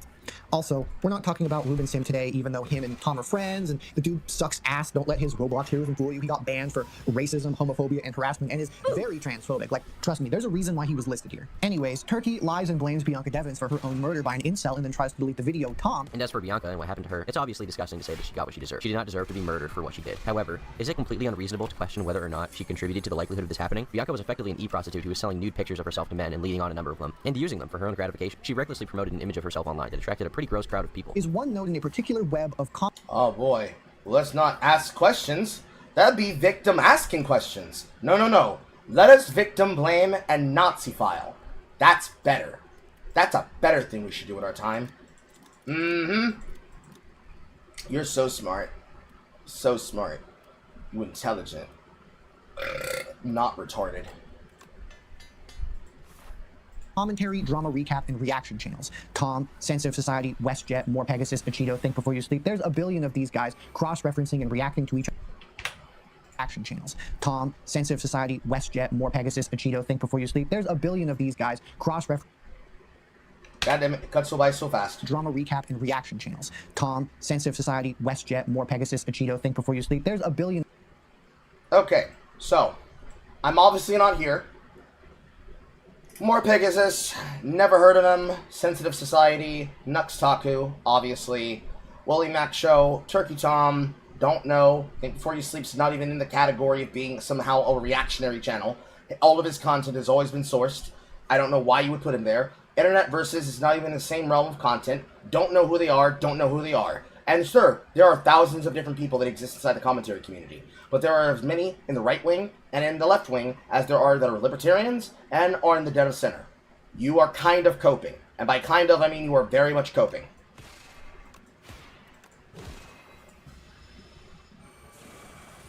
Of these guys cross-referencing and reacting to each other's content like one big, incestuous, very apolitical family. Foreshadowing. Now, I know what some of you are thinking. These are just dumb guys making dumb videos about more dumb guys and dumb internet drama. They are not worth taking seriously, let alone making a video 2 hours, 16 minutes, 36 seconds long talking about them. But you did. So you don't get to complain about that. Because if you're going to put them in the same breath as everybody else, and you're about to say, and these people are the reason why there's an outside pipeline, and they are the ones creating a school shooters just like Elliot Rogers. You know you're going to have to put the YouTube shooter on that same list? You know you're going to have to put the trans shooters on that same list? And you know you're going to have to put the transgender shooters on the same list. I said trans and transgenders, as in the ones that are going to be activists about it, and the ones that were actually transgender while doing it, and were socialized into transgenderism. You have to take all of it together. Because if you're going to blame the right wing for the school shooters, who do we blame for the political shooters? Did we forget those things happened? I guess we did, because we were too busy on the left yucking it the fuck up when InfoWars was stolen from Alex Jones. But whatever. Whatever, nigga. Whatever, nigga. And to that I say, you're right about it being dumb. However, you're wrong about it being not important. That dismissal is exactly the problem, because it is the genre's primary defense mechanism, just like all the pseudo-intellectuals and gamer chuds whose content, through the conventions of their genre, participate in an ecosystem that functions as important infrastructure in the pipeline to radicalization. It doesn't, though, because you know what radicalizes them? Life! They're not getting radicalized online by fucking videos, bro. They're getting radicalized by the shit they're seeing where they live. They are going out in the world. They are experiencing the behavior that is going to push them down a path. And then they crash the fuck out. And they crash the fuck out because they don't have anyone else to go to. Do you know why they don't have anyone else to go to, Crimes New Roman? Because you got all the ones that were sensible, banned, and murdered! And now you're left with people like Myron fucking Gaines. Good job, dipshit! To elucidate this image, I'm going to recount for you all what I explained inside of DevCord, but I had reposted into Relaxation Lounge for you all to enjoy my writing that I would put onto my Substack if it were to be more popular. But I will instead allow the server to get a taste of when I write it and when I elucidate it, as follows.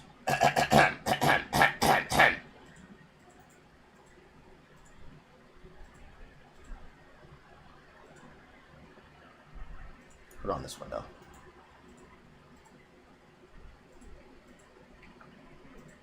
Zip, zip, zip, zap, zoop, zap, zoop, zip, zip, zap, zoop, zip, zip, zap, zoop, zoop, zoop.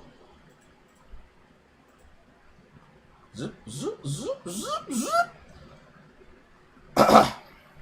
Men with sexual and emotional discipline and decentering women and their sexual power and disempowered women as a gender to needing to weaponize new avenues and tactics to to shit test the gender into a doom dynamic, and it's not working across the board. This statement starts with something else, but I can't put Devocracy on the screen because I would have to go inside the paid wall chat room, and that would be leaking. The chats in that room. So I can't go to the top of where I quoted from. But understand that this is the beginning of a new paragraph of a formulation of writing that I was already writing. It's just the social culture jamming and forced single bond programming of simpery being overwritten by me? Simp for you? Nah, I'd rather be alone with the boys or gay. Because women are not on a pedestal. They are not the prize. The prize is relationships and the reality, the men that they're with. The prize of relationships is your relationship and the partner that you chose to be in a relationship with and the things you have to show for it. The car, the money, the cars, the clothes, the hoes, the kids, intergenerational wealth, breaking of generational curses, lifelong happiness, satisfaction, blase blase. Which women tipped their hand on and said when they said things like, I wish I could go back to when men with dirty socks were cracking me on the couch, that I'd be on the patio that my husband built for me when I was putting our kids to bed. Girls, date the nerd! Date the nerd! Because what we hear, those of us that have been here and have matured and have grown, that users will come to me on my content and say, my dude, I can smell your anger and your emotion. You have too much high emotion. You're too angry. Is actually a very raw, solemn, I know what you're doing. I recognize what you're doing. I'm not falling for it level of bullshit. Because what we hear and what we see is you saying, I win, I win. I was a fill in the blank. But I'll read it for you. I win! I win! I was a slut, and I got away with everything, including the ring and 18 years of being kept. I win! Which men read as I got a stupid man that I settled for to buy the farm after I spoilt my milk on crusty, dusty niggas that wasted my time and my youth when I used them and they used me for fun, and now I get the comfort and the advantages of the man that I think I'm doing charity work for. With the example being the video that kicked off the point with this woman saying she married a pediatrician that when she used to get cracked in her by nasty, dusty niggas, just like Megan Thee Stallion used to get cracked by dusty niggas before she got broken up with by her ex-current man, that she would fast forward to knowing that she would win by getting a nerd. Because the nerds are the good ones.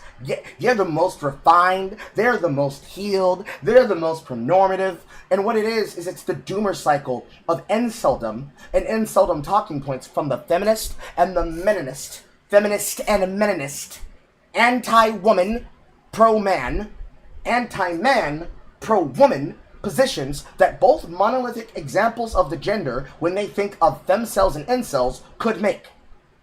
Because the kind of women who champion data nerds really just mean date a guy that has a lucrative job and a hobby, is 6 feet, has a 6-figure salary, and has 6 inches all the way around with girth and length, because they are actually extremely nasty, toxic women that have demonstrated exactly the reasons why we don't trust this language when we hear and see them. Namely being Savannah Sparks, known as Exorcist, X-Story, who is the type of person who doxes people online when she wants to get her way by saying, it's time, boys, do your thing, internet, we're gonna out Nazis today! And it's a person that she disagrees with, so she targets them for social culture harassment. It's a perfect, beautiful example of modernity. Date a nerd, not because he's good for you, not because he's good for your relationship, not because he's a stable quality person, but because they're likely inexperienced, they don't have many options, and that you, the woman, can ride them to escape the wall because your toxic behavior and being chewed up and spit out from the same toxic fuckboy mentality that benefits the men that are in hookup culture that was made popular by feminist hegemony puts you out there to be able to then say, they're easy to pull, they're desperate, they're a safe alternative, they're a life raft of comfort. We're such players! We're such players! When you deal with that enough times, you start telling them, when they ask, hey boy, how big's that dick? It's little, leave me alone. And that's actually what creates the pipeline. It's not the right wing that makes the pipeline. It's the left wing and how you say there is no future. You're the ones that do it. You're the ones that do it. You're the ones that do it. Now, I can only speak for me. But fortunately, me used to do actual outreach in Big Brother Little Sister programs. I had plenty of men. Pause. I had plenty of men and women choose to mentor me. I had people who chose to mentor myself and my brother. I've had people who chose to mentor me alone. I had people who chose to mentor a group of my friends. I had a group of friends that I tried to help mentor in various aspects so they could be able to catch up and fucking graduate. I had interpersonal best friends, one of which is gay, one of which is no longer in this world because he's gone, who also mentored me, and other people that now, as an extension of my connections to them, I help them learn because they like to know what I get up to and how I get down. And they enjoy my presence around them. All of this is made possible by the fact that I was given the advantages that my mother afforded me, that my godfather afforded me, that my family and blood afforded me, that my eldest sister afforded me, and as much as I fucking hate him, that my eldest brother afforded me. Connections, conversations, details, contacts, Rolodex's worth of familiarity and networking made possible by the advantages you're supposed to afford your children. And yet, every fucking time somebody talks about a fucking pipeline, if for no better example, use Alexander Haley, use Xanderhall as the example.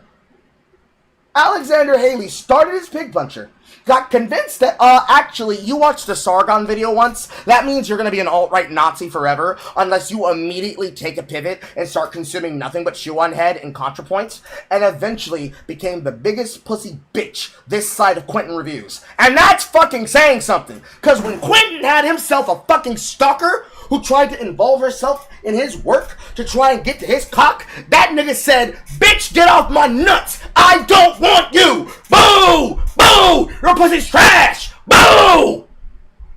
Meanwhile,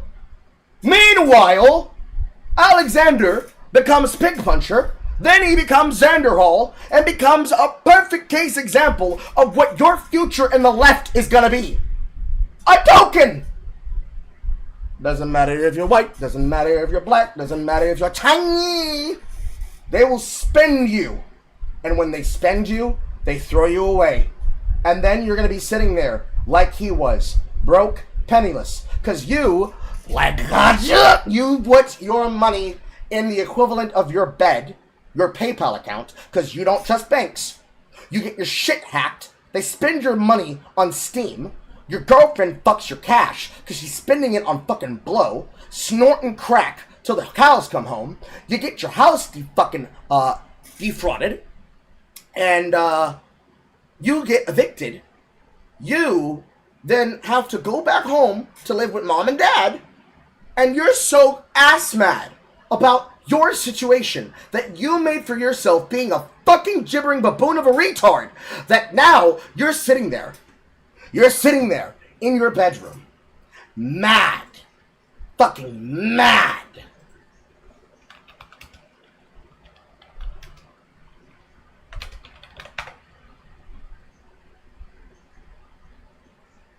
What was that fucking song title called? One of you told me the song title of a song that had like an outro and intro.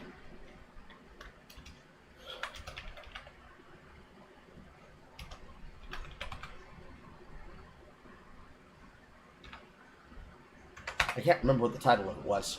No, found it. Glare.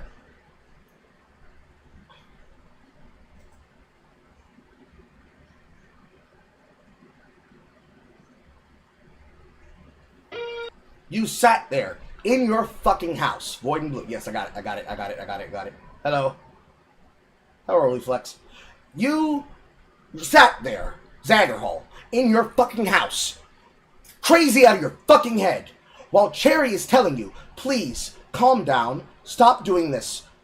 Alexander, please be normal. Please don't hurt yourself. And you were sitting there, Xanderhall, after everything that had been done to you. That had happened between you, the left wing, your career, losing your money, getting fucked by your girlfriend, pause, getting fucked over by your girlfriend, and having almost nothing to your name, and you sat there, molding, saying, Keffels, I want to kill the Keffels, Keffels, I am angry, I'm going to do things to Keffels, Keffels!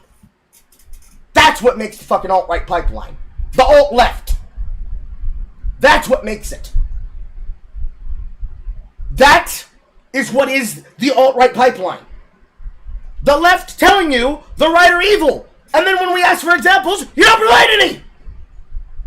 It's Innuendo Studios telling you, oh, you can't platform them. You can only talk shit about them at a distance. Here's accounts that are safe for you to watch content from. And just give me money, give me money, give me money. And then he fleeces you for cash, and he takes your shit, and he takes off to Japan, then he comes back and he says, I'm so sorry. You don't know how hard it is having to pay off my taxes, begging for money.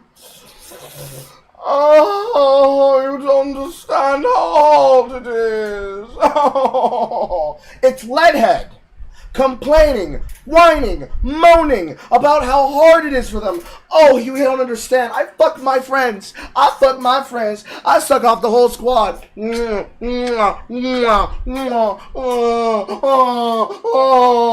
I gotta get ran through by the entire squad, by all the homies, because I gotta put my hole over the homies for the hose. I gotta cheat on my immediate transgender partner. No, backwards. I have to cheat with one of these straight women. Ugh, yuck, yicky. Because I couldn't get them out of the depression. So I had to use my princess wand of cock to get them out of depression. Cheating on my transgender wife, they them be. So I can build a transgender halfway house. And then by building the transgender halfway house, I, Leadhead, will then prove that I'm a better mother than your biological mother ever could be. Despite never giving credit to her, not giving credit to your father, and actively saying that they did everything fucking bad for you. Yes, Xander's wife was a coke addict. And doing everything in your power to demonstrate that no, you're not a crazy person. You're just a victim of circumstances. You're just living out in the Appalachian Mountains, and you know who's really at fault? Not people like in Praise the Shadows. Fucking Wendigoon! That's who's a problem! Wendigoon and the people who make fun of me with them. And all those incels and all those people criticizing me, looking at me at a distance as I lose my fucking mind. As I keep telling way too many details of my life to the people who give me money so they can watch me wild out on camera as an example of my life experience. That's what creates the goddamn pipeline. Every single priority creator who ever spoke over another person, every single member of the, thanks Professor Layton, Nebula Elite, as I still like calling them Nebula niggas, that demonstrated that they would say lies about the world, about you, about your family, about your ideas, about your ideology, about your very theology, anything that makes up your worldviews, because they don't want to interface with them. They interface with a version of reality that is a simulacrum that doesn't have anything to do with real life, and when real life hits the simulacrum, everything breaks down, because actually, the most bigoted people you could find, especially out here in the South, they happen to be the most sensible people. Not because they hate people, but because they understand that people have their own biases. And they move with the intention of, I have my opinion, I know you have your opinion, and you do everything in your power to just make it another fucking day. That's how I can be friends with people that ideologically I don't politically agree with, but I don't go screaming at them every time I see them. It's how I can be friends with a person who's friends with me despite him allegedly being a bigot. But as we say, don't ask the white supremacist the color of his girlfriend / ex-wife. And certainly don't ask if he's wearing the thong underneath the programming socks and the black leather. It is everything in totality that leads you to not understanding why you lost things like Gamergate, why you lost cultural moments and cultural talking points. Hell, it's the reason why June is married to Eunomania Esquire and not to Gregory Fleur of the Armored Skeptic, and why when they broke up at the peak end of their shit in their long-distance relationship, instead of trying to stay in it with June and going down the alternate timeline, he went to Kiwi the Small and immediately traded for something else and put her in the fucking mental state that she was in until she found herself in this position where, even though it had to wait until she had a kid, much like we described and I was discussing off air, not on air, but off air before one of these broadcasts that I did with Zerse, with Bass FCZ, that after she saw a influencer get killed for the crime of doing what I'm doing right now, talking, having the conversation, talking to people, that's when she wanted the world to be safe. Congratulations, you finally got there.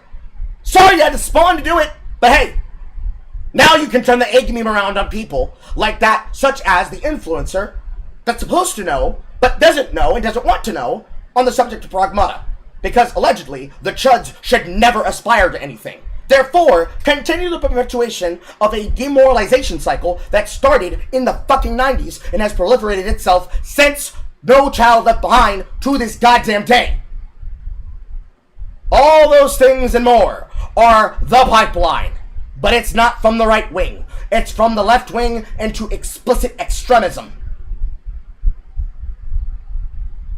And every time a fucking Joe Dirt phenotype tries to say to me, or tell me, or say to anybody, oh no, that's not the reason why, it's because of these fucking commentary community channels, they're the ones that made the pipeline, I want to smash my head into the wall like a goddamn soft Fabergé egg.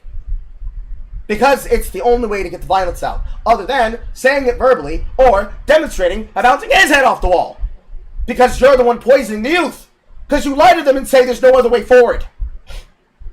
You tell them in the left wing, your only choice is to be a footstool, a token, or to be a bitch, and forever be a purse puppy to women, because feminist idolatry says that all men are bad. White men, obviously more worse than black men, but all men bad. You will always be the bottom of the totem pole.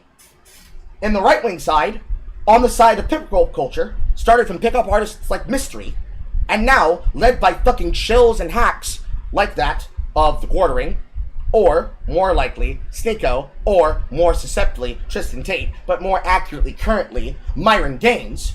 Because you murdered Kirk, you're left with the worst bad faith one. Earbuds on. You're in public. You say shit like, oh, all men are bad, all men are bad. Really? All men are bad? Including George Floyd?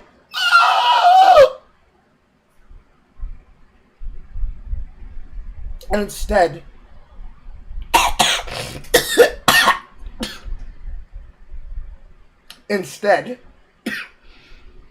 of continuing the lie, we cut the middle out. And we say, no, fuck you. And fuck off. Because anything else is not real. It's not that it's not true. It's someone's lived truth. Everyone has been at their lowest point before. It might be different for a woman. It might be different for a man. It might be different for a transgender who's living a transgender lifestyle expression, pre-op or post-op. It might be different for the kids growing up now. But we have never been so far beneath as we are now, right now in culture. Then every single time you pass the fucking buck and kick the can down the road and you say, it's the incels, it's the incels. That's why we have a male loneliness epidemic. You cannot say that shit And then at the same time, claim the bullshit that you are when you claim you want people to be leaders. Because you are lying. You're lying to yourselves and you're lying to people. By that I mean what I'm about to show you.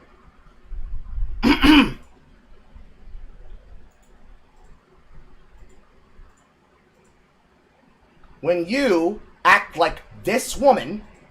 If only you guys knew how long I've been trying to convince myself to just fall in love with the nice guy. To just fall in love with the nice guy, Blair. There's so many that actually like me and they're really great guys. Since I was a little girl. And I don't like them.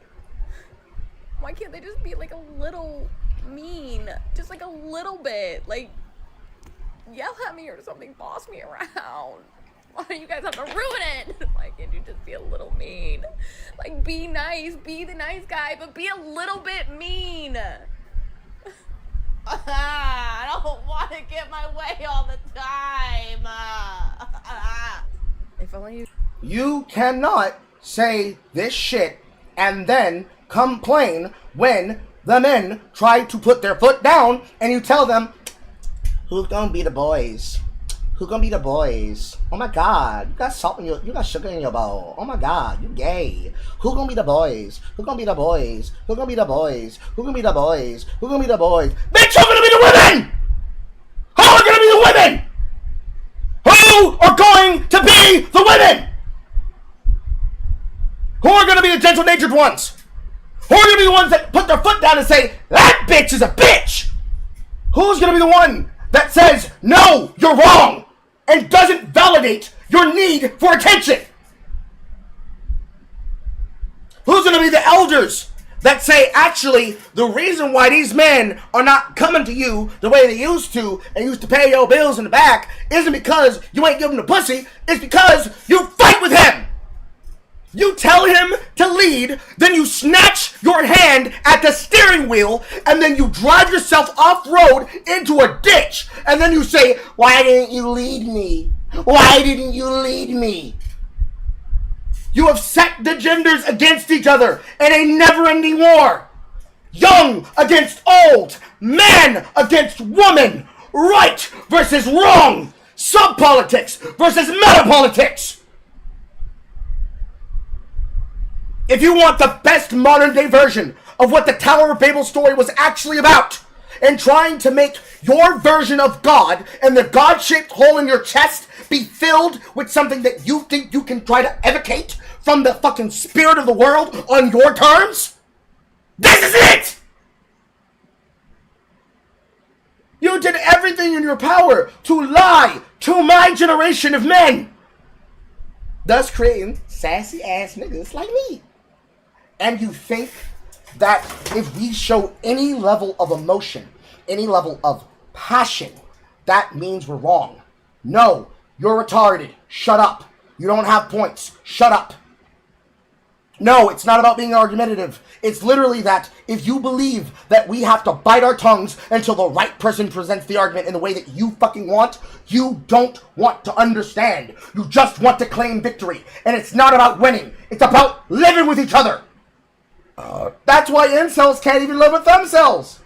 They should be perfect for each other. Argumentative people who have the exact same worldview, who have the exact same life experience, who's looking for something to complete them.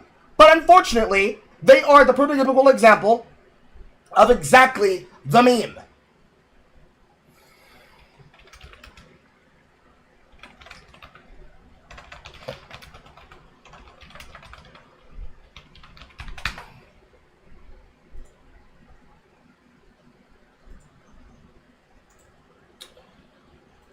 The meme, of course, that I'm talking about is this one. I need to go wide view.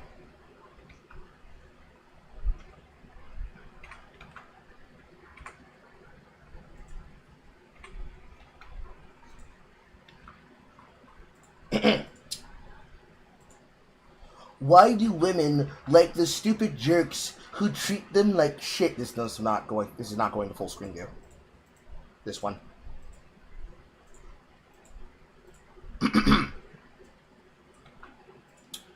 Why do women like the guys that treat them like shit? Why do the guys only want bitchy bimbos who walk all over them? Why can't I get her attention? All of you are broken people! Every single one of you! Every individual is another version of you! All you have to do is learn to communicate! And yet every single time, the biggest essayists are the least able to understand human fucking nature. You spend so much time isolating yourselves from each other that you can't see into the soul of another person. I doubt that this is the first time. Actually, no, I don't doubt that it's the first time. I doubt that this is the first time you all have seen a variation of this meme, but I expect this to be the first time you've seen this version of this meme. Because it's always the first section and the second section, never the third section. This revenge of the nerd variation of the world, where people who are seen as popular must be jerks, and it's not the case that you have self-loathing individuals who will never work on themselves, creating the worldview that makes them who they are, when in reality, some of the people who are popular, they're not popular because they're vain, and they're vapid, and they're dumb, but because they're intelligent in their own right. They're athletic, and they're achieving in their own right.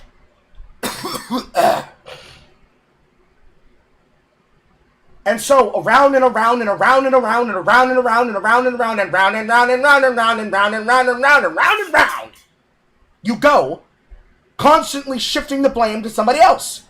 Oh, it's the pay pigs. No, it's the bimbos. No, it's the dumbasses. No, it's the black ones. No, it's the Indians. No, it's the Jeets. No, it's the incels. No, it's the femcells. No, it's the male loneliness epidemic. No, it's the sassy man syndrome. And every single bit of the way, the actual answer is this. The people causing and sowing division, who think they know everything, who don't know a goddamn thing. And Tom's name in that manifesto is the smoking gun I knew would show up eventually. The moment you call this... Looking for an example to prove your point instead of actually finding who's actually responsible. Good job, dipshit. This content trivial, you have already accepted the framing that makes it effective, and ignoring them allows them to thrive. Like something else I'm having a hard time thinking of right now. What was it? I feel like it was important. Donald Trump is the president of the United States. This radicalization occurred... Now, Donald Trump winning. The man who grabs women by the pussy. That's the reason why we're here. No, it's not. Stop making excuses. He's not why. Not even close. Not even fucking close.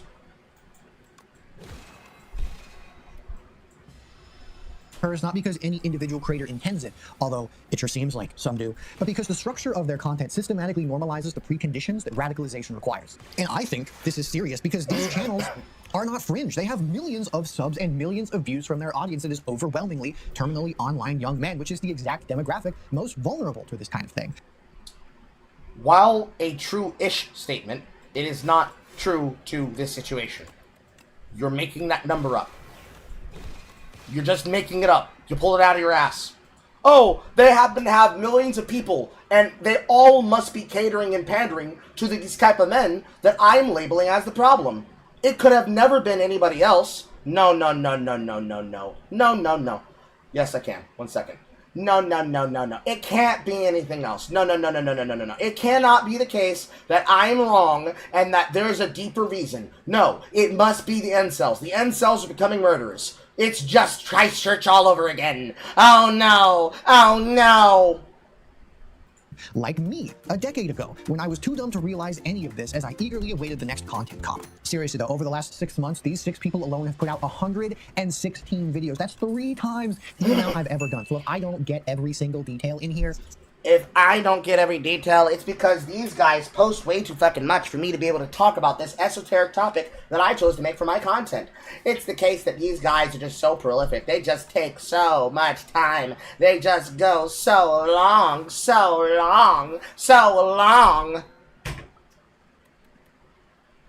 cut me some slack. Also, I'm technically half man now, but, you know, who's asking? Turkey actually has the words real wigger swag on his merch website. Tom is the through line of my analysis because he is the wigger, as in white boy, as in not the hard R. Shut the fuck up. Creator, the anti-op shooter specifically named, but the mechanisms I'm documenting here are genre-wide, which is why we're going to be hearing from all sorts of spirited individuals along the way. And in case any of these guys happen to see this video, because I know they're constantly desperate for relevancy, let me give you some projection react faces for the unflattering thumbnail that you'll probably put me on. Acting like a retard and putting yourself in a moment where you think you're going to be able to get away with it because you're acting like a cockroach, it just means you're setting yourself up for action. And do understand and know, they did take him up on that. 100%, 1,000%. The follow-up video that goes alongside this one, explicitly, the follow-up that was used mainly by that wasn't even one of those faces for sensitive society.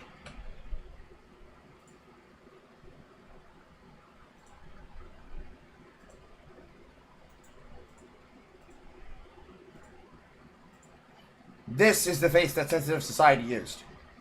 He didn't use any of the ones you're trying to set up. He used the one that was on your shitty green screen. I was trying to keep a fucking wigger down. Can't let a white boy get no motion. God damn.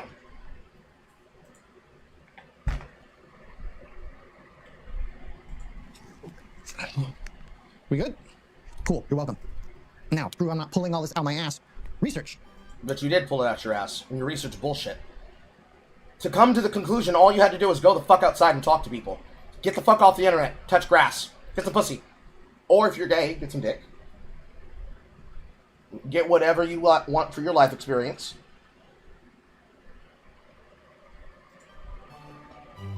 A prominent academic model for understanding. Also, please keep in mind, because of the shit that's coming out of my hot mouth, understand, I'm not going to have this video be able to be monetized. It is the case that when I go into the YouTube studio and I cut out the sections that had the music prompts so that I can easily be able to edit them inside the editor, so that I can cut down for the wait time in between when I leave the room and when I come back. Please do know that they will strike parts of it and they will hold it in Content ID. Please do understand that. If you want to make sure that a nigga can cast motion, please super chat, donate today. I don't do this shit well, actually, no. It is the case that I do this shit for free. But, you know, a little tip in the hat keeps a nigga motivated every now and again. Remember, $10 a day makes Carl not want to pay the Reaper. Radicalization is psychologist Ari Kruglansky's 3N framework, which identifies 3 converging factors. Need, the individual's quest for personal significance, the desire to matter and be respected. Narrative, the ideological framework that channels that need towards a specific cause. And network, the community that validates the narrative and rewards adherence to it. Kruglansky's research... And all of that is the reason why they don't go to the left wing, because all of you do not know how to culture that in young men. That's why they're finding themselves in the red pill, and why they're finding themselves in that culture motion mindset. Has demonstrated that the need for significance is universal, but becomes an acute driver of extremism when triggered by experiences of failure, rejection, humiliation, or social exclusion. The need itself is ideologically agnostic, very important. It is the narrative and the network that determines which direction the radicalization takes. Complementing this is Luke Munn's 2019 study of the alt-right pipeline, which identified 3 overlapping cognitive phases in online radicalization: normalization, acclimation, and dehumanization. Munn emphasized that the digital ecosystem enables this process to a dense spectrum of right to far-right spaces that offer a set of waypoints, allowing users to transition to more politically extreme environments without a sense of cognitive dissonance. I think this is a great way of describing a pipeline, because so many people, like some we're going to talk about, imagine a radicalization pipeline to be a consistent, linear escalation of rhetoric, when in reality, it's much more about the interconnectivity of many nodes with varying degrees of rhetoric. This structure allows people to bounce between said nodes easily, because radicalization is about cracking their psyche to be susceptible to more and more extreme ideas over time through repetition and isolation. It's not just as simple as turning up the racism dial, even though some people really do make it look effortless. Research on everyone's favorite group of guys, the manosphere, has also further documented how spaces not explicitly coded as political serve as recruitment environments. Shergill and Quoward demonstrated how gaming platforms like Discord, Twitch, and Steam are leveraged by extremists for radicalization and recruitment, while research on Gamergate has established it as a template for how a... Gamergate mentioned, in current year, -14. God, we're getting old. ostensibly apolitical online communities can be focused around weaponizing their mutual hatred of women and minorities through gaming. I can already feel the pro-Gamergate people angrily typing their comments from the future as I sit here in the past. One hand on mouse, one hand on hip.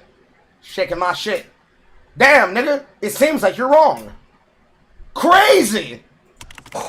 Powerful. And in my opinion, what remains underdeveloped in the literature is the role of specifically this genre of content that sits upstream to all of these spaces: internet commentary and drama channels. These creators occupy a particularly nebulous position in the content ecosystem. They are not political commentators, they're not gaming communities, they are entertainers whose subject matter is other people's online behaviors that overlap with many different spaces. And their genre conventions like selective storytelling, the pathologization of certain populations, conspiratorial framing presented as investigation, and the normalization of cruelty as analysis may function as critical early-stage infrastructure in the... I know you did not just try to include voice critical inside of all of these other people.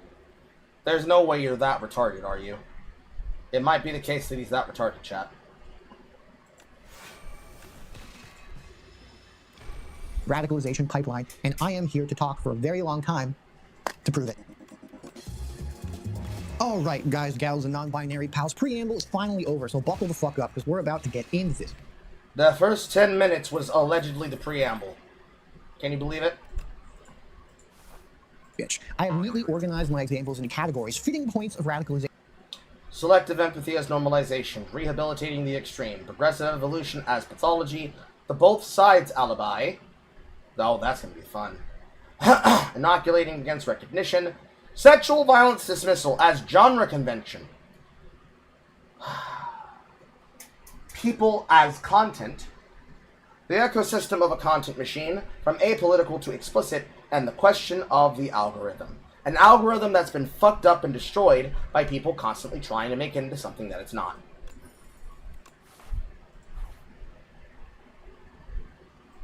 Identified by research, and have multiple examples for all of them. And please, Mom said it's my turn to make the slop too bad video. God damn it, I'm gonna make it how I want. Turkey Tom's video on the Charlie Kirk assassination provides the clearest example of what Munn calls normalization, the process by which extreme ideas are encountered in contexts that make them feel like common sense. Kirk's years of rhetoric calling transgender people an abomination and a throbbing middle finger to God, suggesting that they should be taking care of the way they used to take care of things in the 1950s and 60s, and describing the stoning of gay people as God's perfect law, are reduced in Turkey Tom's video to a single phrase. Charlie Kirk is infamous for his opposition to transgenderism. That's it. That is the entire context we get on Kirk and what he believes. And that's just the trans shit, too. That isn't even him touching on civil rights or when he thought about Jews. Seems kind of important to bring up. Meanwhile, though, the transgender person in proximity to the accused shooter, Lance, receives an exhaustive examination of their Reddit history, their substance abuse, eating disorder, gender transition, political evolution, not as context for empathy or anything, but as data points in an explicit pathology profile meant to lead people into believing the shooter, who he spends realistically very little time talking about, was just a normal guy radicalized by extreme transgender people and leftism. After 2020, one of the first significant posts on his account is him arguing with other people over transgenderism. Specifically, Lance can be seen calling his old self transphobic and claiming that children should be allowed to transition. By 2022, he was already posting to subreddits like femboy_IRL and r/196, both of which are well known for their predominantly trans user base. This isn't to say he was a conventional left-winger though, as multiple posts signaled that he was sufficiently far left and that he no longer believed in political parties altogether. To make a long story short, it's infamous for being full of rabid incels, transgender people, and combinations of the two, all of whom are bonding over feeling socially excluded or otherwise dysfunctional. If you've been listening to what I've been saying, then I think you're starting to get the idea. I could go on, but the asymmetry, the sanitization of one side's dehumanizing rhetoric, and the microscopic scrutiny of the other side's personal vulnerabilities is precisely the normalization mechanism that Munn describes. It's not normalization. One group didn't do nothing. The other group did murder! Why are you focusing on the person who did the crime instead of people who did the thought crime?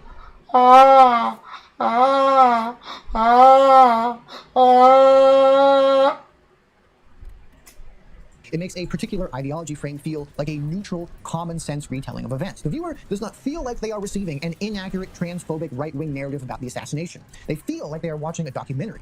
And people in the comments are even praising Tom's perceived accuracy. Explaining who Kirk was and what he believed isn't endorsing that he became a victim of the radicalization machine he spent his life building.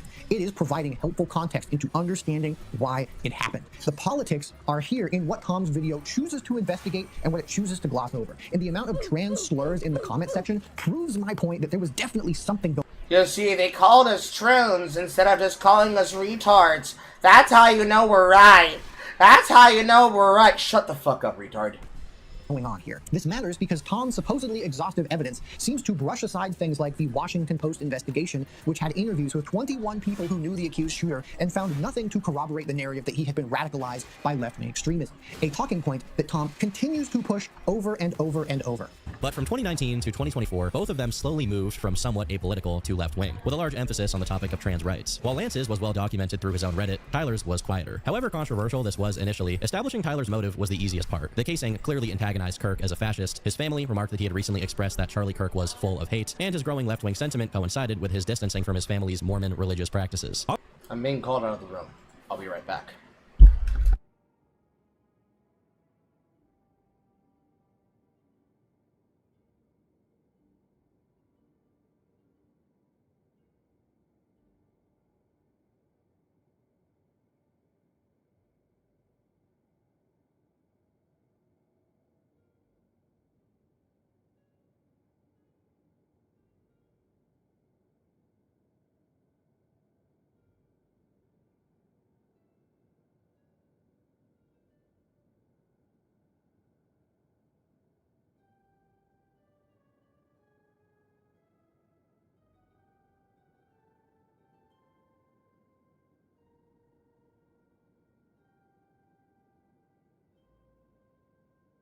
Okay, I'm about to do something that's time critical, so I have to put on the playlist again.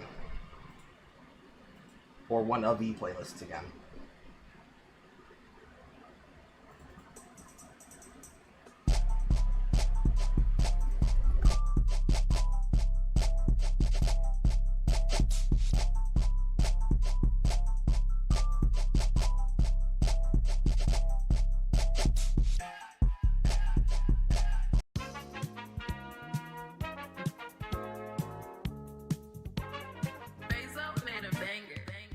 Guess you wonder where I've been. I searched to find love again. I came back to let you know. Got a thing for you, and I can't let go. Guess you wonder where I've been. Wonder where I've been. Guess you wonder where I've been. Wonder where I've been. Guess you wonder where I've been. Wonder where I've been. Guess you wonder where I've been. Wonder where I've been. Guess you wonder, wonder where I wonder where I wonder where I wonder where I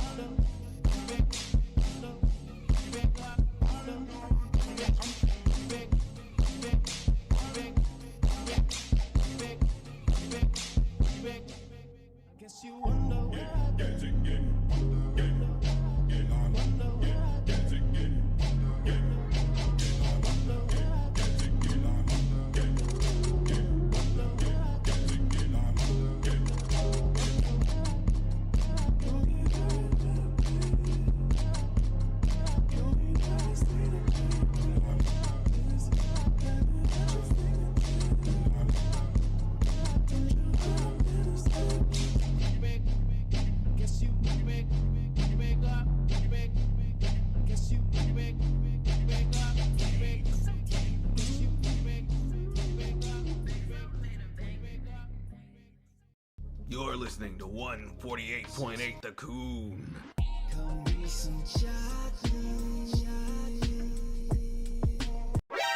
And now, call Joel's words of wisdom. You know, sometimes y'all just don't need to be talking. Just close your mouth. Just close your mouth.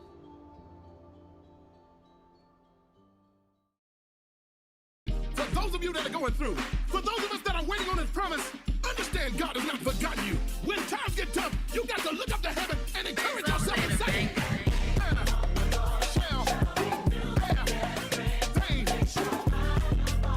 just like an eagle and soar, they shall run, not be weary, walk never faint. Say not wait on the Lord and I'll say, hold on a little while longer. Here's what you gotta do, just believe. He'll make it up.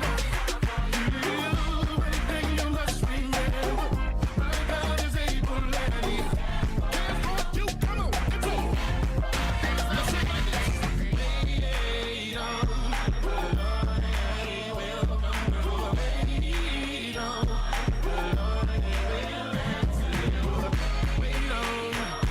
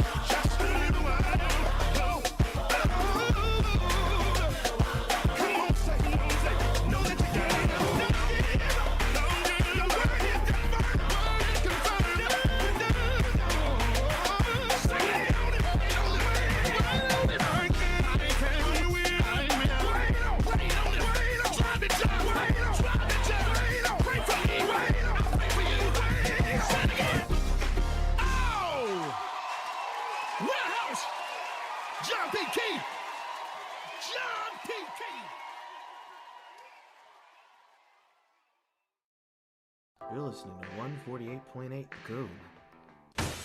Don't ever let me find you talking shit about your parents. It'll make you appreciate that you still got a daddy.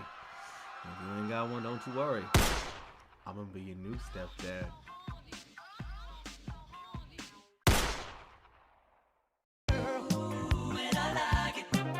You send chills up my spine every time I take one look at you. And I like it. Girl, you're blowing my mind with the things you say to me. I like it.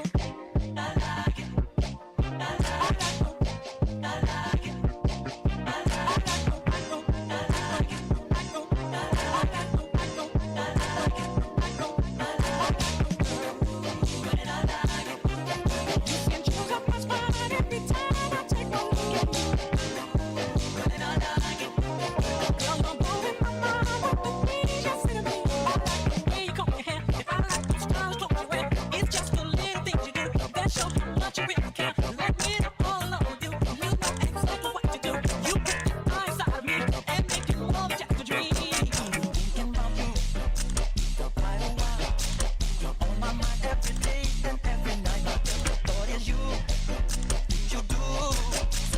satisfying to me. I must confess it, girl.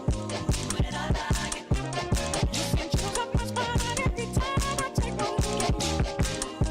When I like it, girl, I'm blowing my mind with the things you say to me.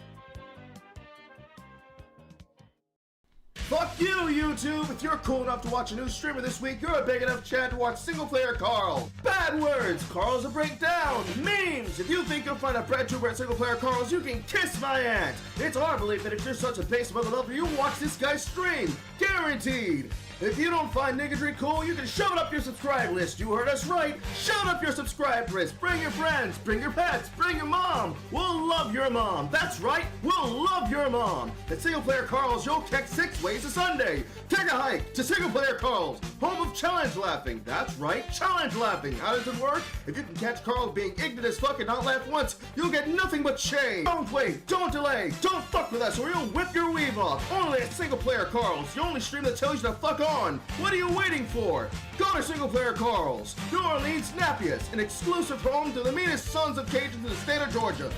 Guaranteed!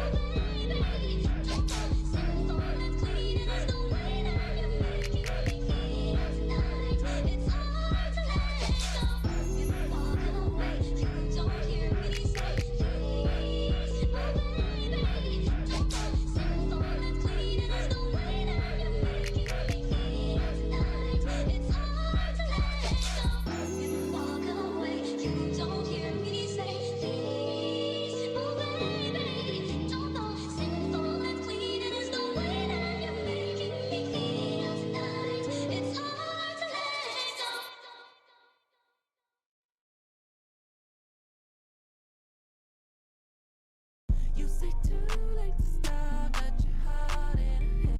You say too late to stop, got your heart in. You say too late to stop, got your heart in. I don't believe any of it. You say too late to stop, got your heart in. I don't any of it. You say too late to stop with your heart in a head. You know you're better than this.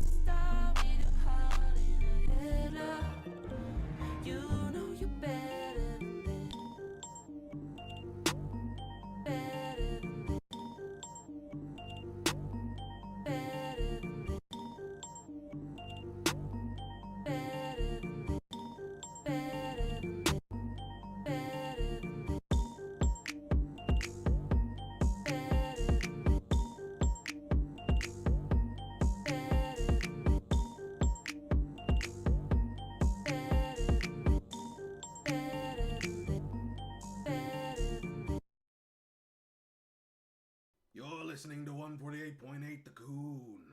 And now a word from one of our sponsors. Now say, are you tired of having a dinner that is lacking flavor and makes your husband look at you funny? Are you looking for some kind of dinner that is able to serve up a good sense of jazz at the table? Take from me, James Bartholomew Crow, and my friends called the Jim, and have all regular spice jambalaya, red beans, and rice. Plus, more flavor than the levies. If you want to be able to jazz up your table, choose Jim Crow's tonight. Okay, DJ Speaker Box. I'll be there after a while. If you want my love, we can boogie on down. Bitch, I can fuck all night. Pussy real good, she can fuck me all night. Fuck in my chain, you can see me in the night. Told her bend it over, let me get it with some ice. Big boom, baby, she gon' want it all night. Check all six when I make it red pipes. Rich young nigga, we got guns, we gon' fight. Every young say your baby daddy lose your life. Smooth day boogie, so I gotta groove her. She a little wretched, shawty got some hood in her. Tossy bad bitch, I ain't get smooth in her. Big dude.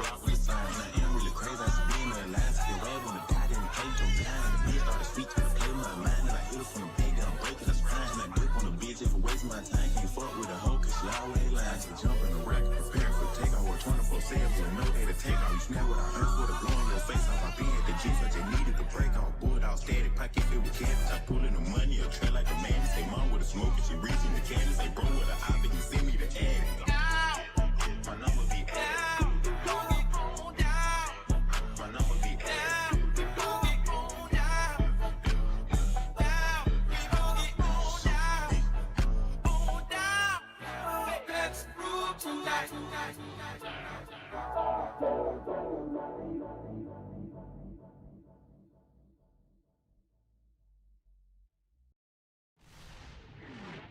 listening to Radio Coon. I'm over here stroking my. What? I got lotion on my. Yeah!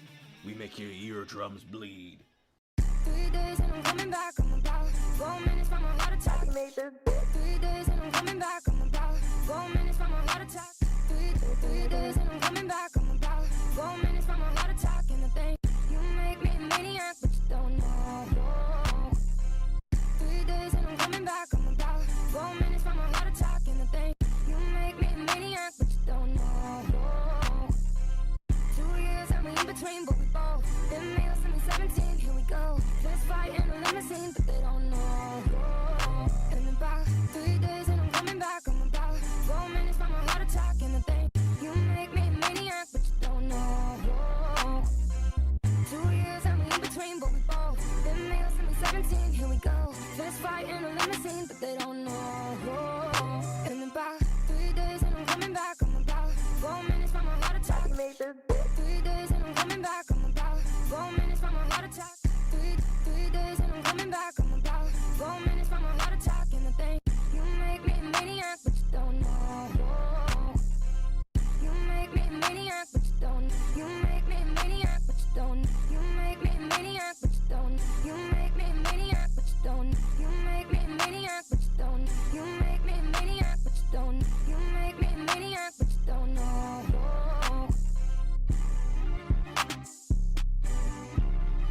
In the back.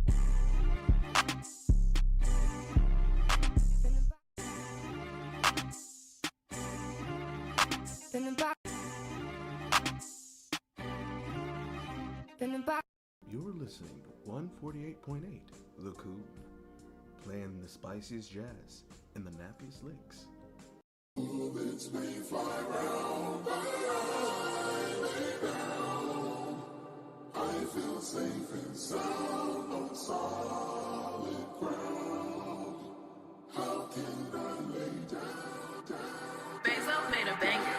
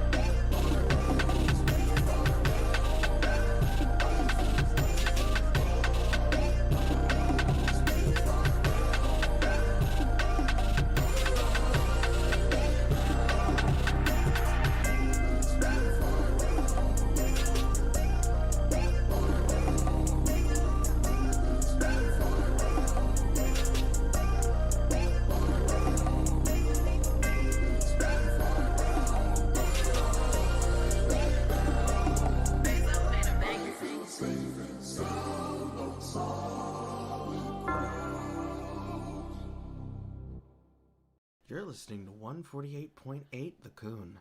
And now, for a word from our sponsors.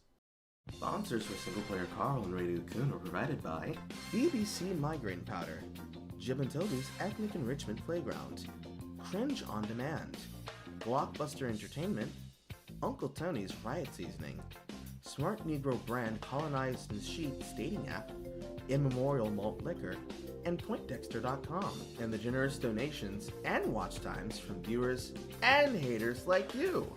Thank you!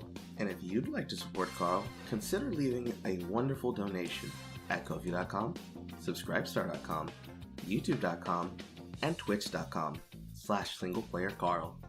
Make sure to support your Nick today, or you hate black people.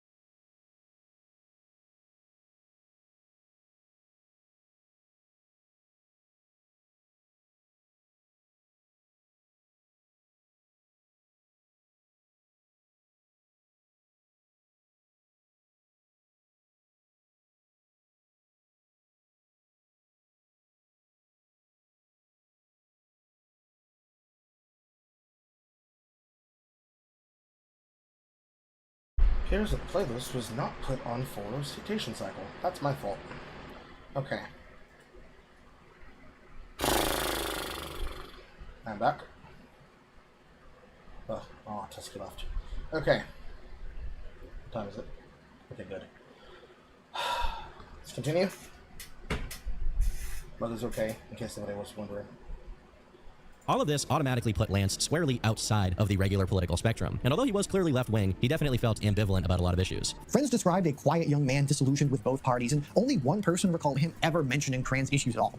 The SPLC documented how, in the wake of Kirk's killing, right-wing influencers promoted disinformation about trans people and the alleged perpetrator's gender identity. And Name the people who did the disinformation campaign, and I can almost promise you the names that you're naming are not people who are considered popular amongst the general platform of the wing. I can almost promise that's the case.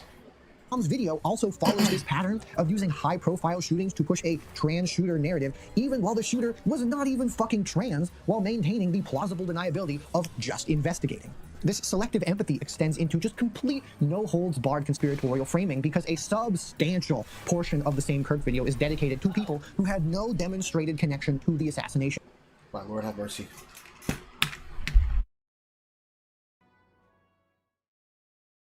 You're listening to 148.8 The Coon.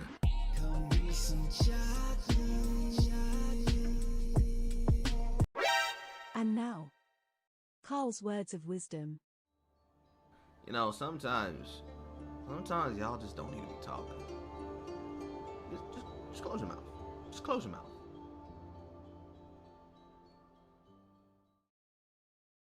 For those of you that are going through, for those of us that are waiting on His promise, understand God has not forgotten you. When times get tough, you got to look up to heaven and encourage yourself and say,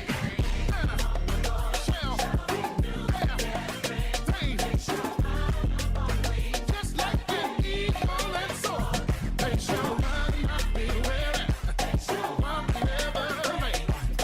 Faint not quit, on the Lord and be safe. Hold on a little while longer. Here's what you gotta do, just believe.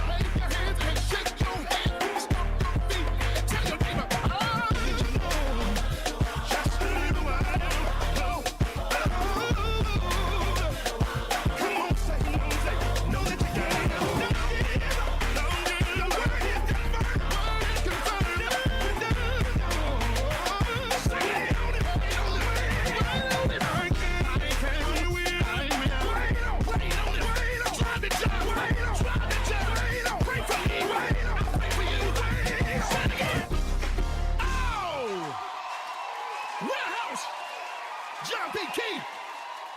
John P. Key. You're listening to 148.8 Goon. Don't ever let me find you talking shit about your parents. It'll make you appreciate that you still got a daddy. If you ain't got one, don't you worry. I'm gonna be your new stepdad.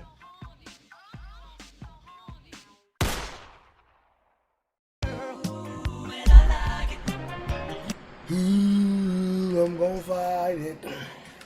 I'm gonna put it on my hands and be somebody's backhand. Twitter users who made provocative posts banned with an edgy song title, connecting an LGBTQ organization called Armed Queers SLC to an unrelated gun club shooting. Like multiple users across the internet and websites making fun of Charlie Kirk's death. Multiple shit libs and multiple anti-coms, anti-fascists, and anti-fascistia movements across all of the pods, actively celebrating the man's death and cheering that there wasn't enough, there needs to be more violence. And then when you were reported to ICE and you were reported to the FBI, mauling at the top of your fucking lungs saying, how dare you, how dare you, how dare you, how dare you, how dare you, how dare you, how dare you. Cope. Massive levels of cope. Never before seen, but definitely enjoyed.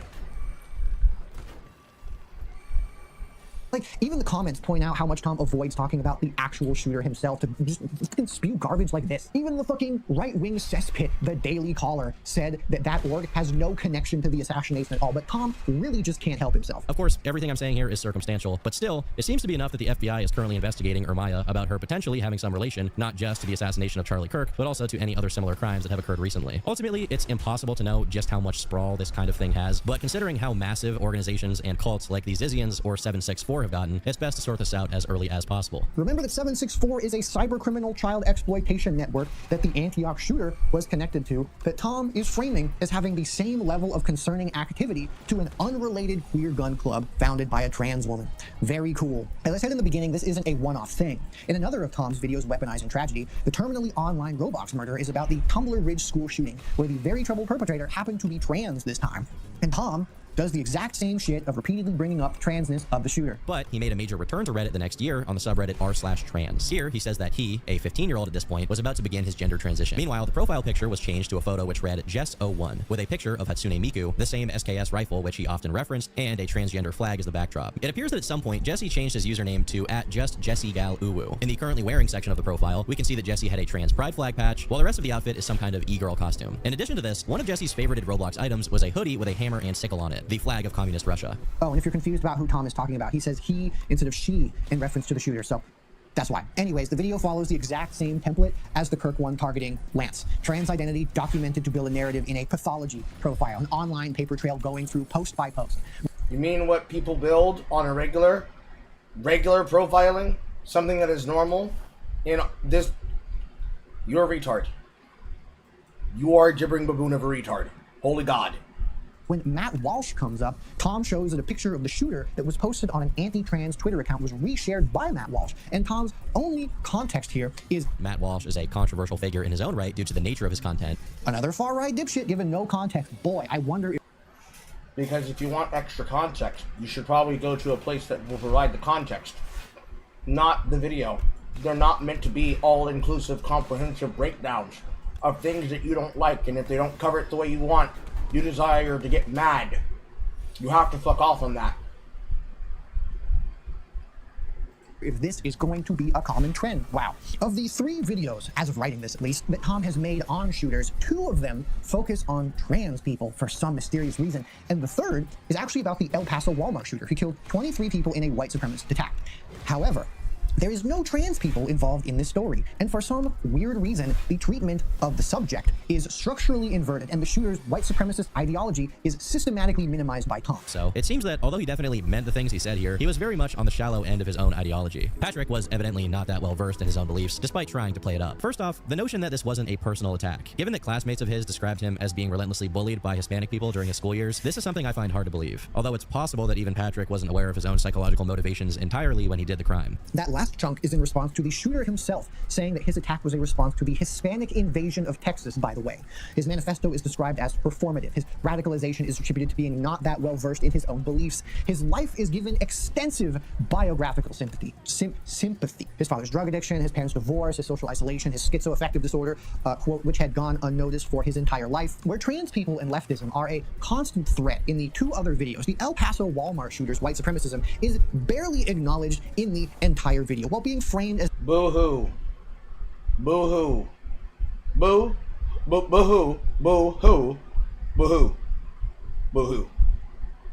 a shallow veneer over the real cause, which is undiagnosed mental illness and a childhood bullying by Hispanic classmates. And on top of this, Tom offers a remarkably generous interpretation for mass murder in general. I made this same point in my Manifesto Iceberg video, but with most of these guys, it's not necessarily that they have an extremely intense obsession that drives them to kill. It's more so that in their minds, for whatever developmental or psychological reason, they feel that they have very few reasons not to kill people. There's just this weird double standard everywhere. Like, Tom mentions the El Paso Walmart shooter's extremely timid voice in his interrogation for some reason, compared to feeling the need to mention that he doesn't have proof the Tumbler Ridge shooter's stepfather beat her, despite showing a post on screen that says that. The empathy hierarchy in Tom's own Kirk video captures this dynamic in miniature. Whatever the case may be, it's an absolute tragedy that Charlie Kirk lost his life. To a lesser degree, it's also a tragedy that people like Tyler got to the point of committing such a crime. Kirk's death is seen as an absolute tragedy, while his shooter's radicalization, that Tom incorrectly assesses the reason for, by the way, to the point of murder. The reason he was radicalized is because Tyler has been told that every single person who's against him is an evil Nazi bigot fascist who needs to be murdered on the fucking spot.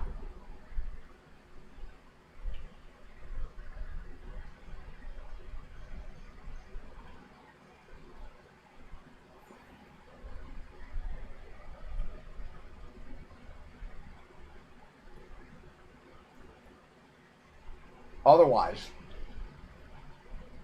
on top of mimifying his death with internet retard shit scrawled on the bullets, you ignore your own fucking information that shows that there was an explanation for his actions, and you gloss over it. You have a bias for trans people. It's very clear. Even when there are examples that are found, it is the case that you will make the excuse, Crimes New Roman. So you are an untrustworthy, you are at minimum an unreliable narrator, if not an untrustworthy information source.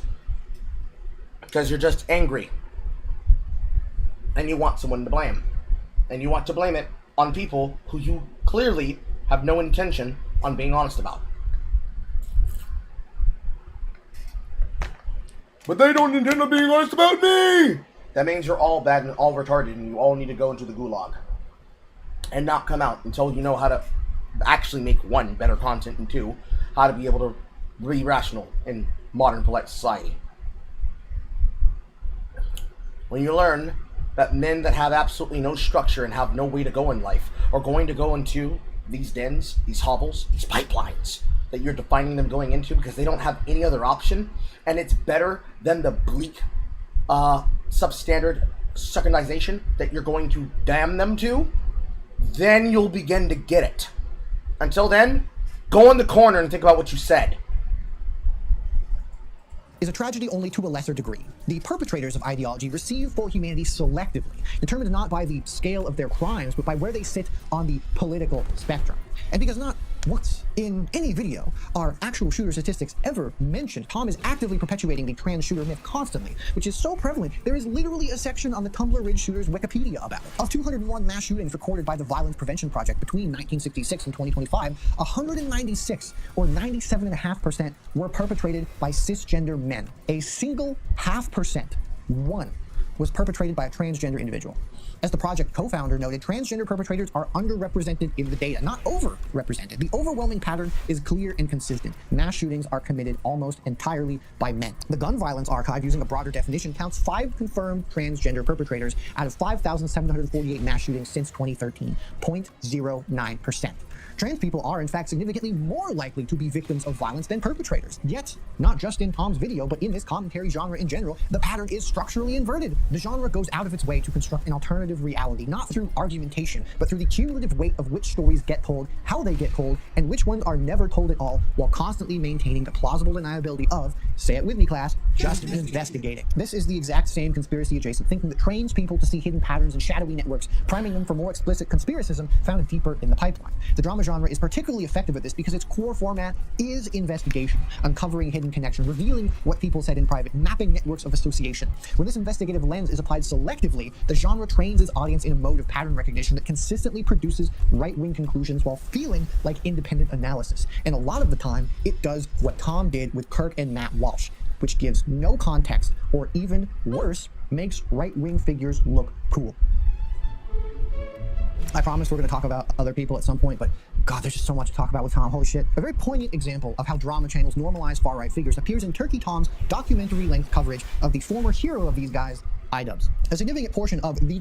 No, he wasn't a former hero. He was just another guy that made content on the internet. Then he demonstrated that he did the same thing to his audience as he did with Adam Sessler doing to the gamers what he was doing as a part of G4. Never really cared, was just an avenue to get in, and, well, disappointment by any other determinate need.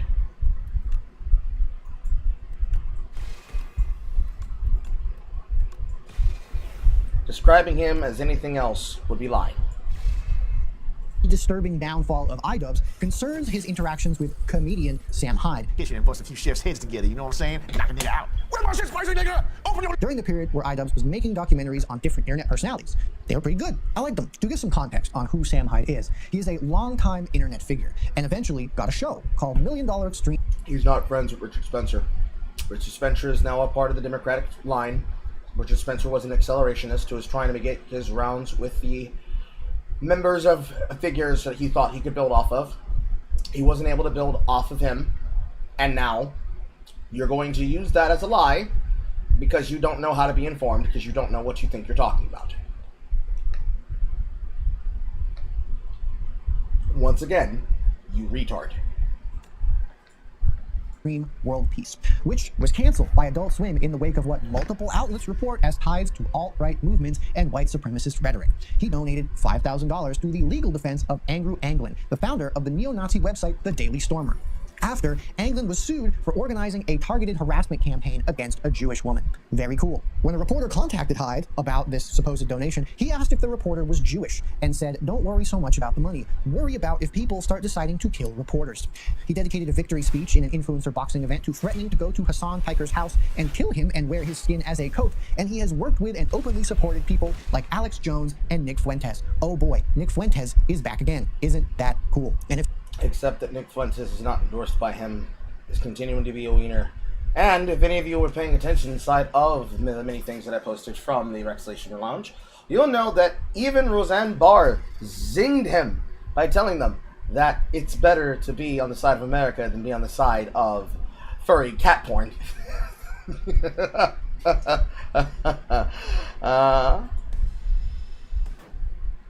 She's one of us. One of us. One of us. If you think I'm cherry picking, this is a video of his from like... But you are cherry picking. You're literally cherry picking for something that's from years ago. Actually, no, 6 months ago to be exact. But the problem is that you're about to lie again, so who can help you? 5 months ago. Come on. And to give appropriate context on why Sam and iDubbbz are in Tom's video, sorry, there's just a lot of relevant backstory here. When iDubbbz was doing this documentary on Hyde, Hyde effectively treated the entire thing as an opportunity to troll iDubbbz, spending a reported $15,000 to fake everything about his life, from his workplace. Yes, because he was coming to try and put him on the airs, to try to make content out of him. And so, like the master comedian and satirist that he is, he yucked his yum. And it fucking broke him, because he was used to being in control, and when power was taken away from him, Mr. Joma decided to be a bitch about it. to his team, to his girlfriend, because he thought that iDubbbz was going to do a content cop on him because he fell off. This was pure speculation on Sam's part, never confirmed by anybody. And since iDubbbz had done 2 other documentaries before approaching Sam, at which he took advantage of the person, and he chose to use them as a way to try and rebrand his content, and he almost could have gotten away with it if it wasn't for the fact that he is a pussy. It would have worked. But people saw through it, so it didn't work. It's so weird how you choose to just forget that part. I don't think it was a reasonable speculation that iDubbbz wanted to dupe him. A while after their time together ended, iDubbbz... Except that evidence afterwards showed that it was. This motherfucker just changed my bombardment. How fucking dare you, Vaku?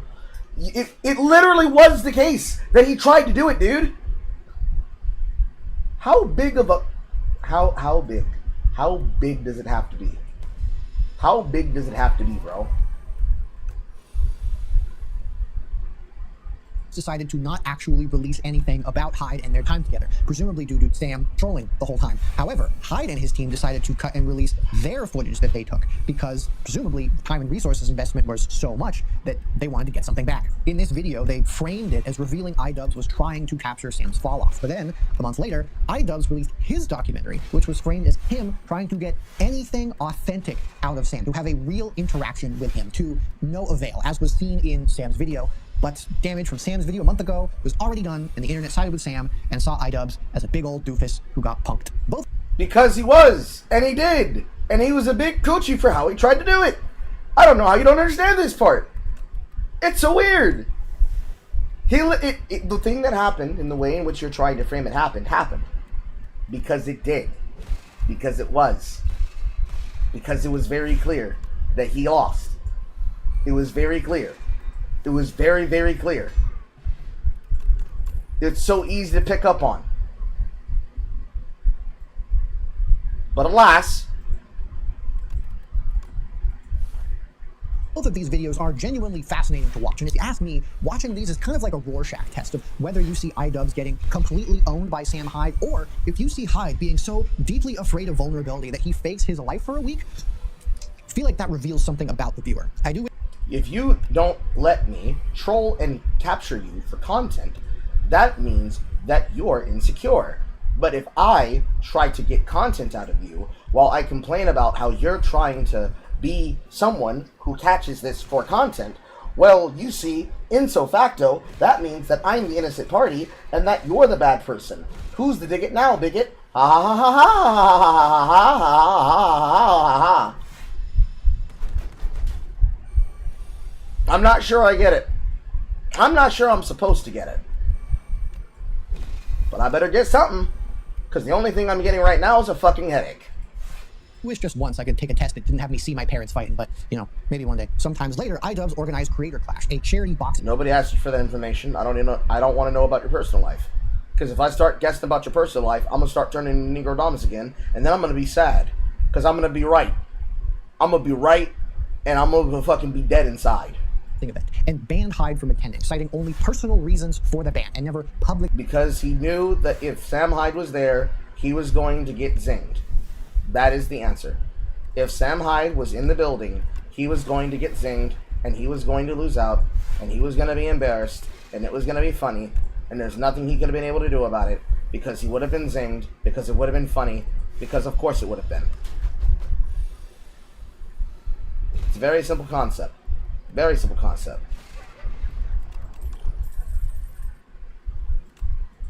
All of it comes down to the factor of Ian Droma is a pussy. As long as you understand that, you won't be lost. As long as you keep trying to ignore that, you'll be lost. Elaborated between documentary situation, Hyde's generally insane behavior, and also harassing iDubbbz and his wife. I could see why he would be banned, but ultimately, we don't know the reason. Personally, I think iDubbbz never should have tried to documentarize Hyde, but that's just my opinion. Because if you platform him, then you give him power, blah, blah, blah. We get it. We know. You guys are pussies. We all understand it. We all know. Trust me, all of us know. We all know that you're pussies. We all know that the entire playbook is that you're not going to ever talk to any person, and you're never going to make it demonstrable that there's actually problems that are wrong with these people. It is always about how you are scared that they're going to be able to take advantage and have the opportunity, chance to make money off of things, and that makes you so permanently scared that it is impossible for you to consider the concept of maybe you should go outside. We get it. Boy, do we fucking get it. We get it. Anyways, with all that context out of the way, we can finally look at Turkey Tom's retelling with the context that you would not have otherwise. You're welcome. I mean the one that is involved called You're Lying. Okay. Go for it, King. In Tom's retelling of the events, iDubbbz's blunder of a documentary ballooned to well over 6 million views, ironically sending Sam back into the stratosphere, with this documentary backfiring to an unbelievable extent. He frames the whole thing as an unambiguous dub for Sam.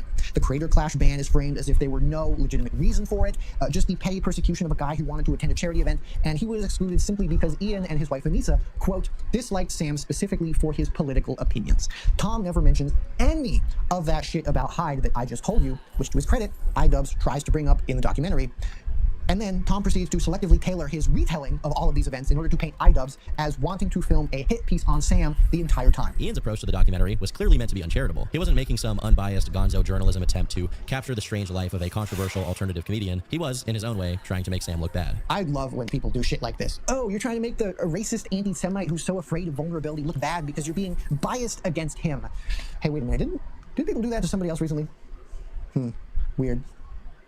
It's probably nothing. Also, more context for more stuff. Sorry, holy fuck. One of the main reasons people like Tom assume iDubbbz is being disingenuous is because he revealed, when talking with Sam in the only one-on-one interview they had, that Sam copy-striking one of iDubbbz's videos 6 years ago was their very first interaction. He played it up like he was gotcha-ing Sam, like he was there to make him look like an asshole, having some fun with it, which he explicitly addresses in the video. I don't care about our first interaction. It was like a little bit annoying for me at the time because I've never dealt with like a copyright claim. It was my first experience interacting with Sam. It's an interesting thing to bring up, but it wasn't meant to be like a surprise, you're pranked. It's more like, hey, here's an interesting bit of info that you didn't know about. Which is what we call Erudite's pop quiz method. Oh, here's something you didn't know about. See, you should have allowed me the opportunity in which to let you know about these things that you can now know about. And now that you know about these things, you have the ability of understanding shit. You see how easy that was? You see how easy that human interaction was? That human interaction that I forced out of you? That I made you hostage for? That thing that was so easy that it wasn't easy? Yeah. That's why you don't know enough about us. Haha. Serious people. They expect us to take them as serious people. And they are unserious people. Our house. In the middle of the street. Our house.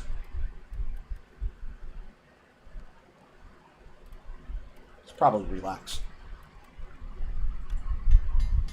Tom takes issue, however, with iDubbbz's attempt to analyze Sam's use of ironic bigotry as a shield to hide his beliefs, as a waste of time. And Tom claims that Sam has no issues copying to being genuinely right-wing and that Ian was terminally negligent, so he didn't realize that Sam was just messing with him, despite the theme of the documentary being about him trying to unravel why Sam chose to mess with him. But going back to Ian's negligent approach to all of this, if he had simply taken the time to do his due diligence, this would become obvious to the point where asking Sam, or even trying to structure the documentary around it, is a complete waste of time, especially if his objective was to make an entertaining video. First, despite doing this himself literally in every video he makes, I think Tom's bias against iDubbbz is making him forget that documentaries are about piecing narratives together from footage, which can change and evolve the more you get. This was the Sam Hyde experience iDubbbz got, and that influenced what he made, regardless of the intentions that he went in with. Secondly, shit like this that Tom is doing simultaneously acknowledges that Sam is a genuinely far-right racist and anti-Semite, and dismisses any... Because you got trolled trying to make him look bad, this proves that he's a Nazi. Everybody knows that Nazis like having people take them out of context. Ha-rump, ha-rump, ha-rump, ha-rump, ha-rump, ha-rump, ha-rump.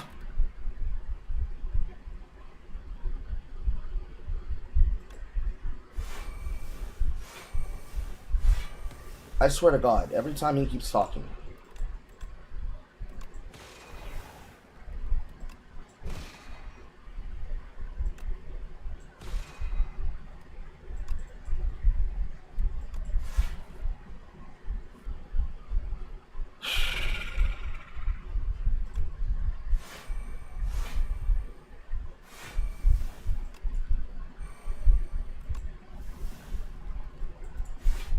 anybody who treats that fact as concerning. The message to the audience with this is, yes, Sam's politics are real, but taking them seriously makes you the loser. Far-right figures are— No, it is not. It is, if you try fucking with people, maybe consider understanding that you're not on the level of the guy you're trying to fuck with. And it might be the case that you're a fucking idiot. Consider that you're not the smartest person in the room. And on top of not being the smartest person in the room, consider that if you act this way, you get what you asked for. You acted that way, he got what he asked for. Sometimes you're not the king of fuck shit mountain. You have to understand that. Sometimes you're not the king of fuck shit mountain. Not only are you not the king of fuck shit mountain, but you are woefully out of your fucking depth. But alas, why would you care? Dead. That would imply you give a shit. Why would you give a shit when it's more important to fight Nazis? Are normalized a lot in these kinds of spaces, not by explicitly denying what they believe, but by making concern about what they believe seem naive and uncool. More on that. We don't care about Nick Fuentes. We don't support him. So you're already off base to begin with. You're already wrong from the premise from fucking jump, dude. Later. Now, whether or not iDubbbz had all of this in mind when he said personal reasons for banning Hyde from his event, who fucking knows? But what the answer doesn't matter. What matters is, what is the current belief that people have? What's more likely? That people are going to that they're going to reevaluate the situation and say, actually, that could have been the case, or is it going to be the case of, actually, you're just a pussy? They're more likely going to lean with, he's just a pussy. He is a pusillanimous character. And by being a pusillanimous character, it makes him look like a coward, both morally and subjectively.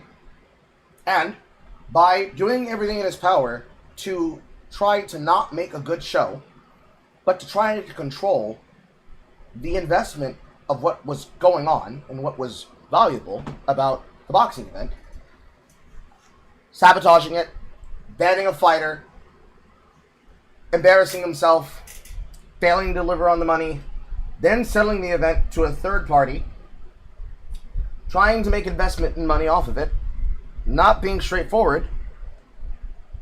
What damns him more?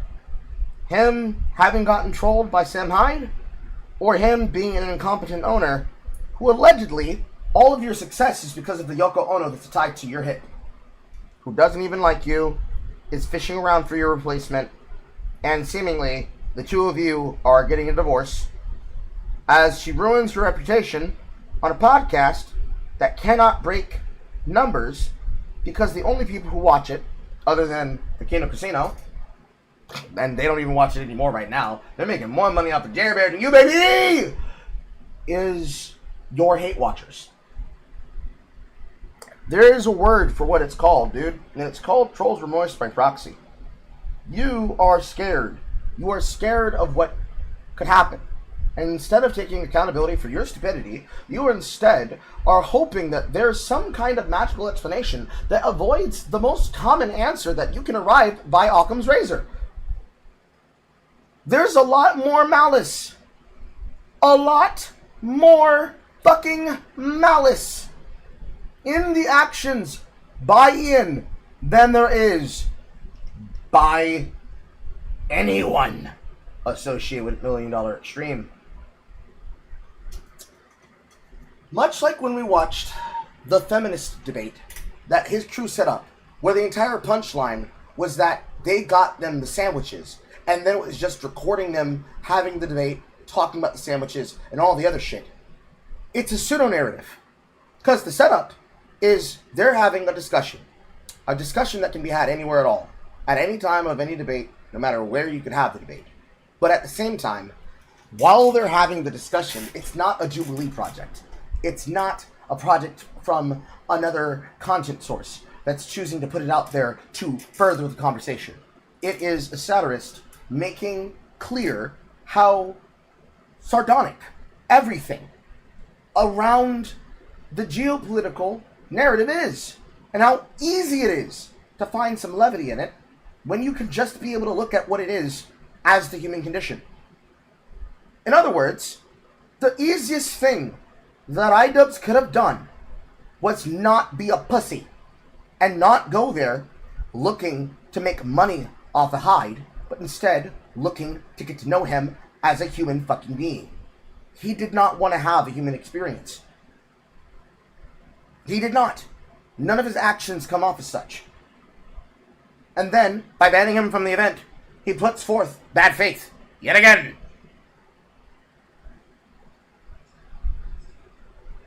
He already lost out on year one because Sam Hyde trained Harley, and Harley dominated his fucking opponent.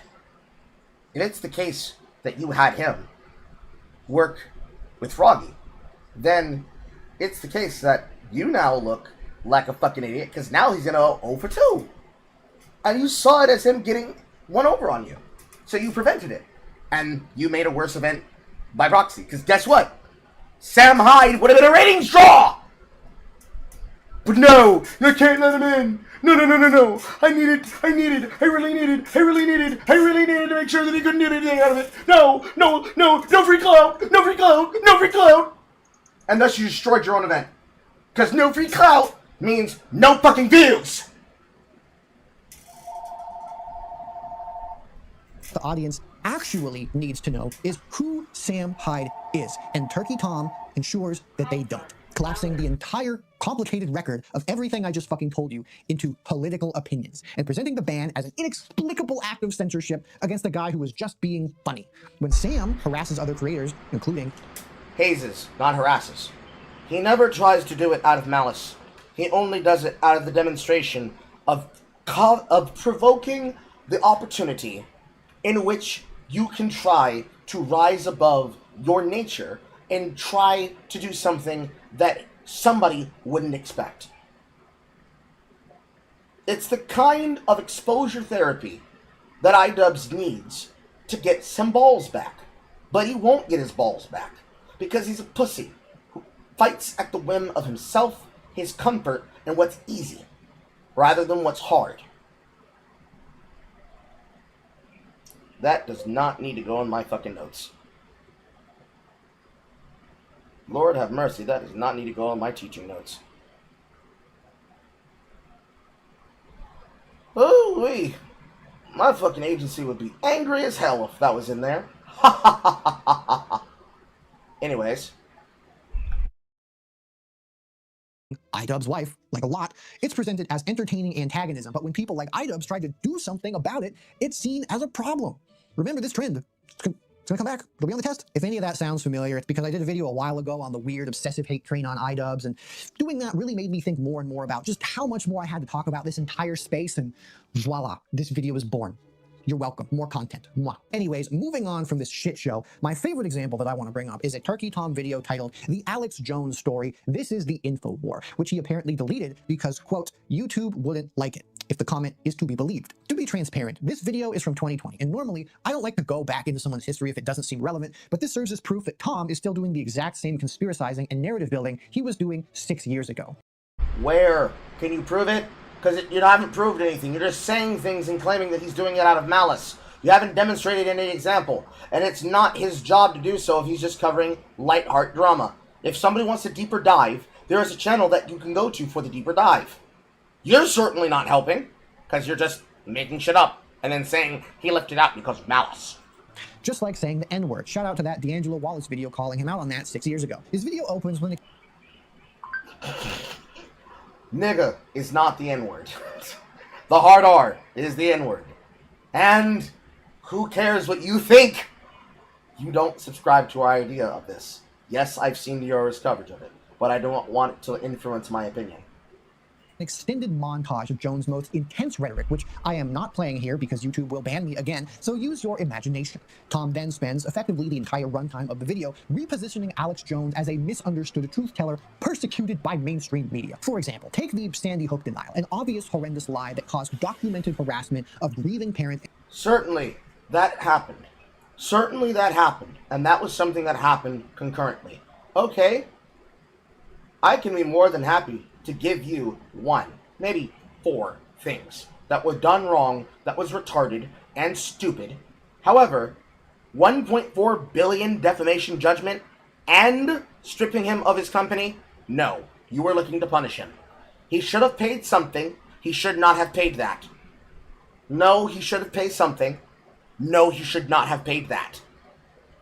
That's 2. You got 2 more. And eventually resulted in a $1.4 billion defamation judgment upheld by the Supreme Court. Tom reframes Jones' claims as a mistake born of psychosis caused by media persecution, a character flaw for which Jones has repeatedly apologized and tried to fix.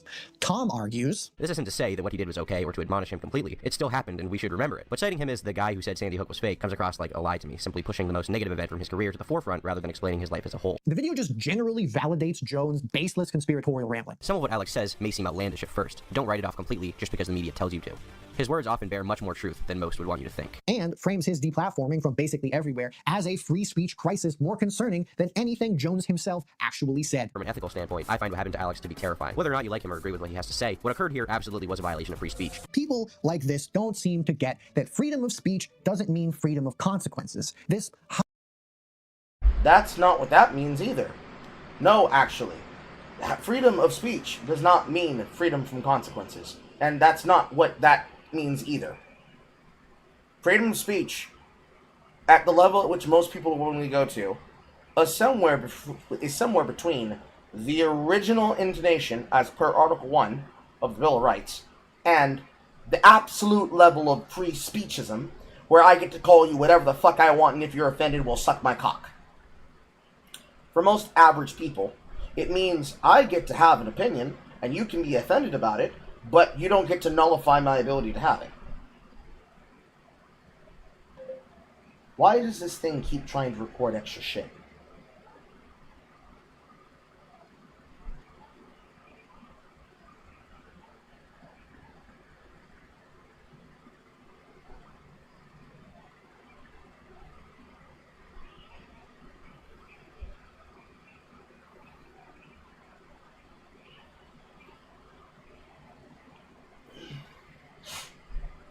If it is the case that I'm going to be antagonized and punished for the things that I say and the things that I do, then it is the case that you are trying to stop me from having the ability to speak freely. If you have to filibuster me, if you have to stop me from giving information, if you try to prevent me from giving information, you don't actually care about absolute free speech. You care about your protection of the absolute free speech and the ability to curtail the speech of anybody else you feel like oppressing anytime you want to. The bare definition of that, by its closest quarter assumption, is a snarker. You, Crimes New Roman, and any person who believes in that kind of philosophy, you're just a snarker. You don't believe in people having free speech. You believe in curtailing the speech of people based on whether or not they have the right opinion. If they have your mindset and your opinion, then it's fine. If they don't have your mindset and your opinion, you're going to oppress them when you have power to.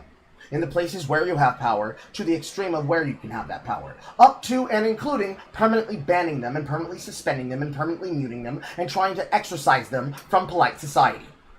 Or, if you want to go with the Birdman example, I won't go so far as killing you, but I will go as far as debasing you and deplatforming you and disenfranchising you and debanking you. Which is the same thing as trying to murder someone.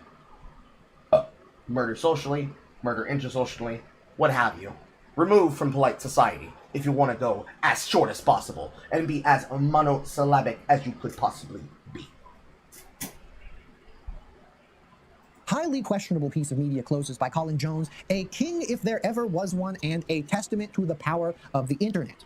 Nick Fuentes was a buddy of Jones, just like Sam Hyde. Wow, it's crazy how— Not buddies, people in the same sphere, because Nick wanted access to his platform.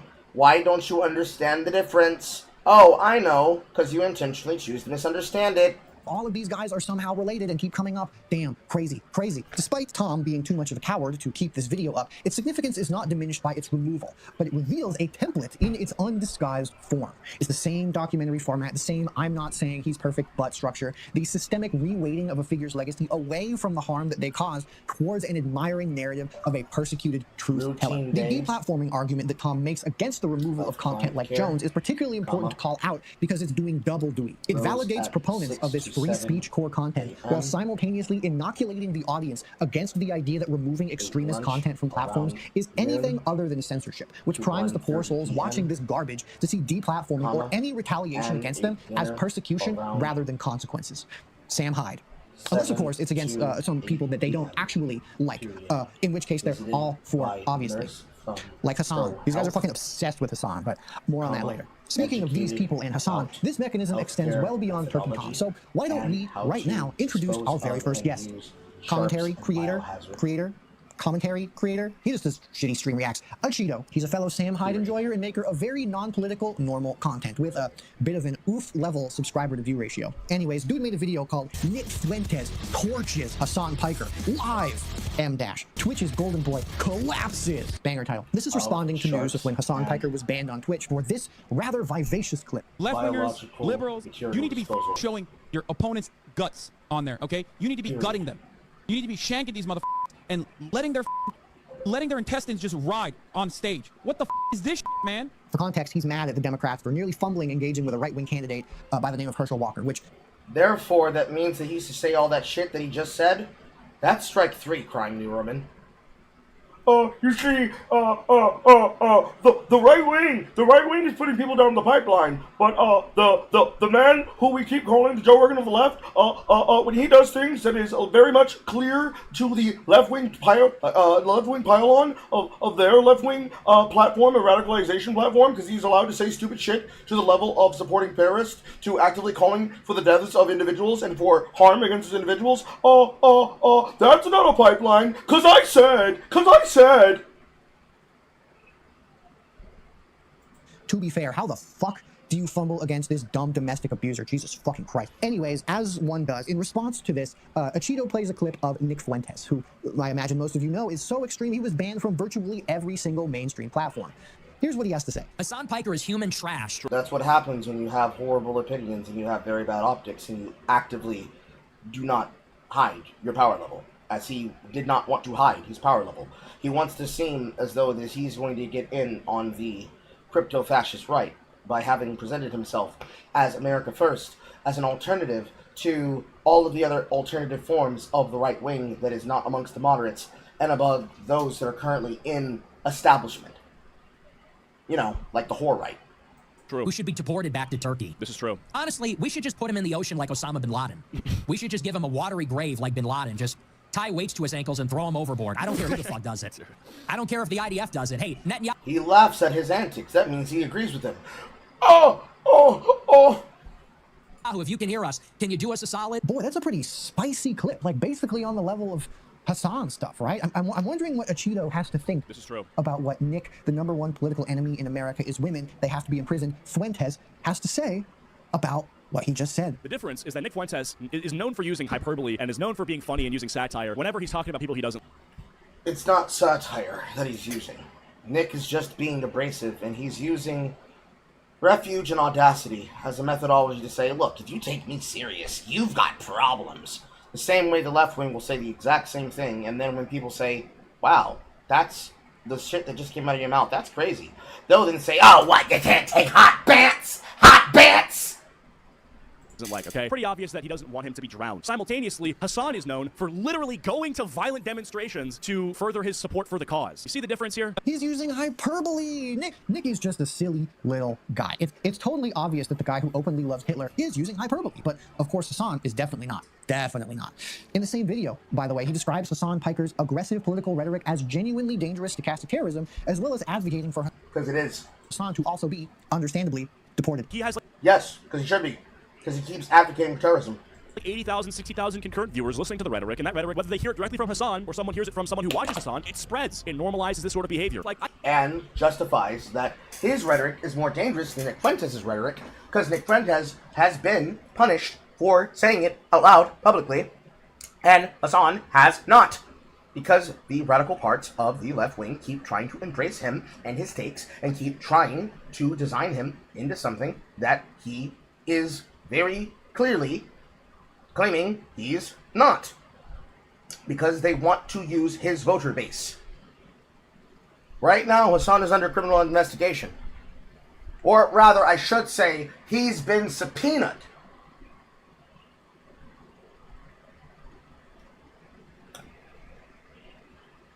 But of course,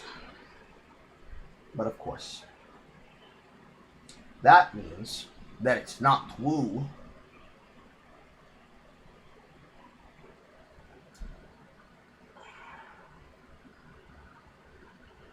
And stochastic terrorism is in fact real.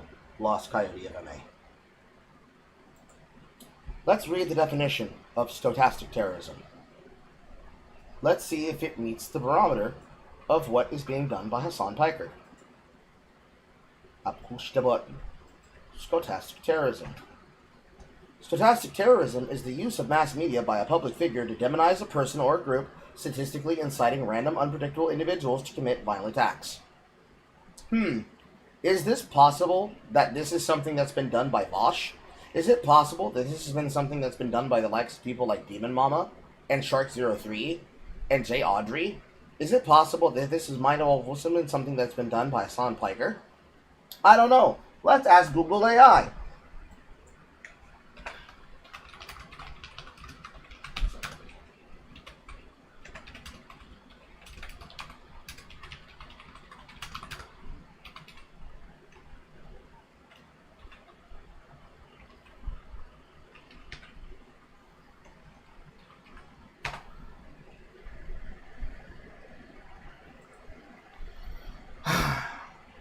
Whether Hassan Piker's rhetoric meets the threshold for stochastic terrorism is a subject of intense debate, with critics arguing his commentary crosses lines into inciting violence, while supporters view his content as anti-imperialist political commentary.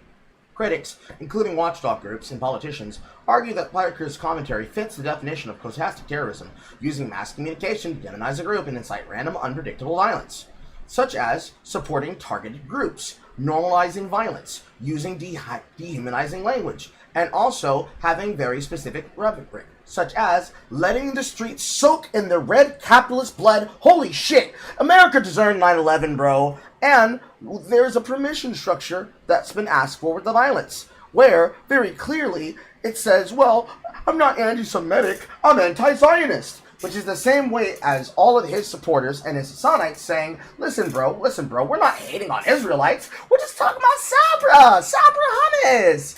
And, you know, what's Sabra? What's a Sabra? What's Sabra in the context of Israel? Let's look it up.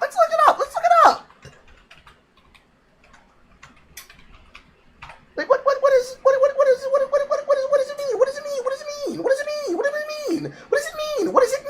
what does it mean? Lost Coyote of MA. Lost Coyote of MA. Lost Coyote of MA. What does it mean? What is a Sabra in context to Israel?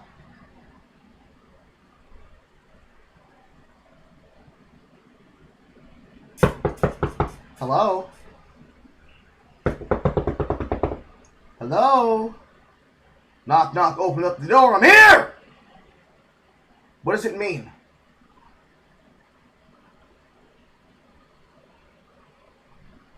What does it mean?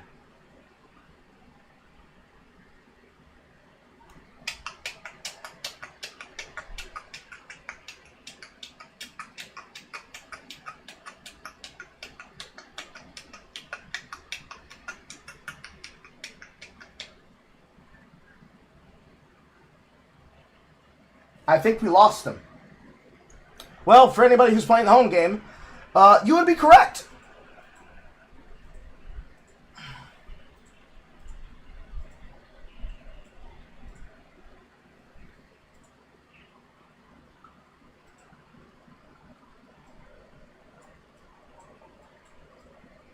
Sabra, in context to Israel, is the Hebrew term for a native-born Jew.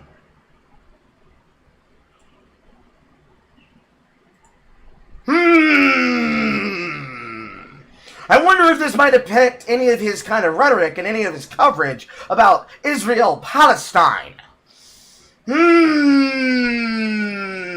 I wonder if he thinks there's such a thing as a two-state or a one-state solution. What was Hassan Piker's opinion about Israel-Palestine again? What did he say about Benjamin Netanyahu? But you know what do I know? What do I know? I'm just a dumb black chud.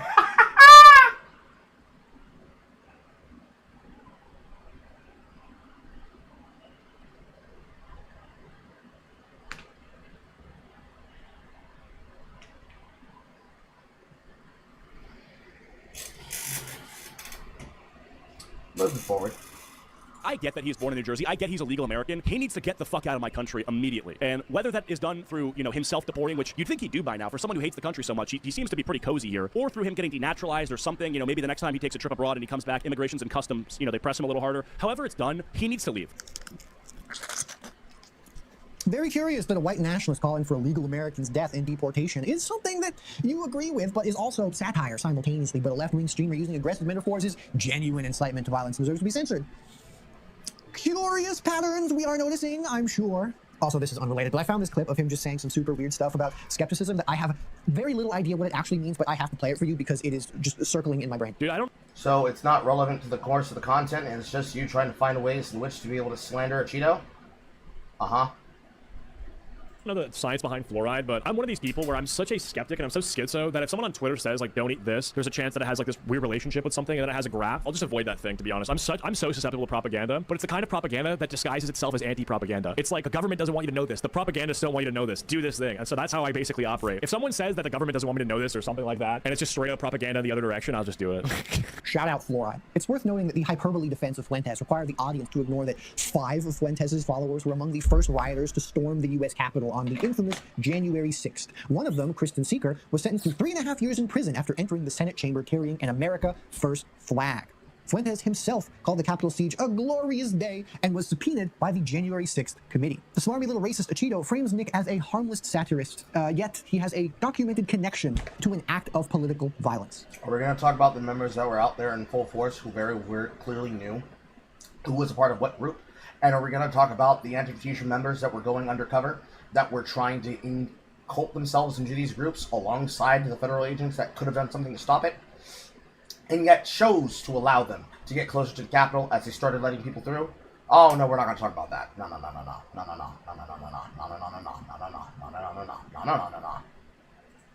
Curious? In both of these cases, neither Tom nor Cheeto are telling the audience to agree with Kirk or Sam's or Fuentes' ideology, but training the audience in an... Am I allowed to agree with neither? Can I observe the opinion and have absolutely no affinity towards either of them? No, I have to pick a side? I'm sorry, I take the fourth option, the Carl option.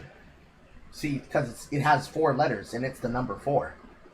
Evaluative double standard where the far right is entertaining and the left is threatening. Cheeto's description of Hassan's... What side had more control with political hegemony and with culture jamming for the last 15 years of our days and lives? Was it the left or was it the right? I'm pretty sure it was the left. Does that mean that I have to identify with the right all the time? No. But based on the evidence and information that I could be able to source for myself, for the wonderful audience that is here gathered to discuss the matter, it is the case that you are full of shit crimes.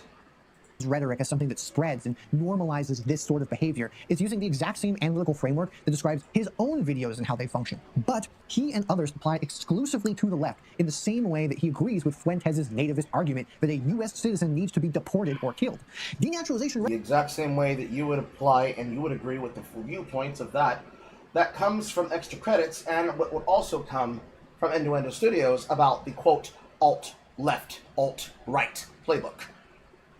Rhetoric is not a satire to be enjoyed. It is a conclusion to be endorsed. But this genre of content frames it as both simultaneously, and the audience absorbs the endorsement while believing they are enjoying the satire.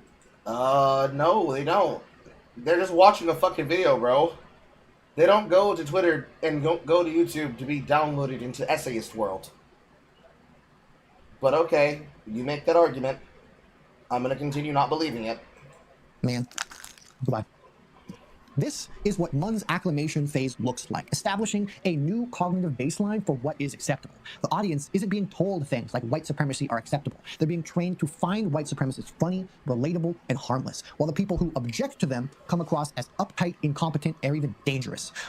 Or you could just consider that people that have character traits, and those character traits that they have that are redeeming are balanced out with the character traits they have that make them unredeeming, and that a very mean, evil person can sometimes be funny, and a really good person could be boring, especially if you're looking for a certain kind of energy from the group in which they surround themselves and incult themselves into the community and the place of.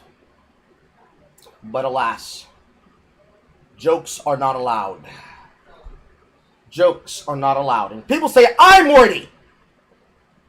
Over time, this shifts the effective baseline, where the right-wing extreme doesn't become ideologically endorsed, even though it definitely looks like it in some places, so much that it becomes familiar, which is significantly more dangerous because familiarity is way harder to notice and way harder to undo. Ding, ding, ding. The call's coming from inside the house. Ding, ding, ding. More about gay leftism now, yippee.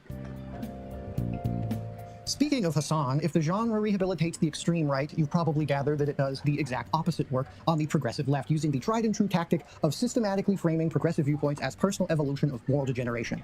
Something, fascism, whatever. Roman, why are your clothes different yet equally fire? Just, look, stuff happens, things happen. Stop trying to glaze yourself, please. Just don't speak so loudly. Mama has a headache and really needs her special juice right now. Since you're so smart and handsome, you probably figured out that Turkey Tom's iDubbbz video is structured at its most fundamental level as a rise and fall narrative. The rise is the period leading to peak popularity, characterized by offensive humor, slurs, and aggressive takedowns, to which iDubbbz himself has importantly disavowed, apologized for, and distanced himself from his slur-slinging audience. If you want to know why all of these guys are so obsessed with / hate him so much, it's because they're his slur-slinging audience. N-word. The fall is, of course, everything that came after. His progressive political shift, his public vulnerability, his relationship with his longtime partner Anita, which I cannot underemphasize how much these guys hate her. By the way, like if you search her name on YouTube, every video is some weird hit piece oozing with misogyny. Like some channels will have absurd amounts of video on these guys. It's just really pathetic. Anyways, the title, The Disturbing...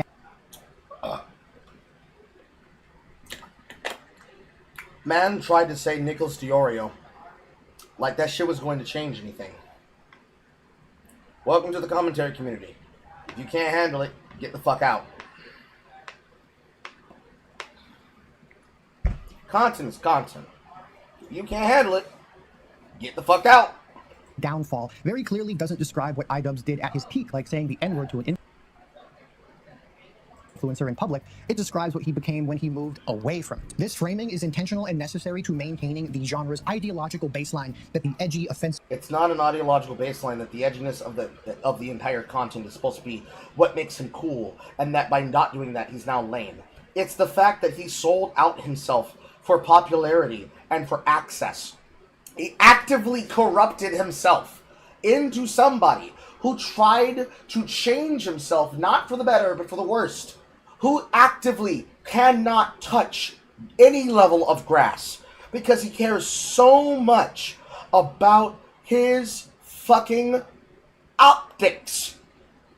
And the only thing he has left is being a bearded dragon VTuber. That's all he's got. He is as embarrassing as Pirate Software right now. Someone who ruined himself trying to be a dick. And you're sitting here saying, actually. They're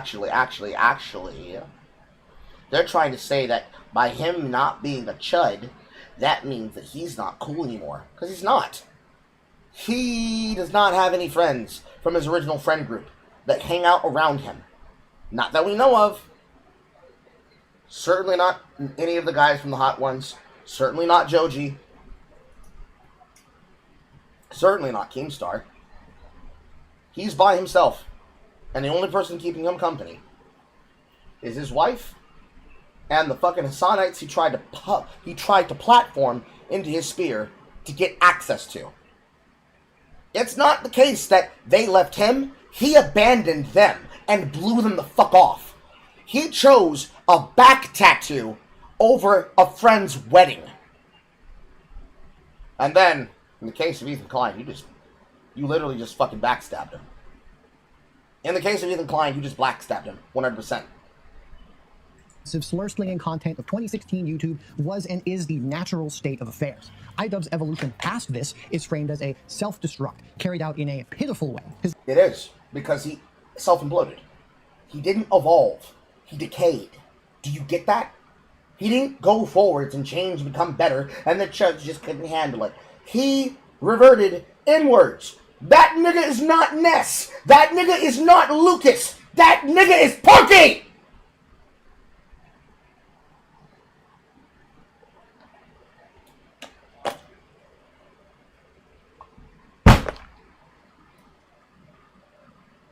15% of you are going to get that reference.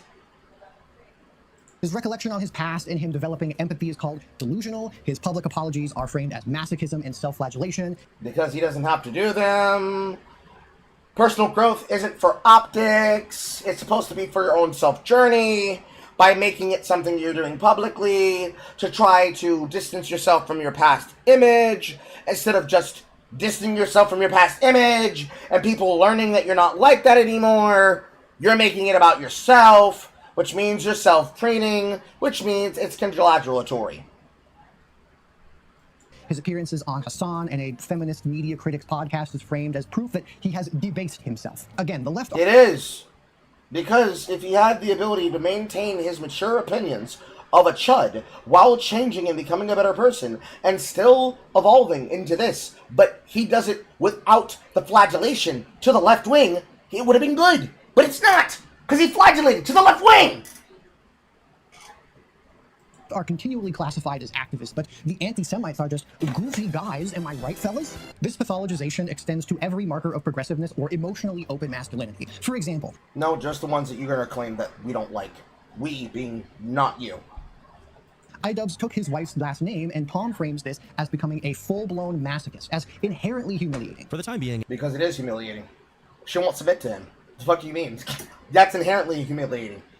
You have a wife that's so strong that before you have an opinion about OnlyFans content and about women being whores on the internet, that you have to have it drugged out of you. And you get humiliated for the fact that you said you would never support it. And then you change, well, actually, OnlyFans is good. It's A-okay. But what kind of OnlyFans porn is she putting up? She's putting up softcore porn that are pictures. She ain't getting railed by you, nigga.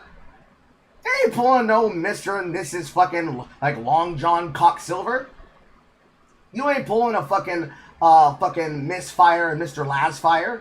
No. You're not a husband and wife porn team. No. You are a cuck sitting in the cuck chair while the boudoir ex-specialist is taking naughty pictures of her so that she can sell them for the price of not even a medium burger combo, but a large burger combo. And she don't make no money off it! Because they're the same shitty pictures she's posting on Instagram.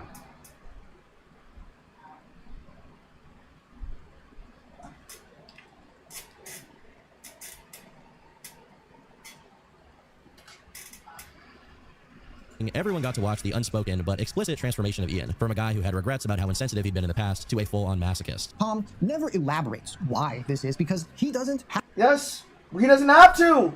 It's obvious. Because he wanted to keep her. She is bad for him. She is the reason he is destroyed. She has destroyed his self-confidence. He is insecure by every pattern that any normal man could use. Everything he does is in service of her ego. The one time, repeat, one solitary time he got a zing against her was when she started talking shit about him. And she said something along the lines of, I wonder what would happen if we get a divorce. That was the one time he said some shit that would have given him some level of crawling his balls back out of his fucking vagina and make them motherfuckers sack drop like the nuts he's supposed to have. But unfortunately, he's a pussy. Unfortunately. Have to. Everybody knows the woman is supposed to take the man's name, right? Tom points out how No, that's not what it's about. It's about the fact that she doesn't submit to him. He can take whatever fucking name he wants. Hell, he can take Hassan Piker's name for all I care. It's about whether or not Anita submits to him in his will and works with him as a partner, instead of very clearly acting like she's an independent woman that has the ability to do what she wants in an open marriage, instead of being a committed woman who listens to her husband and works with him and guides the household in the direction they need it to go in. Because, you know what direction that ain't going in? Kids. Because she don't want any. But I'm pretty sure Ian does. But he's never gonna get him. No, he's never gonna get him. He's never gonna get him. Wasting sperm. He ain't ever gonna get him. He ain't ever gonna get him. Dubs making an appearance on Hassan's stream is problematic due to Hassan's overtly political online presence. Yet curiously doesn't have a problem with him associating with the, again, anti-Semite who gave a Nazi $5,000. I'd say probably the most deranged clip in this entire thing, and there are a lot of them, is when Tom pulls a clip of iDubbbz crying during a live stream with a therapist while expressing sympathy for another couple's experiences due to the realities of having a public-facing relationship. Same person live. That's not why he was crying. He went there to try to do subterfuge as a part of drama. He tried to make it about himself. He tried to make it about himself. He tried to make it about himself. Streamed his own therapy session where he actually cried while expressing he wished he had the relationship that Ethan and Hila have. You know, I also see the dynamic of Ethan and Hila. I'm like, fuck, like, it's just really, it's really hard to be,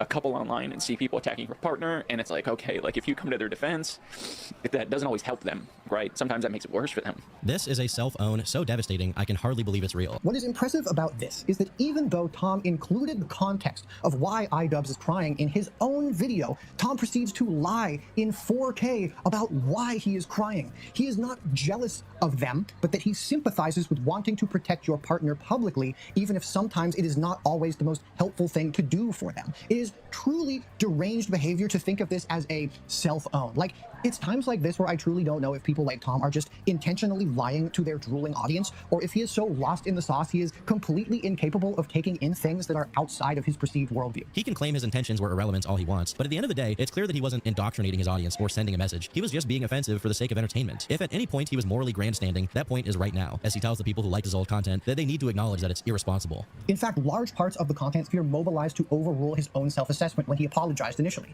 and large swaths of people still do this to this day. For example, the next guest we have here, Sensitive Society, who takes the award for probably the most obnoxious titles of all time and also made a video on how people should be able to say the R word, frames iDubbbz's self-reflection as evidence of brainwashing. Here, I do think iDubbbz has been brainwashed into thinking that I don't care what Rev says, that's who says. I also don't care what his wife says. They're both open market chills. he was like the 2010s Hitler, and he was killing puppies and, you know, people and saying the N-word every 2 seconds and just being a terrorist, and iDubbbz also did 9/11. No, it was never that deep. This shit was never that serious. Shout out to my favorite least political word, the N-word. Say the N-word. He then proceeds to excavate Moist Critical's terrible video, also disagreeing with iDubbbz's assessment as an authority against iDubbbz's interpretation of his own work. Because obviously, you gotta pull out the heavyweights for something like this, right? The way he talks about this content makes it sound like he used to murder puppies for these videos, which it was never that extreme. I very much would consider it edgy. It was 2016 edginess in all of its glory. The point of his content wasn't to be hateful or hurtful. He really was just trying to entertain. At least that's how I and the majority of people viewed it. This is one of many examples of the genre manufacturing consent, literally telling a person that their own reflection on their past behavior is wrong and that growth is a delusion, which is ironic when a lot of these guys' channels looks like this. The framework that we see from these guys... Alas, that doesn't mean anything. That is barely an insult. You're just showing off their bangers.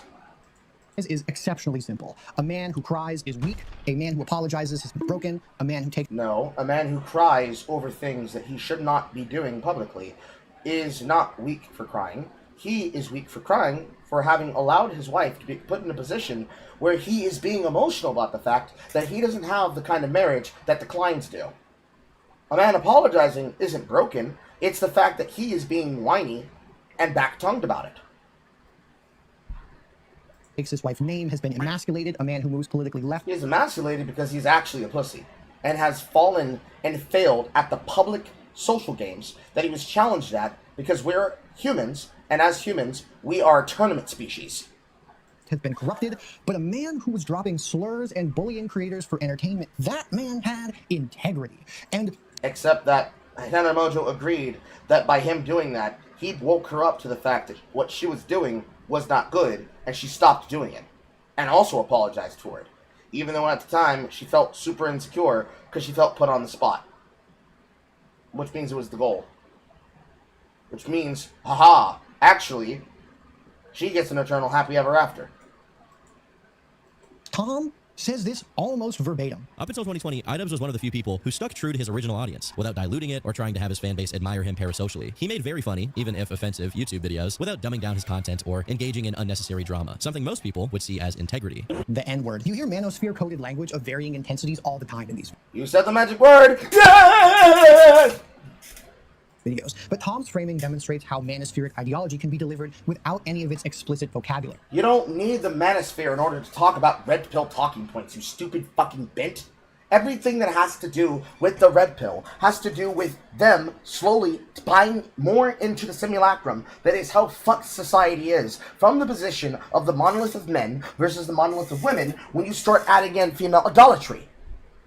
The thing that you think you're describing is what happens once they've consumed enough red pills that they're completely black-pilled, and then start falling into the alt-right pipeline of the manosphere, which is, well, your prospects are fucked. Here's the last option you got. Become an asshole, reach for power, looks max, and get the bitches who you think are vapid, but hey, at least you got bitches on your dick.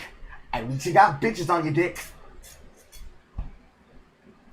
He never says any words like cuck, probably because his comment section usually does that for him. He simply tells a story in which every marker of emotional openness, interest in progressive politics, and respect for women's autonomy corresponds to decline, and every marker of aggression, offensiveness, and emotional detachment corresponds to greatness. And the articulate individuals in his comments absorb that value system not as an argument, but as the obvious shape of a compelling narrative. This very much extends to the treatment of Anita, iDubbbz's wife, who functions in the video, and basically all of their videos, as a sustained case study in the pathologization of female agency.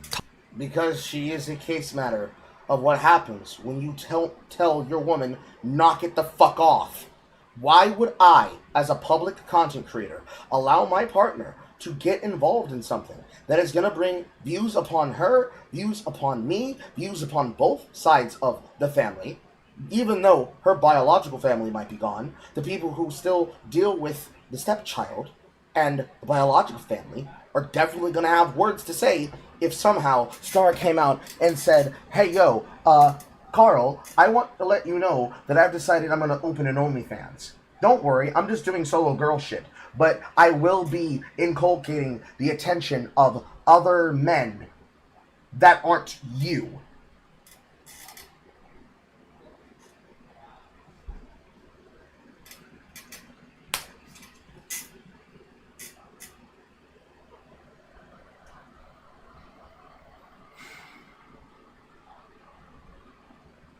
What series was it? Gundam Wing? I feel an awesome power in my hand!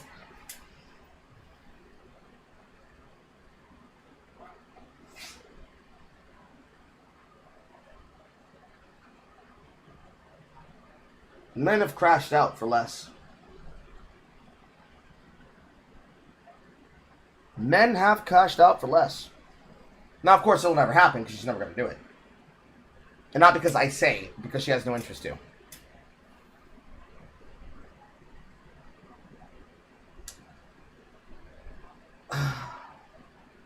Anywho, moving forward. Tom gives extensive runtime to moralizing about her OnlyFans, her public statements about body image, in which Tom and people like him construct a narrative in which her sexual autonomy is... You don't have to construct a narrative. She constructs a narrative. All he does is tell him about it. Holy shit! Viewed as the need for validation from strangers and... Yes! Because that's what they're doing it for! To get the attention and validation of strangers, who then pay for it! That's strike 4. Next time I'm turning it off, and we're going straight to the video and wrapping up. compulsive, self-destructive behavior. When she discusses her body dysmorphia and then later creates an OnlyFans and talks about how it was actually very freeing for her and helped her view herself better, he flags the irony as self-evident, whatever that's supposed to mean. He's speaking to the in-group here who are inherently against sex work. This will come up more later. Do not go anywhere. Also, just straight up... I don't care what Tectone has to say. Tectone's not relevant. And Anissa's saying that she has anorexia and body dysmorphia when she used to be part of the Zoe Burger host squad, where one member, Celeste Vega, goes into porn, gets cream pied, and basically falls off the goddamn planet, is axiomatic of exactly the BPD energy that Anissa exuberates. Because what kind of person who has anorexia and also has BPD and also has insecurity of her body image then starts designing herself into a biker girl with the tattoos to show for it? The greasy, nasty, I wouldn't say slutty or whorish, but, what's the word I'm looking for? Low status, assumption, and associations of the kind of images she's gotten scrawled on her body, that it just so conveniently happens to be that, hey, she said, at first she said she wasn't for it, but then she said it was. Listen, bro. Women are allowed to change their mind. What was the last person we said that about? Billie Eilish? What did she say? Give an ugly man a chance and he'll think that he rules the world? And what has she been doing since then? Thirst person? Thirst trapping? Trying to get people to look at her white girl body? Yeah. What about Anissa? Has she improved? No. She's gotten worse. But alas, he's pissed me off. So,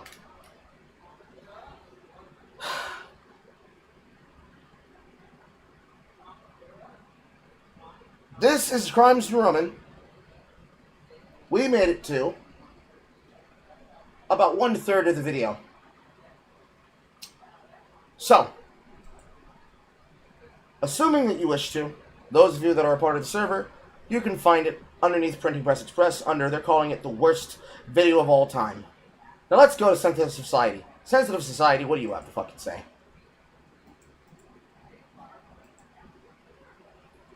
Want you to save me. Oh, this is... Alright, I promise this is the last time I talked about this guy. 3 videos to complete the trilogy. A few days ago, a video was done called the Drama to Slop School Shooter Pipeline by a very unique individual that goes by Crimes Roman. Well, over the last few days, he's been replying to people, and he's responded to Diesel and myself. To say he's not having a good time when it comes to the backlash he's been receiving is an understatement. Eat This Online 2.0 is genuinely crashing out and losing it, and I gotta keep it real, it's pretty funny to see. He's been responding to stuff on his YouTube video, in his community post, and he doesn't have a Twitter, but he's been kind of vocal about it on Blue Sky, which I did not really know what a Blue Sky was until recently. And apparently, it's Twitter, but for the people that are quite sensitive in this quite sensitive society, if you will. But let's start with his first response. This is about a day after his video dropped. He says, "Thank you all for the support on the new video. The reception from the people who aren't currently crashing out on me has been wonderful. One of the researchers I cited saw my video and said I did a great work, which warms my heart. Is this guy mentally 2 years old? By worry of commenting on my things for a little while, I don't want y'all to incur the wrath of the anger, drilling masses that have expectantly set their sights on me. My brother in Christ, you literally started this, and now you're fucking bitching and crying and coming and crying at the same time and pissing all at the same time because you put out a crazy ass video and people have a strong reaction to it. You had to know that going in, you were going to get absolutely cooked for your stupid ass takes. But okay, sure, let's play innocent. Let's play the victim, guys. I don't know why I'm getting so much hate. People are just mean. They hate me. They have set their sights on me. This was entirely predictable. As he moves his fedora approximately 2 inches, assuming my video broke containment, which it did. And honestly, I'm most insulted that the faces I painstakingly took to okay, so appreciate the support as always. And remember, don't go saying the N-word. I'll try. And he shares the video by Diesel Patches, Yap, You're an Idiot, which I saw. I think it was a W response video. I guess this is the crash out that Mr. Crimes Roman was talking about. I mean, I saw the video. Diesel isn't crashing out. That wasn't a crash out. That was just a guy reacting to something. That's pretty much it. It was not a crash out, little bro. And under this community post, he was responding to people. And there's a comment where he straight up responds to me and Diesel once again. But before we get into that, I just want to read some of these comments. It's kind of scary and it's kind of sad and pathetic and looking pretty funny to see comments like these, for example. Hey, look at that. A slop tuber I used to listen to and let me directly into the pipeline is still doing the same thing 5 years later and with no sources to counter the argument. Incredible. Oh my god. If Diesel Patches, if a train let you directly, not one of them, directly into the pipeline, holy shit, you're an idiot. And you deserve to be laughed and pointed at. Mom, it's him. That's a YouTuber that made me a Nazi. It was Diesel Patches. Hey there. Yes, I'm looking at you. Do you want to potentially earn $1,000? Well, listen up. Recently, a jury ordered Meta and YouTube to pay millions for their role in designing and promoting addictive platforms. They knew their apps could contribute to anxiety, depression, and body issues, but they did not share those risks while prioritizing profits. The recent historic verdict underscores the consequences consequences of those actions. If you or your child spend years growing up on social media and experience serious mental health struggles, you should hear this. Morgan & Morgan is stepping up to hold these platforms accountable for the harm they cause. You can use the link in my description or scan the QR code to take a short quiz to see if you qualify for a case. And by the way, this is completely free and you may be entitled for compensation. And with that said, just get right back. It was sensitive society that let me into the pipeline, guys. Trust. I've said it before, I'll say it yet again. If you are so weak-minded that commentary slop tubers that talk about drama for fun and money, if those people radicalize you into shooting up places or being an incel or hating women, which is pretty much the same thing, or being racist, I mean, son, the issue is not with us. You need to go to a fucking psychologist. As a matter of fact, you might need to go to a fucking exorcist, because what benefit do I have to gain from bringing people to the pipeline? I'm not even getting paid for that. Maybe if I was getting paid like $200 per person, I might consider it, but like there's nothing for me to gain from this. Like controlling people.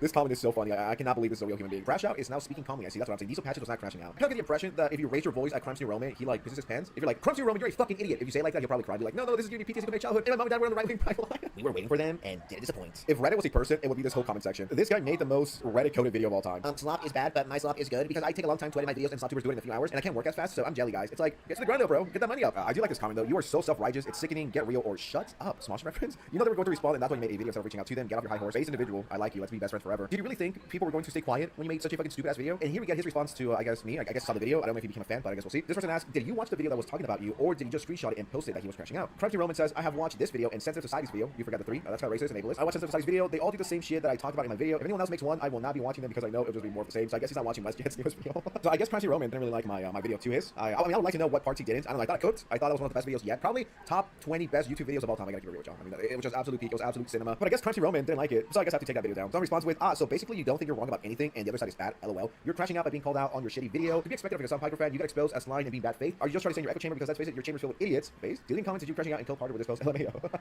If you go to his video 9 days ago, almost 8,000 comments, 8,000 likes. I believe it has close to 3,000 dislikes. So a few hours ago, he put out this statement. I don't think bro is handling this very well. He says, I just want to take a moment to thank everyone new and old to this channel for the positive engagement on this video. I know this is a complicated topic I'm presenting here with a lot of nuance, but how people have been reacting to it in the comments has really warmed my heart, which is pretty satirical because this is hours after WestJet dropped his video. And look at these comments. These are the top comments, by the way. I'm not trolling by you. Exactly the type of person I managed that would be this chronically online. WestJet just finished on time. Is even Roman? There's no way, bro. Future WestJet, you're gonna get mogged. Imagine framing WestJet. LMAO. Massive day for the unemployed. Bro really looks like a Reddit mod. Dude is the final boss of unemployment, and I could keep reading, but I mean they're all pretty much the same, just making fun of him for being a fucking idiot. But you can do. I highly recommend starting by you to see the flood of good-natured people give their thoughts on my video. They've totally watched all the way through. I appreciate the passive aggressiveness from Mr. Times New Roman. Very nice, very sweet, very thoughtful. It's so good-natured critique, self-reflection, personal anecdotes, and appreciate the kind of work I'm trying to make here. There's absolutely no ad hominem attacks, general or specific threats against me, mass degrading, various forms of bigotry and massive irony, and people attacking other people in the comments who disagree with them, or large amounts of spelling errors. I'm really proud of you guys. Some people say YouTube can be toxic place, or certain communities can be really violent reaction to criticism, but I'm really glad this is not the case. God bless. Just incessy, huge dork and nerd emoji vibes from this one. I mean, I know that Mr. Crunchy Roman is definitely watching this, so I do have a question for you, sir, and feel free to leave it in the comments below. What did you realistically think was going to happen when you put out this video? Did you think people were not going to reply? Did you think we were going to stay silent and not say anything to these fucking crazy ass takes you have? Just your whole demeanor overall. It's like, were you expecting everyone to just be quiet and be like, yep, Crunchy Roman is right. Yeah, I got radicalized by Pegasus. I got radicalized by Sans or WestJet or Diesel or Mr. Cheeto or anyone, pick a name. Those are people who are weak-minded who want to blame someone else because they can't handle it. That's just the truth. They're mad that they're so weak-minded, they need an scapegoat, and that scapegoat is us. I can't talk to women, but I watched like 2 Diesel Patches videos, so that means that I blame him. It's definitely not me, guys. It's like, if anything, I'm shocked. You are shocked. You got this response. Did this guy actually think he was gonna get unanimous praise for his video? Like, no. It's a very, very, very, very bad video. And even if I wasn't Oscar, aka Sense, aka Sensitive Society, even if I wasn't that guy and I was just a random commentary viewer, I would think it's a pretty bad video. Not because they're attacking my favorite YouTube creators, because they're just lying. They're straight up fucking lying about us. It's annoying. I think that's the best way to put it. It's annoying. My feelings are not hurt. I'm not triggered, right? I'm not crashing out. It's just annoying to be constantly put in situations like this. Like, oh my god. It's just like once per year, a retard makes a fucking video like this. I'm over being called a right-winger and my content pushes people to the right and the alt-right pipeline and now the school shooting pipeline. It's just annoying. It's tiring. Like, come up with something new. And take a look at his blue sky. It says this: if anyone wants to know an easy way to tell if a video of yours or your channel is brigaded, in a positive way or a negative way, even though it's almost always this one, check for view and comment spikes that correspond with spike in YouTube search views. People are searching for you. It's not the algorithm. So he shows his little stats. Great, good for you. Then Mr. Crunchy Roman's crash out continues on blue sky. Even better, you can narrow down where they're coming from if you know what signs to look for and then link them to a specific event, video, or person. Just a fun bit of YouTube data insight. And, and he just shows the replies. I don't think he's happy, guys. I don't think he's happy that the response he's having because he's not really talking about this on blue sky, his community post, and the fucking YouTube comments that you're replying to random people. I think it has genuinely upset him that people are not sheeps and blindly agreeing with him. I think he's quite surprised by the backlash. I mean, it'll be super epic and Sigma if he gives us a 4th or 5th video. That would be a massive day for the unemployed, truly unemployed behavior. But I don't know, man. I don't hate you. I don't want to beat you up. If anything, I kind of want to hug you and make amends, and hopefully we can be best friends in a few months. I'm putting my hand out there into your computer. Hopefully you can reach out and we can hold hands. But I don't hate you. But your video fucking sucked, and it's bad faith, and it's a hit piece, and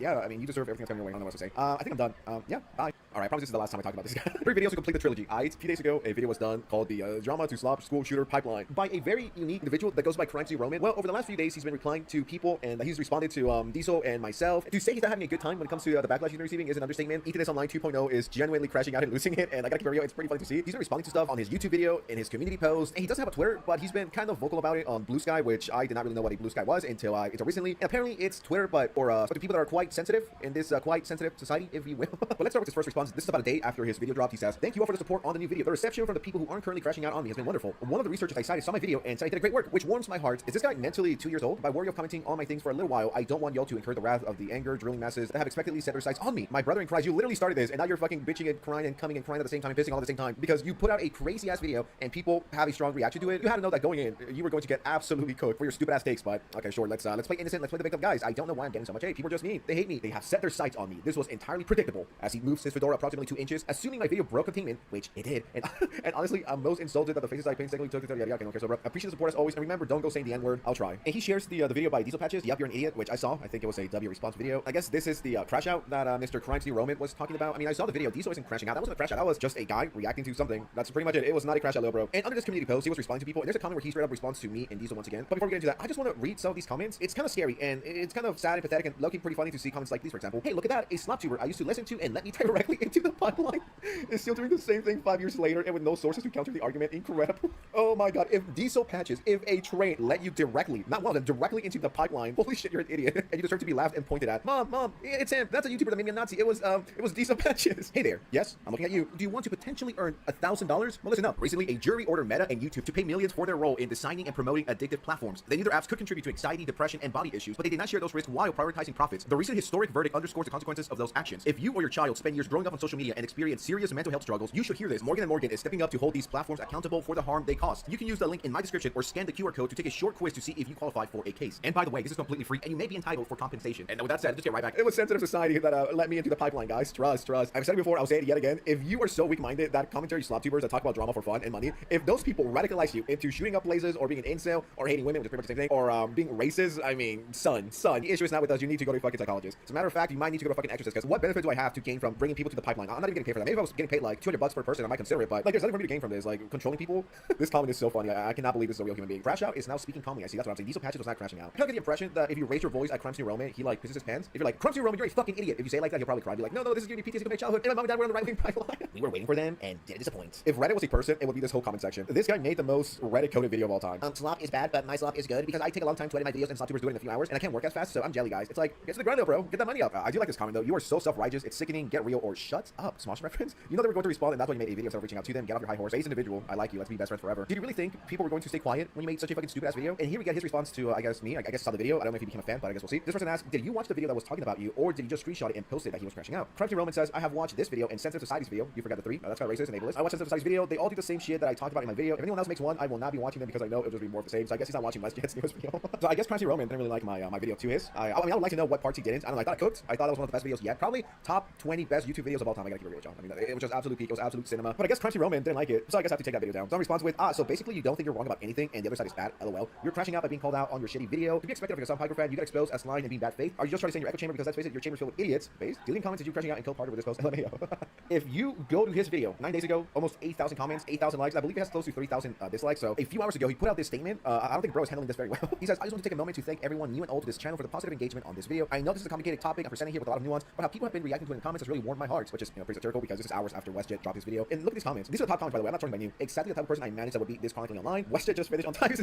There's no way, bro. Future WestJet, you're gonna get mogged. Imagine framing WestJet. LMAO. Massive thing for the unemployed. Bro really looks like a Reddit mod. Dude is the final boss of unemployment, and I could keep reading, but I mean they're all pretty much the same. Just making fun of him for being a fucking idiot. But you can see, I highly recommend starting by you to see the flood of good-natured people give their thoughts on my video. They've totally watched all the way through. I appreciate the passive aggressiveness from Mr. Times New Roman. Very nice, very sweet, very thoughtful. It's so good-natured critique, self-reflection, personal anecdotes, and appreciate the kind of work I'm trying to make here. There's absolutely no ad-hominem attacks, general or specific threats against me, mass degrading, various forms of bigotry and massive irony, and people attacking other people in the comments who disagree with them, or large amounts of spelling errors. I'm really proud of you guys. Some people say YouTube can be a toxic place, or certain communities can be really violent in reaction to criticism, but I'm really glad this is not the case. God bless. Just incessy, huge dork and nerd emoji vibes from this one. I mean, I know that Mr. Crimes New Roman is definitely watching this, so I do have a question for you, sir, and feel free to leave it in the comments below. What did you realistically think was going to happen when you put out this video? Did you think people were not going to reply? Did you think we were going to stay silent and not say anything to these fucking crazy ass takes you have? Just your whole demeanor overall. It's like, were you expecting everyone to just be quiet and be like, yep, Crimes New Roman is right. Yeah, I got radicalized by Pegasus. I got radicalized by Sans or WestJet or Diesel or Mr. Cheeto or anyone, pick a name. Those are people who are weak-minded who want to blame someone else because they can't handle it. That's just the truth. They're mad that they're so weak-minded. They need a scapegoat, and that scapegoat is us. I can't talk to women, but I watched like 2 Diesel Patches videos, so that means I blame him. It's definitely not me, guys. It's like, if anything, I'm shocked. You are shocked. You got this response. Did this guy actually think he was gonna get unanimous praise for his video? Like, no. It's a very, very, very, very bad video. And even if I wasn't Oscar, aka Sense, aka Sensitive Society, even if I wasn't that guy and I was just a random commentary viewer, I would think it's a pretty bad video. Not because they're attacking my favorite YouTube creators, because they're just lying. They're straight up fucking lying about us. It's annoying. I think that's the best way to put it. It's annoying. My feelings are not hurt. I'm not triggered, right? I'm not crashing out. It's just annoying to be constantly put in situations like this. Like, oh my god. It's just like once per year, a retard makes a fucking video like this. I'm over being called a right winger and my content pushes people to the right and the alt-right pipeline, and now the school shooting pipeline. It's just annoying. It's tiring. Like, come up with something new. And take a look at his blue sky. It says this: if anyone wants to know an easy way to tell if a video of yours or your channel is brigaded, in a positive way or a negative way, even though it's always this one, check for view and comment spikes that correspond with spike in YouTube search views. People are searching for you. It's not the algorithm. So he shows his little stats. Great, good for you. Then Mr. Crimes and Romans crash out continues on blue sky. Even better, you can narrow down where they're coming from if you know what signs to look for, and then link them to a specific event, video, or person. Just a fun bit of YouTube data insight. And, and he just shows the replies. I don't think he's happy, guys. I don't think he's happy that response is happy because he's not really talking about this on blue sky, his community post, and in the fucking YouTube comment section replying to random people. I think it has genuinely upset him that people are not sheeps and blindly agreeing with him. I think he's quite surprised by the backlash. I mean, it'll be super epic in Sigma if he gives us a 4th or 5th video. That would be a massive day for the unemployed, truly unemployed behavior. But I don't know, man. I don't hate you. I don't want to beat you up. If anything, I kind of want to hug you and make amends, and hopefully we can be best friends in a few months. I'm putting my hand out there into your computer. Hopefully you can reach out and we can hold hands. But I don't hate you. But your video fucking sucked, and it's bad faith, and it's a hit piece, and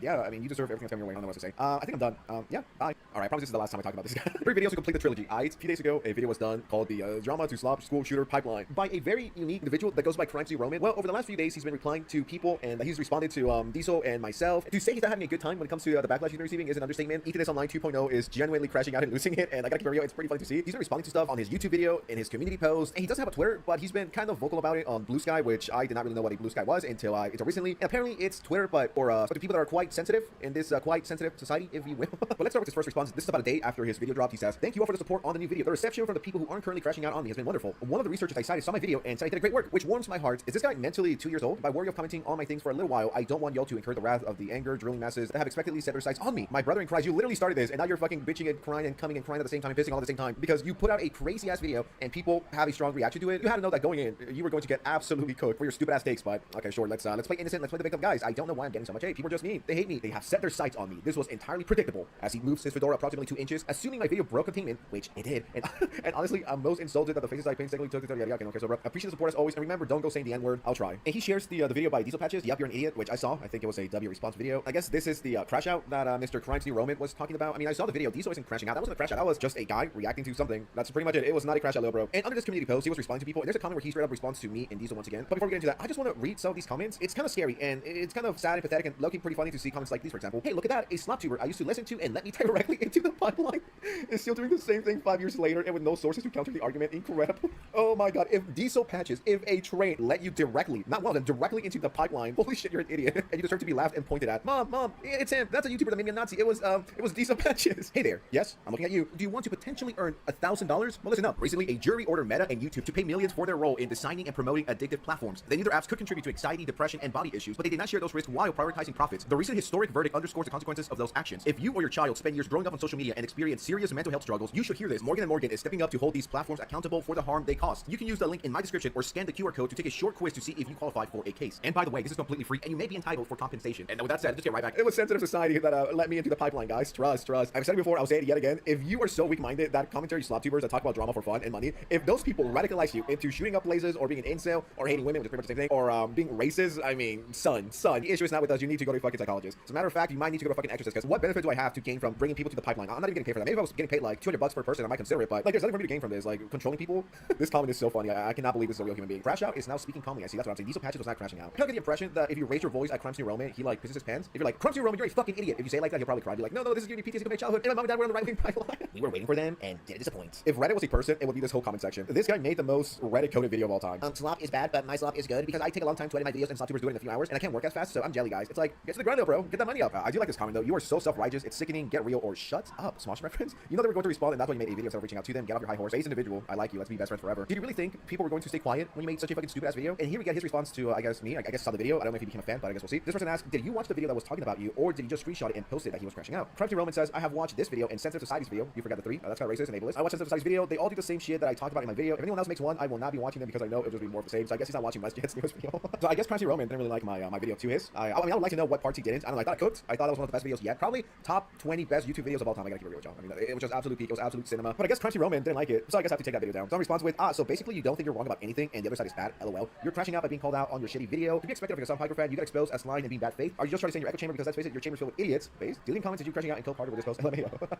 If you go to his video 9 days ago, almost 8,000 comments, 8,000 likes. I believe it has close to 3,000 dislikes. So a few hours ago, he put out this statement. I don't think bro is handling this very well. He says, "I just want to take a moment to thank everyone new and old to this channel for the positive engagement on this video. I know this is a complicated topic I'm presenting here with a lot of nuance, but how people have been reacting to it in the comments has really warmed my heart. starts, which is, pretty satirical because this is hours after WestJet dropped his video. And look at these comments. These are the top comments, by the way. I'm not talking about you. Exactly the type of person I managed that would be this chronically online. WestJet just finished on time. Is even Roman? There's no way, bro. Future WestJet, you're gonna get mogged. Imagine framing WestJet LMAO. Massive day for the unemployed. Bro really looks like a Reddit mod. Dude is the final boss of unemployment, and I could keep reading, but I mean they're all pretty much the same, just making fun of him for being a fucking idiot. But you continue. I highly recommend starting by you to see the flood of good-natured people give their thoughts on my video. They've totally watched all the way through. I appreciate the passive aggressiveness from Mr. Times New Roman. Very nice, very sweet, very thoughtful. It's so good-natured critique, self-reflection, personal anecdotes, and appreciate the kind of work I'm trying to make here. There's absolutely no ad hominem attacks, general or specific threats against me, mass degrading, various forms of bigotry and massive irony, and people attacking other people in the comments who disagree with them, or large amounts of spelling errors. I'm really proud of you guys. Some people say YouTube can be a toxic place, or certain communities can be really violent reaction to criticism, but I'm really glad this is not the case. God bless. Just incesty, huge dork and nerd emoji vibes from this one. I mean, I know that Mr. Crimes Roman is definitely watching this, so I do have a question for you, sir, and feel free to leave it in the comments below. What did you realistically think was going to happen when you put out this video? Did you think people were not going to reply? Did you think we were going to stay silent and not say anything to these fucking crazy ass takes you have? Just your whole demeanor overall. It's like, were you expecting everyone to just be quiet and be like, yep, Crimes Roman is right. Yeah, I got radicalized by Pegasus. I got radicalized by Sans or WestJet or Diesel or Mr. Cheeto or anyone, pick a name. Those are people who are weak-minded who want to blame someone else because they can't handle it. That's just the truth. They're mad that they're so weak-minded, they need an scapegoat, and that scapegoat is us. I can't talk to women, but I watch like 2 Diesel Patches videos, so that means that I blame him. It's definitely not me, guys. It's like, if anything, I'm shocked. You are shocked. You got this response. Did this guy actually think he was gonna get unanimous praise for his video? Like, no. It's a very, very, very, very bad video. And even if I wasn't Oscar, aka Sense, aka Sensitive Society, even if I wasn't that guy and I was just a random commentary viewer, I would think it's a pretty bad video. Not because they're attacking my favorite YouTube creators, because they're just lying. They're straight up fucking lying about us. It's annoying. I think that's the best way to put it. It's annoying. My feelings are not hurt. I'm not triggered, right? I'm not crashing out. It's just annoying to be constantly be put in situations like this. Like, oh my god. It feels like once per year a retard makes a fucking video like this. I'm over being called a right-winger and my content pushes people to the right and the alt-right pipeline and now the school shooting pipeline. It's just annoying. It's tiring. Like, come up with something new. And take a look at his blue sky. It says this: if anyone wants to know an easy way to tell if a video of yours or your channel is brigaded, in a positive way or a negative way, even though it's almost always this one, check for view and comment spikes that correspond with spike in YouTube search views. People are searching for you. It's not the algorithm. So he shows his little stats. Great, good for you. Then Mr. Crimes Roman's crash out continues on blue sky. Even better, you can narrow down where they're coming from if you know what signs to look for and then link them to a specific event, video, or person. Just a fun bit of YouTube data insight. And, and he just shows the replies. I don't think he's happy, guys. I don't think he's happy that response is happy because he's not really talking about this on blue sky, his community post, and in the fucking YouTube comments section replying to random people. I think it has genuinely upset him that people are not sheeps and blindly agreeing with him. I think he's quite surprised by the backlash. I mean, it'll be super epic and Sigma if he gives us a 4th or 5th video. That would be a massive day for the unemployed, truly unemployed behavior. But I don't know, man. I don't hate you. I don't want to beat you up. If anything, I kind of want to hug you and make amends, and hopefully we could be best friends in a few months. I'm putting my hand out there into your computer. Hopefully you can reach out and we can hold hands. But I don't hate you. But your video fucking sucked, and it's bad faith, and it's a hit piece, and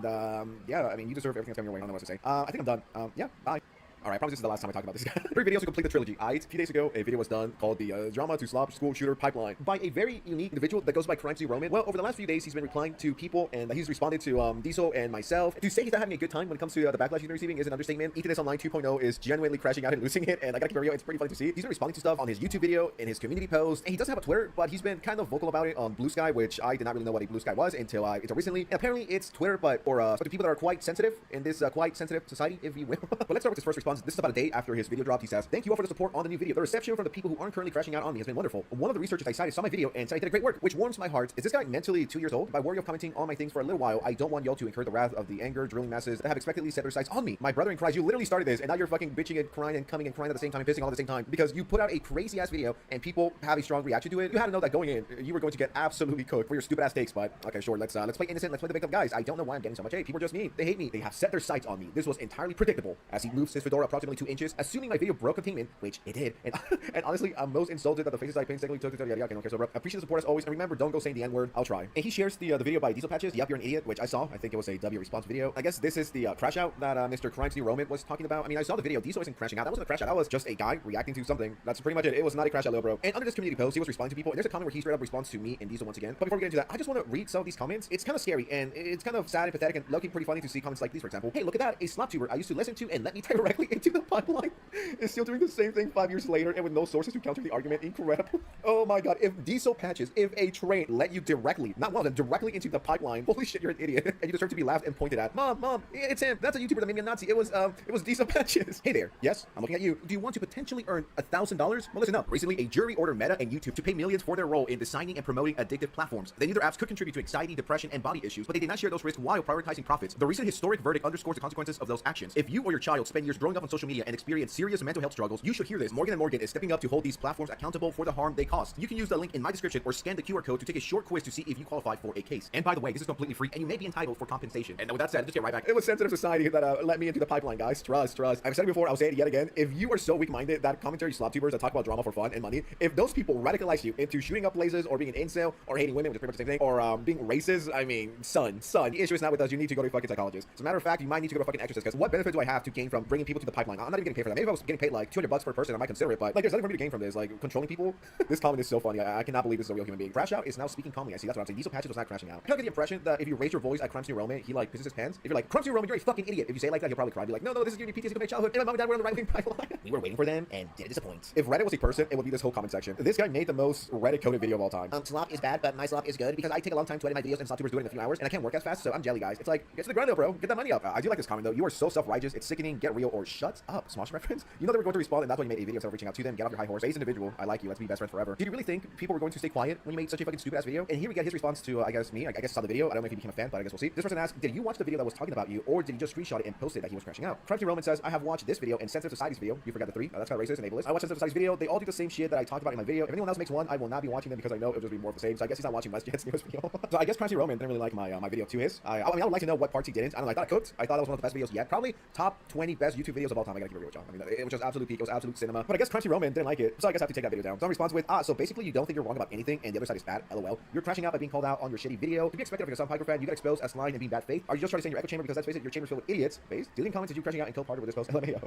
If you go to his video 9 days ago, almost 8,000 comments, 8,000 likes. I believe it has close to 3,000 dislikes. So a few hours ago, he put out this statement. I don't think bro is handling this very well. He says, I just want to take a moment to thank everyone new and old to this channel for the positive engagement on this video. I know this is a complicated topic. I'm presenting here with a lot of nuance, but how people have been reacting to it in the comments has really warmed my heart, which is pretty satirical because this is hours after WestJet dropped his video. And look at these comments. These are the top comments, by the way. I'm not talking about you. Exactly the type of person I managed that would be this chronically online. WestJet just finished on time. Is Roman. There's no way, bro. Future WestJet, you're gonna get mogged. Imagine framing WestJet. LMAO. Massive day for the unemployed. Bro really looks like a Reddit mod. Dude is the final boss of unemployment, and you know, I could keep reading, but I mean they're all pretty much the same. Just making fun of him for being a fucking idiot. But you can do. I highly recommend starting by new to see the flood of good-natured people give their thoughts on my video. They've totally watched all the way through. I appreciate the passive aggressiveness from Mr. Times New Roman. Very nice, very sweet, very thoughtful. It's so good-natured critique, self-reflection, personal anecdotes, and appreciate the kind of work I'm trying to make here. There's absolutely no ad hominem attacks, general or specific threats against me, mass degrading, various forms of bigotry and massive irony, and people attacking other people in the comments who disagree with them, or large amounts of spelling errors. I'm really proud of you guys. Some people say YouTube can be a toxic place, or certain communities can be really violent reaction to criticism, but I'm really glad this is not the case. God bless. Just incessy, huge dork and nerd emoji vibes from this one. I mean, I know that Mr. Crunchy Roman is definitely watching this, so I do have a question for you, sir, and feel free to leave it in the comments below. What did you realistically think was going to happen when you put out this video? Did you think people were not going to reply? Did you think we were going to stay silent and not say anything to these fucking crazy ass takes you have? Just your whole demeanor overall. It's like, were you expecting everyone to just be quiet and be like, yep, Crunchy Roman is right. Yeah, I got radicalized by Pegasus. I got radicalized by Sans or WestJet or Diesel or Mr. Cheeto or anyone, pick a name. Those are people who are weak-minded who want to blame someone else because they can't handle it. That's just the truth. They're mad that they're so weak-minded. They need a scapegoat, and that scapegoat is us. I can't talk to women, but I watch like 2 Diesel Patches videos, so that means that I blame him. It's definitely not me, guys. It's like, if anything, I'm shocked. You are shocked. You got this response. Did this guy actually think he was gonna get unanimous praise for his video? Like, no. It's a very, very, very, very bad video. And even if I wasn't Oscar, aka Sense, aka Sensitive Society, even if I wasn't that guy and I was just a random commentary viewer, I would think it's a pretty bad video. Not because they're attacking my favorite YouTube creators, because they're just lying. They're straight up fucking lying about us. It's annoying. I think that's the best way to put it. It's annoying. My feelings are not hurt. I'm not triggered, right? I'm not crashing out. It's just annoying to be constantly put in situations like this. Like, oh my god. It's just like once per year, a retard makes a fucking video like this. I'm over being called a right winger and my content pushes people to the right and the alt-right pipeline and now the school shooting pipeline. It's just like, it's just annoying. It's tiring. Like, come up with something new. And take a look at his blue sky. It says this: if anyone wants to know an easy way to tell if a video of yours or your channel is brigaded, in a positive way or a negative way, even though it's almost this one, check for view and comment spikes that correspond with spike in YouTube search views. People are searching for you. It's not the algorithm. So he shows his little stats. Great, good for you. Then Mr. Crunchy Roman's crash out continues on blue sky. Even better, you can narrow down where they're coming from if you know what signs to look for and then link them to a specific event, video, or person. Just a fun bit of YouTube data insight. And, and he just shows the replies. I don't think he's happy, guys. I don't think he's happy that response is happy because he's not really talking about this on blue sky, his community posts, and the fucking YouTube comments that you're replying to random people. I think it has genuinely upset him that people are not sheeps and blindly agreeing with him. I think he's quite surprised by the backlash. I mean, it'll be super epic and Sigma if he gives us a 4th or 5th video. That would be a massive day for the unemployed, truly unemployed behavior. But I don't know, man. I don't hate you. I don't want to beat you up. If anything, I kind of want to hug you and make amends, and hopefully we can be best friends in a few months. I'm putting my hand out there into your computer. Hopefully you can reach out and we can hold hands. But I don't hate you. But your video fucking sucked, and it's bad faith, and it's a hit piece. And yeah, I mean, you deserve everything that's coming your way. I don't know what to say. I think I'm done. Yeah, bye. All right, I promise this is the last time I talk about this guy. 3 videos to complete the trilogy. A few days ago, a video was done called the Drama to Slop School Shooter Pipeline by a very unique individual that goes by Crunchy Roman. Well, over the last few days, he's been replying to people, and he's responded to Diesel and myself. To say he's not having a good time when it comes to the backlash he's been receiving is an understatement. Eat This Online 2.0 is genuinely crashing out and losing it, and I gotta keep it real, it's pretty funny to see. He's been responding to stuff on his YouTube video, in his community post, and he doesn't have a Twitter, but he's been kind of vocal about it on Blue Sky, which I did not really know what a Blue Sky was until recently. And apparently it's Twitter, but for people that are quite sensitive in this quite sensitive society, if you will. But let's start with his first response. This is about a day after his video dropped. He says, "Thank you all for the support on the new video. The reception from the people who aren't currently crashing out on me has been wonderful. One of the researchers I cited saw my video and said I did a great work, which warms my heart. Is this guy mentally 2 years old? By worry of commenting on my things for a little while, I don't want y'all to incur the wrath of the anger drilling masses that have expectedly set their sights on me. My brother in Christ, you literally started this, and now you're fucking bitching and crying and coming and crying at the same time and pissing all at the same time because you put out a crazy ass video and people have a strong reaction to it. You had to know that going in, you were going to get absolutely cooked for your stupid ass takes. But okay, sure, let's play innocent, let's play the victim, guys. I don't know why I'm getting so much hate. People are just mean. They hate me. They have set their sights on me. This was entirely predictable." As he moves his fedora approximately 2 inches, assuming my video broke containment, which it did.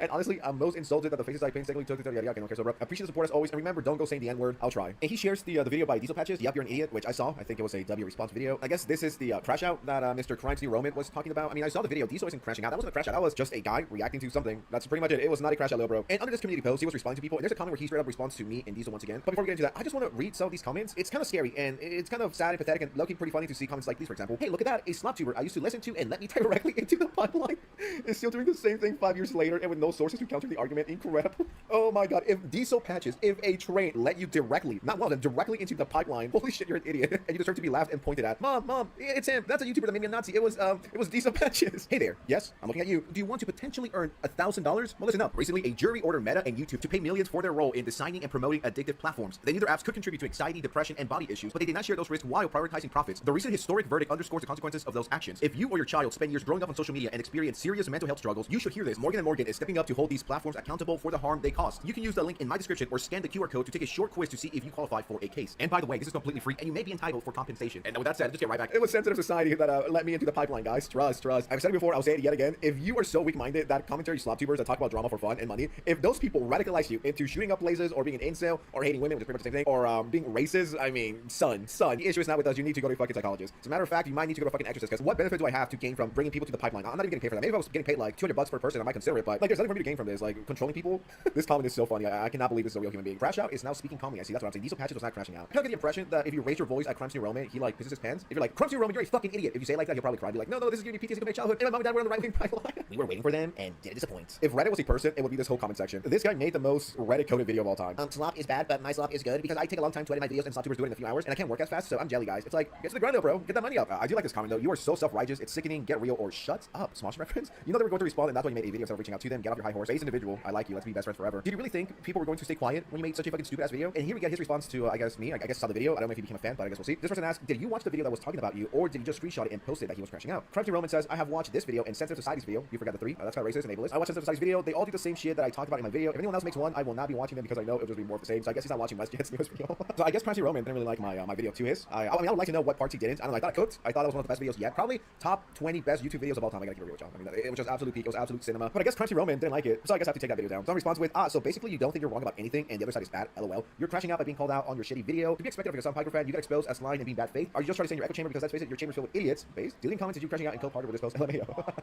If you go to his video 9 days ago, almost 8,000 comments, 8,000 likes. I believe it has close to 3,000 dislikes. So a few hours ago, he put out this statement. I don't think bro is handling this very well. He says, I just want to take a moment to thank everyone new and old to this channel for the positive engagement on this video. I know this is a complicated topic. I'm presenting here with a lot of nuance, but how people have been reacting to it in the comments has really warmed my heart, which is pretty satirical because this is hours after WestJet dropped his video. And look at these comments. These are the top comments, by the way. I'm not talking about you. Exactly the type of person I managed that would be this chronically online. WestJet just finished on time. New Roman. There's no way, bro. Future WestJet, you're gonna get mogged. Imagine framing WestJet. LMAO. Massive day for the unemployed. Bro really looks like a Reddit mod. Dude is a final boss of unemployment, and I could keep reading, but I mean they're all pretty much the same. Just making fun of him for being a fucking idiot. But you continue. I highly recommend starting by you to see the flood of good-natured people give their thoughts on my video. They've totally watched all the way through. I appreciate the passive aggressiveness from Mr. Times New Roman. Very nice, very sweet, very thoughtful. It's so good-natured critique, self-reflection, personal anecdotes, and appreciate the kind of work I'm trying to make here. There's absolutely no ad-hominem attacks, general or specific threats against me, mass degrading, various forms of bigotry and massive irony, and people attacking other people in the comments who disagree with them, or large amounts of spelling errors. I'm really proud of you guys. Some people say YouTube can be a toxic place, or certain communities can be really violent and react to criticism, but I'm really glad this is not the case. God bless. Just incesty, huge dork and nerd emoji vibes from this one. I mean, I know that Mr. Crimes New Roman is definitely watching this, so I do have a question for you, sir, and feel free to leave it in the comments below. What did you realistically think was going to happen when you put out this video? Did you think people were not going to reply? Did you think you were going to stay silent and not say anything to these fucking crazy ass takes you have? Just your whole demeanor overall. It's like, were you expecting everyone to just be quiet and be like, yeah, Crimes New Roman is right. Yeah, I got radicalized by Pegasus. I got radicalized by Sans or WestJet or Diesel or Mr. Cheeto or anyone, pick a name. Those are people who are weak-minded who want to blame someone else because they can't handle it. That's just the truth. They're mad that they're so weak-minded. They need an scapegoat, and that scapegoat is us. I can't talk to women, but I watched like 2 Diesel Patches videos, so that means that I blame him. It's definitely not me, guys. It's like, if anything, I'm shocked. You are shocked. You got this response. Did this guy actually think he was gonna get unanimous praise for his video? Like, no. It's a very, very, very, very bad video. And even if I wasn't Oscar, aka Sensitive Society, even if I wasn't that guy and I was just a random commentary viewer, I would think it's a pretty bad video. Not because they're attacking my favorite YouTube creators, because they're just lying. They're straight up fucking lying about us. It's annoying. I think that's the best way to put it. It's annoying. My feelings are not hurt. I'm not triggered, right? I'm not crashing out. It's just annoying to be constantly put in situations like these. Like, oh my god. It's just like once per year a retard makes a fucking video like this. I'm over being called a right winger and my content pushes people to the right and the alt-right pipeline and now the school shooting pipeline. It's just annoying. It's tiring. Like, come up with something new. And take a look at his blue sky. It says this.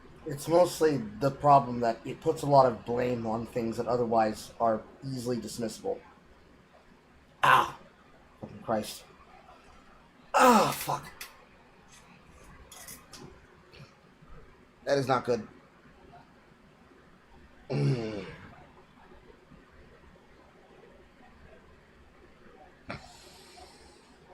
Oh, that hurts. Okay. So imagine, if you can, every single problem that a person could blame on anything. Exhaustion, filibuster, optics, desire, corruption. Imagine being blamed on those problems. Then imagine every single time something happens that it must be because of things that otherwise you could easily explain by anything. Easiest one, corruption of character. You do something that would otherwise be normal, but it must be because the devil, or some bullshit like that. Let's blame it on like something like inceldom. Something that's not easy to filibuster and prove. Ow, fucking back. Ow, my back.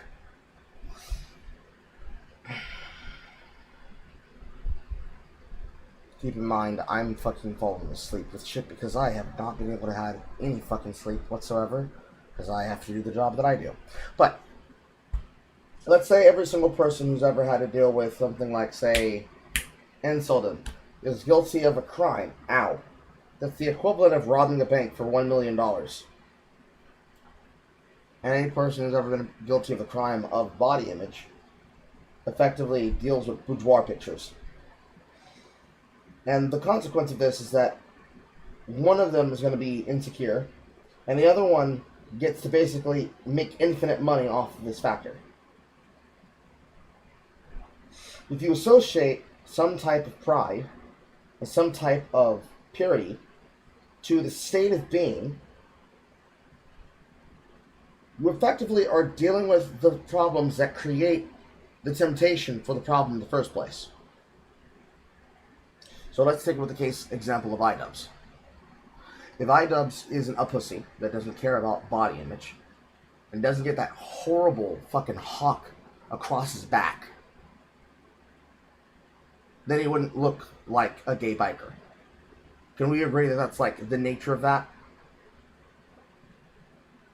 It's not the tattoos making him look like a gay biker. It's the way that he basically is wearing them. Which is, unfortunately, the archetype of being a leftist Joe Dirt. Which brings us, like, full circle to a lot of problems. Put it like this. There's one way that they can look any other way, and then there's the way that they can have that as their personal aesthetic, but it suits them rather than it looking trashy.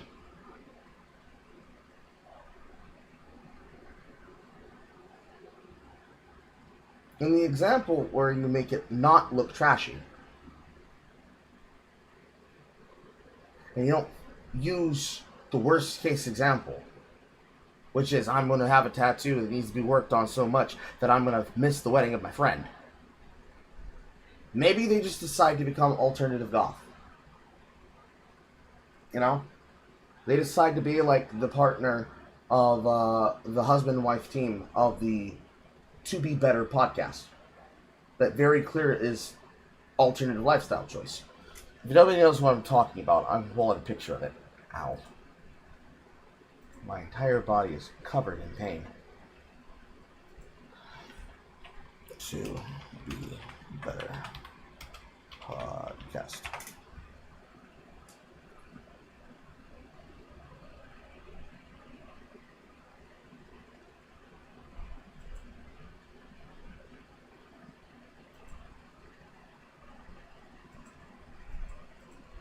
Listen to it. That one. Hello, Casbah. So right here. This couple right here.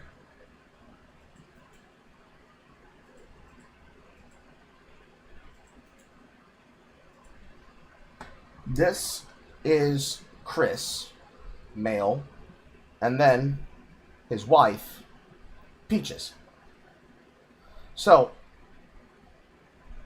married couple, very clear alternative lifestyle choice based on his body tattoos and based on her body tattoos.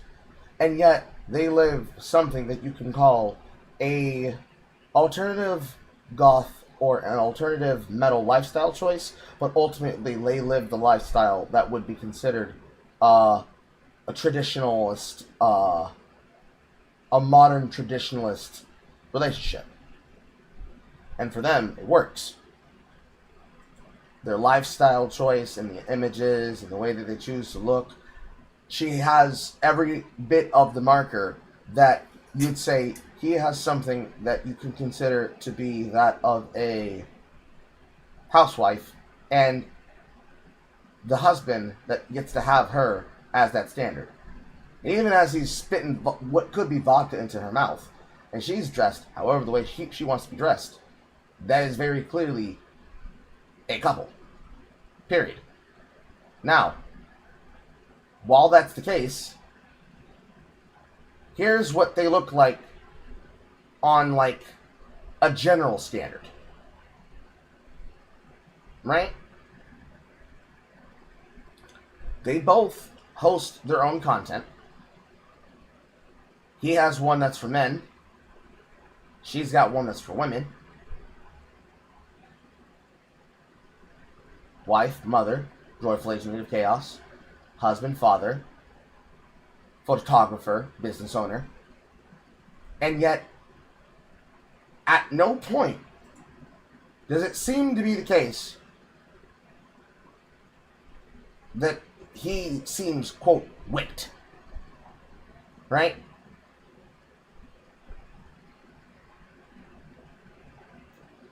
At no point in time does it look like he's whipped. Whipped isn't a thing that even seems like it comes up. It's just pure freedom. Now, alternate timeline. Let's say this is your alternate timeline, Anissa Joma and Ian Joma. Alright? Let's say that this is the alternate timeline of these two. If this is what happens in the alternate timeline, where he doesn't act like a coward, then everything would work completely okay for iDubbbz. Because then she wouldn't be doing the thing that Anissa does, which is not submitting to him. Because it's very clear that Peach submits to Chris. Unfortunately, since this is not that timeline, iDubbbz instead has embarrassed himself across all dimensions that you could possibly. And it's axiomatic of a lot of shit. Lots and lots of shit. Because if they were more comfortable, then there would be parts of this where, hey, what's stopping them from the She Destroyed My Life podcast from getting to any part of fame of the To Be Better podcast? The main answer of why that is namely, there's nothing interesting about Anissa. She's just pure ego.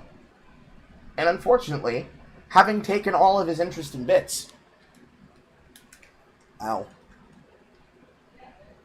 there's nothing interesting about Ian.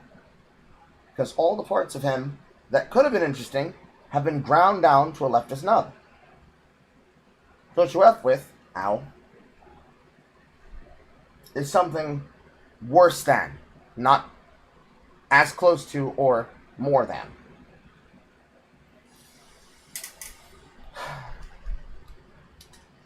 But alas, what do I know? I'm just some dumb chud who's so fucking exhausted that he passed out, and without even realizing I was passed out.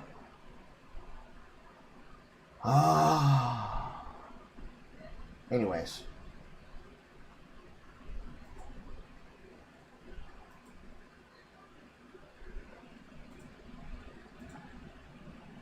Where are we?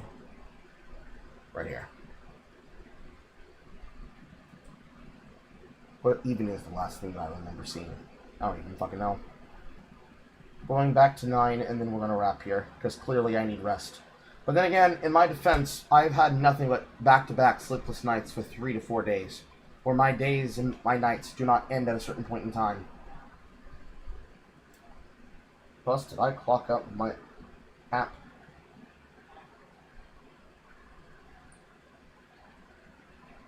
I believe I did.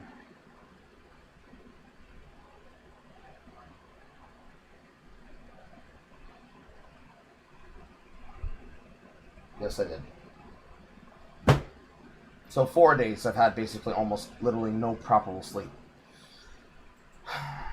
Not an excuse, but listen. That's what happens when you have to do caregiving, bro. It is what it is. Anyways, let's get this shit done.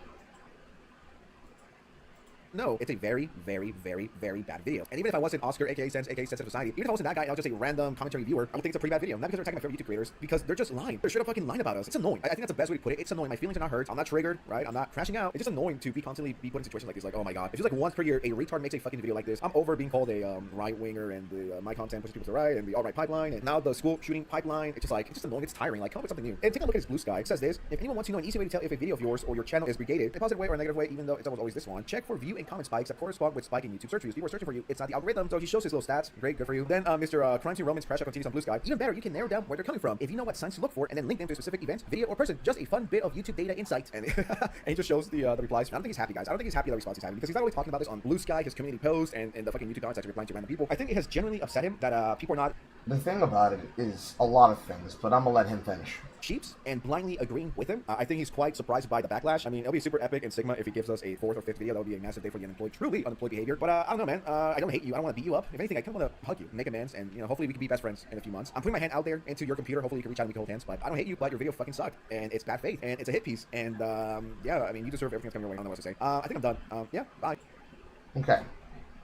The general problem, the general summary, the thing that is the issue and the problem with Crimes Near Roman and his takes and his views, just like the last time that people had takes and views, is that no accountability is ever held by the left for the things that they've done to create, quote, the alt-right pipeline. Not the ostracization, not the radicalization, not the excuses, not the justifications. Ultimately, he throws bones at the feet of people and says, you personally are responsible for incels. And if I had written a version of the content that I need to put out, that I had written in its original format, it would have been a lot meaner. A lot meaner. And it would have put a lot of the energy not at the feet of the people who are responsible for creating this type of argumentation, but for a particular group for allowing themselves to be used as a cudgel, like femcells. I would have written a video where I would have been extremely aggressive and hostile towards femcells by saying, why don't you just fuck off and go find the goddamn soulmates that you're looking for, and whatever it is that you happen to be getting out of these spheres and these scenes that you're going to. But it would be an unfair thing for me to say and do, because the femcells are no less victims for what's been done to them, as well as the demographics that they find themselves falling into, and the content that could be created and catered towards them, the same way as the men. Because, unfortunately, like I was describing earlier, these things are spectrums and spheres of influences that come from the viewpoints of those that have kicked the can down the road multiple times over. I'd be more responsible for creating a type of villain by saying that they're all responsible and that it's personally on them, rather than understand that the best place to start from is from a position of neutrality and to give them a way to come back in. Because it's what creates the problem of, the left wing are never responsible for creating them. It's always other people that you don't like. And it's so easy to pass the blame and pass the buck. That, okay, so I have to be responsible for all these people. Because that's the ultimate problem here, if you really think about it. Oh, okay, so iDubbbz isn't responsible for the viewpoints that he did to himself, for making himself into the archetype of what would have brought together the alleged, quote, school shooters that allegedly were taking down the pipeline that led to them being radicalized away from him because they just didn't realize that he was growing up, air quote, growing up, that iDubbbz was growing up, and that's what healthy is, aka they couldn't accept that this was happening. So they fell down the means of the alt-right pipeline because they couldn't go the healthy route, the healthy route, the healthy route, the healthy route. And just like I wrote back in the content that I put out there by self with Jay on the Oreos in the Ornament video, where it's not our problem, the shit that they do, it's on them, because it's their radicalization, it's their proto-narratives, and it's their fucking arguments. Instead, we're accountable for it. We, us, people who had nothing to do with them doing it. Because I didn't write that kind of shit. I didn't make that content. How am I responsible for the school shooters? Why are you going to put that shit on me? I didn't do shit to cause it. I didn't add to it. I didn't add to the narrative of it. I didn't add to the network of it. I was just a regular dude. How the fuck did single player Carl contribute to it? How did Jay Longbone contribute to it? How did Mahler, Fringy, Rags, Every Frame of Pause contribute to it? But you put the blame on us. You put the blame on us. Your existence brings it out in them. You justify their ability to act this way instead of being permanently sane and trying to find a way to purge themselves of the problem. No, it sounds like what you're saying, those who do that, is that, oh, we brought it into existence? Really? Cool. So what did the left wing do? Oh, they didn't bring it into existence. They were just describing the events and the characterizations of the people in question. No, they were begging the question. It is a question that's begging for an answer. And unfortunately, they don't have the answers. Because their answers do not factor in for all the things that they basically have made into, for lack of a better exemplification, they have made into a formulation equivalent to that of schizophrenic ramblings. Everything inside of the tape must be clear. It must be the case that actually those that are apolitical and right-wing are lying, and any person who is of the extreme left-wing, stringent, lefty take of the leftist Joe Dirt archetype is telling the truth. But no, the fuck they ain't. No, the fuck they ain't. I rejected wholesale. So did everybody else. And that's what up, ultimately. Because it's like, well, unironically, y'all niggas put people like me to sleep. Boring.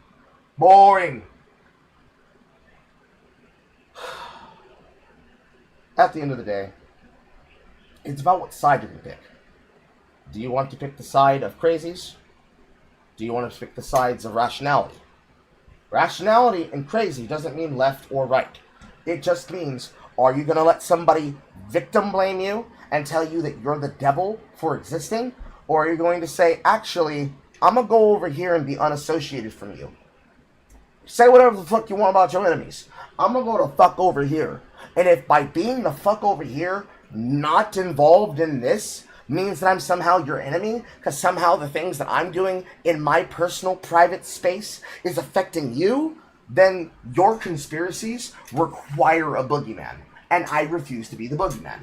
I refuse to be it. Those creators should refuse to be it. Those influencers in that sphere and space should refuse to be it. And if you keep coming for somebody to justify it for, you gotta go get yourself bent. You have to go fuck yourself. Because we're not doing this. We shouldn't do this. I should not allow you to. I should force you to be honest. And that's definitely what I'll do to those individuals. But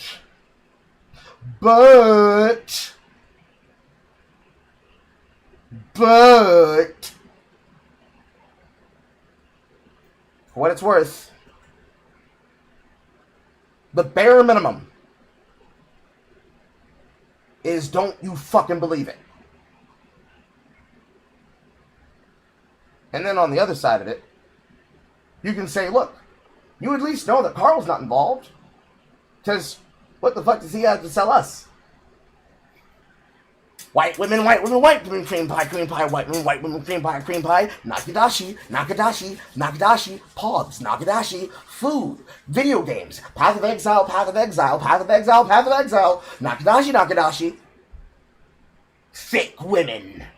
Have sex with women. Interbreed with white people. Colonize white space.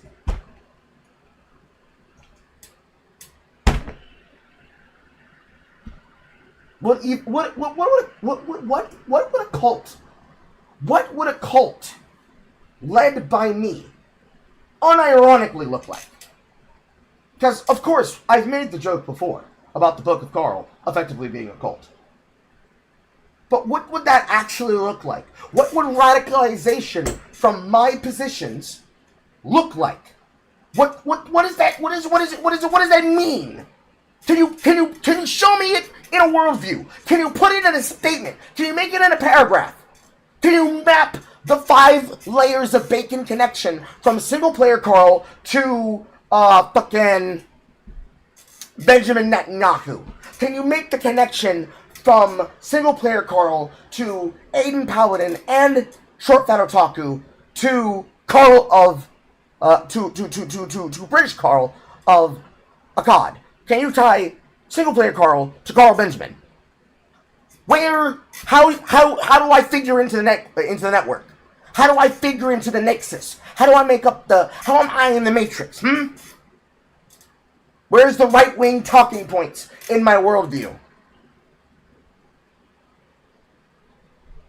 What about the left-wing talk points that was supposedly, allegedly, shouldn't be in my worldview, since I'm allegedly on the side of evil because I'm a chud? Nobody's ever told me. I doubt anybody ever will.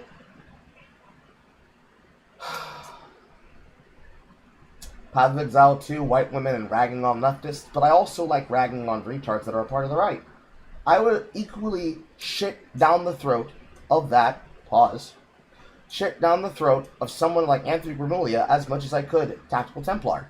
I can shit down on the Birdman 15 the same way I could against Jeremy Hambley. But then again, realistically, the part that we're missing is that, would I still be a coon or not? Am I a race traitor? Or is it okay for and based for me to have the relationship that I have? Am I really black if I don't abandon my children? Black men, they're not good for shit. But black men are also strong. And black men statistically always pick black women over white women. So he must be a statistical outlier. The data said, the data said, the data said. Topsy-turvy worldview, where the alleged viewpoint of certain kinds of statistics say that I must fall for those things, and I must be those things. And I have to fall into those pop lines, and I must also fall for those talking points, and it's things that I must also agree with. You know, it's like asking somebody a question of a smash or pass. But the answers that I give somehow define whether or not I deserve to be damned to hell, or if my soul is saved because of my elite ball knowledge. I don't know what the fuck to tell you. I don't know what the fuck to tell you. Is there a consequence? Is there a lesson to be taught here? Leftists are crazy. Possibly. But, yeah, you can avoid this. You can just literally choose not to fall for this shit. You can just tell them, fuck off, I don't believe you. Because at the end of the day, tit for tat. Tit for tat. I go my own way. Which way's that, Carl? The one that leads me to my woman's legs. Oh, hear my tea, hear my sound, praise the Lord. In my pride at the edge of the potion, I will cater for you to be done. On the ways and on the face that I wore.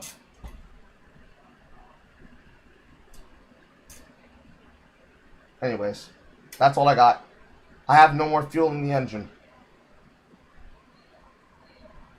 I want to embrace the sweet comfort of my bed, because I clearly need it. Okay.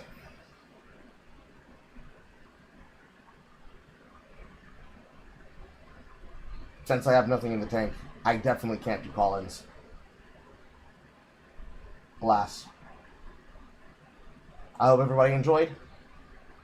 Thank you for your assistance. Thank you for coming. Thank you for what you all have given me. Thank you for what you will give me in the future. Thank you for supporting me to where I am, especially for us to be biblically correct and accurate. And also thank you for your well wishes. It is literally 2 minutes to midnight. I will see you all in the morning. Hopefully, the content that I have prepared will go through as intended and planned. The extra shit that'll be coming up behind it will be done as well. And perhaps I'll get a kickback from Lenore. And hopefully we'll be able to make that thing that I said she could plan for with me come through.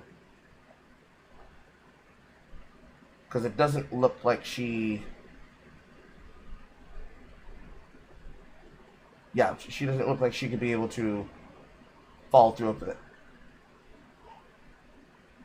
Because Lenore isn't sure she can make it work, but she could see if one person's into it, but the person in question said Jonathan's a moron, he uninstalled the game, he wants to love the game, pisses him off.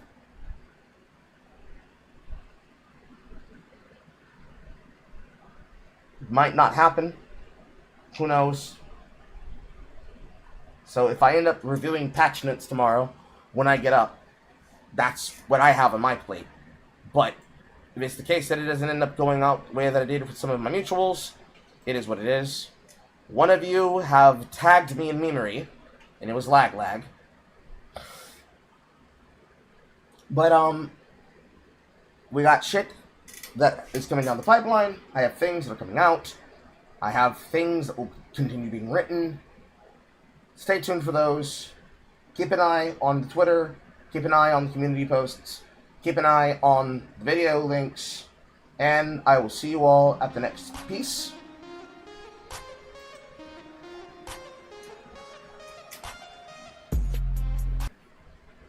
Thank you for this. There we go. Sorry for missing out on the meme chrome. I'll miss more. Thank you for the bits. I wish I wasn't, like, gorged in sweat. But hey, don't you miss out on any shit I have coming out. Same Carl time. Same Carl channel. I will see you all in the morning. Goodbye. Good night. When we to you all. And words to your mothers.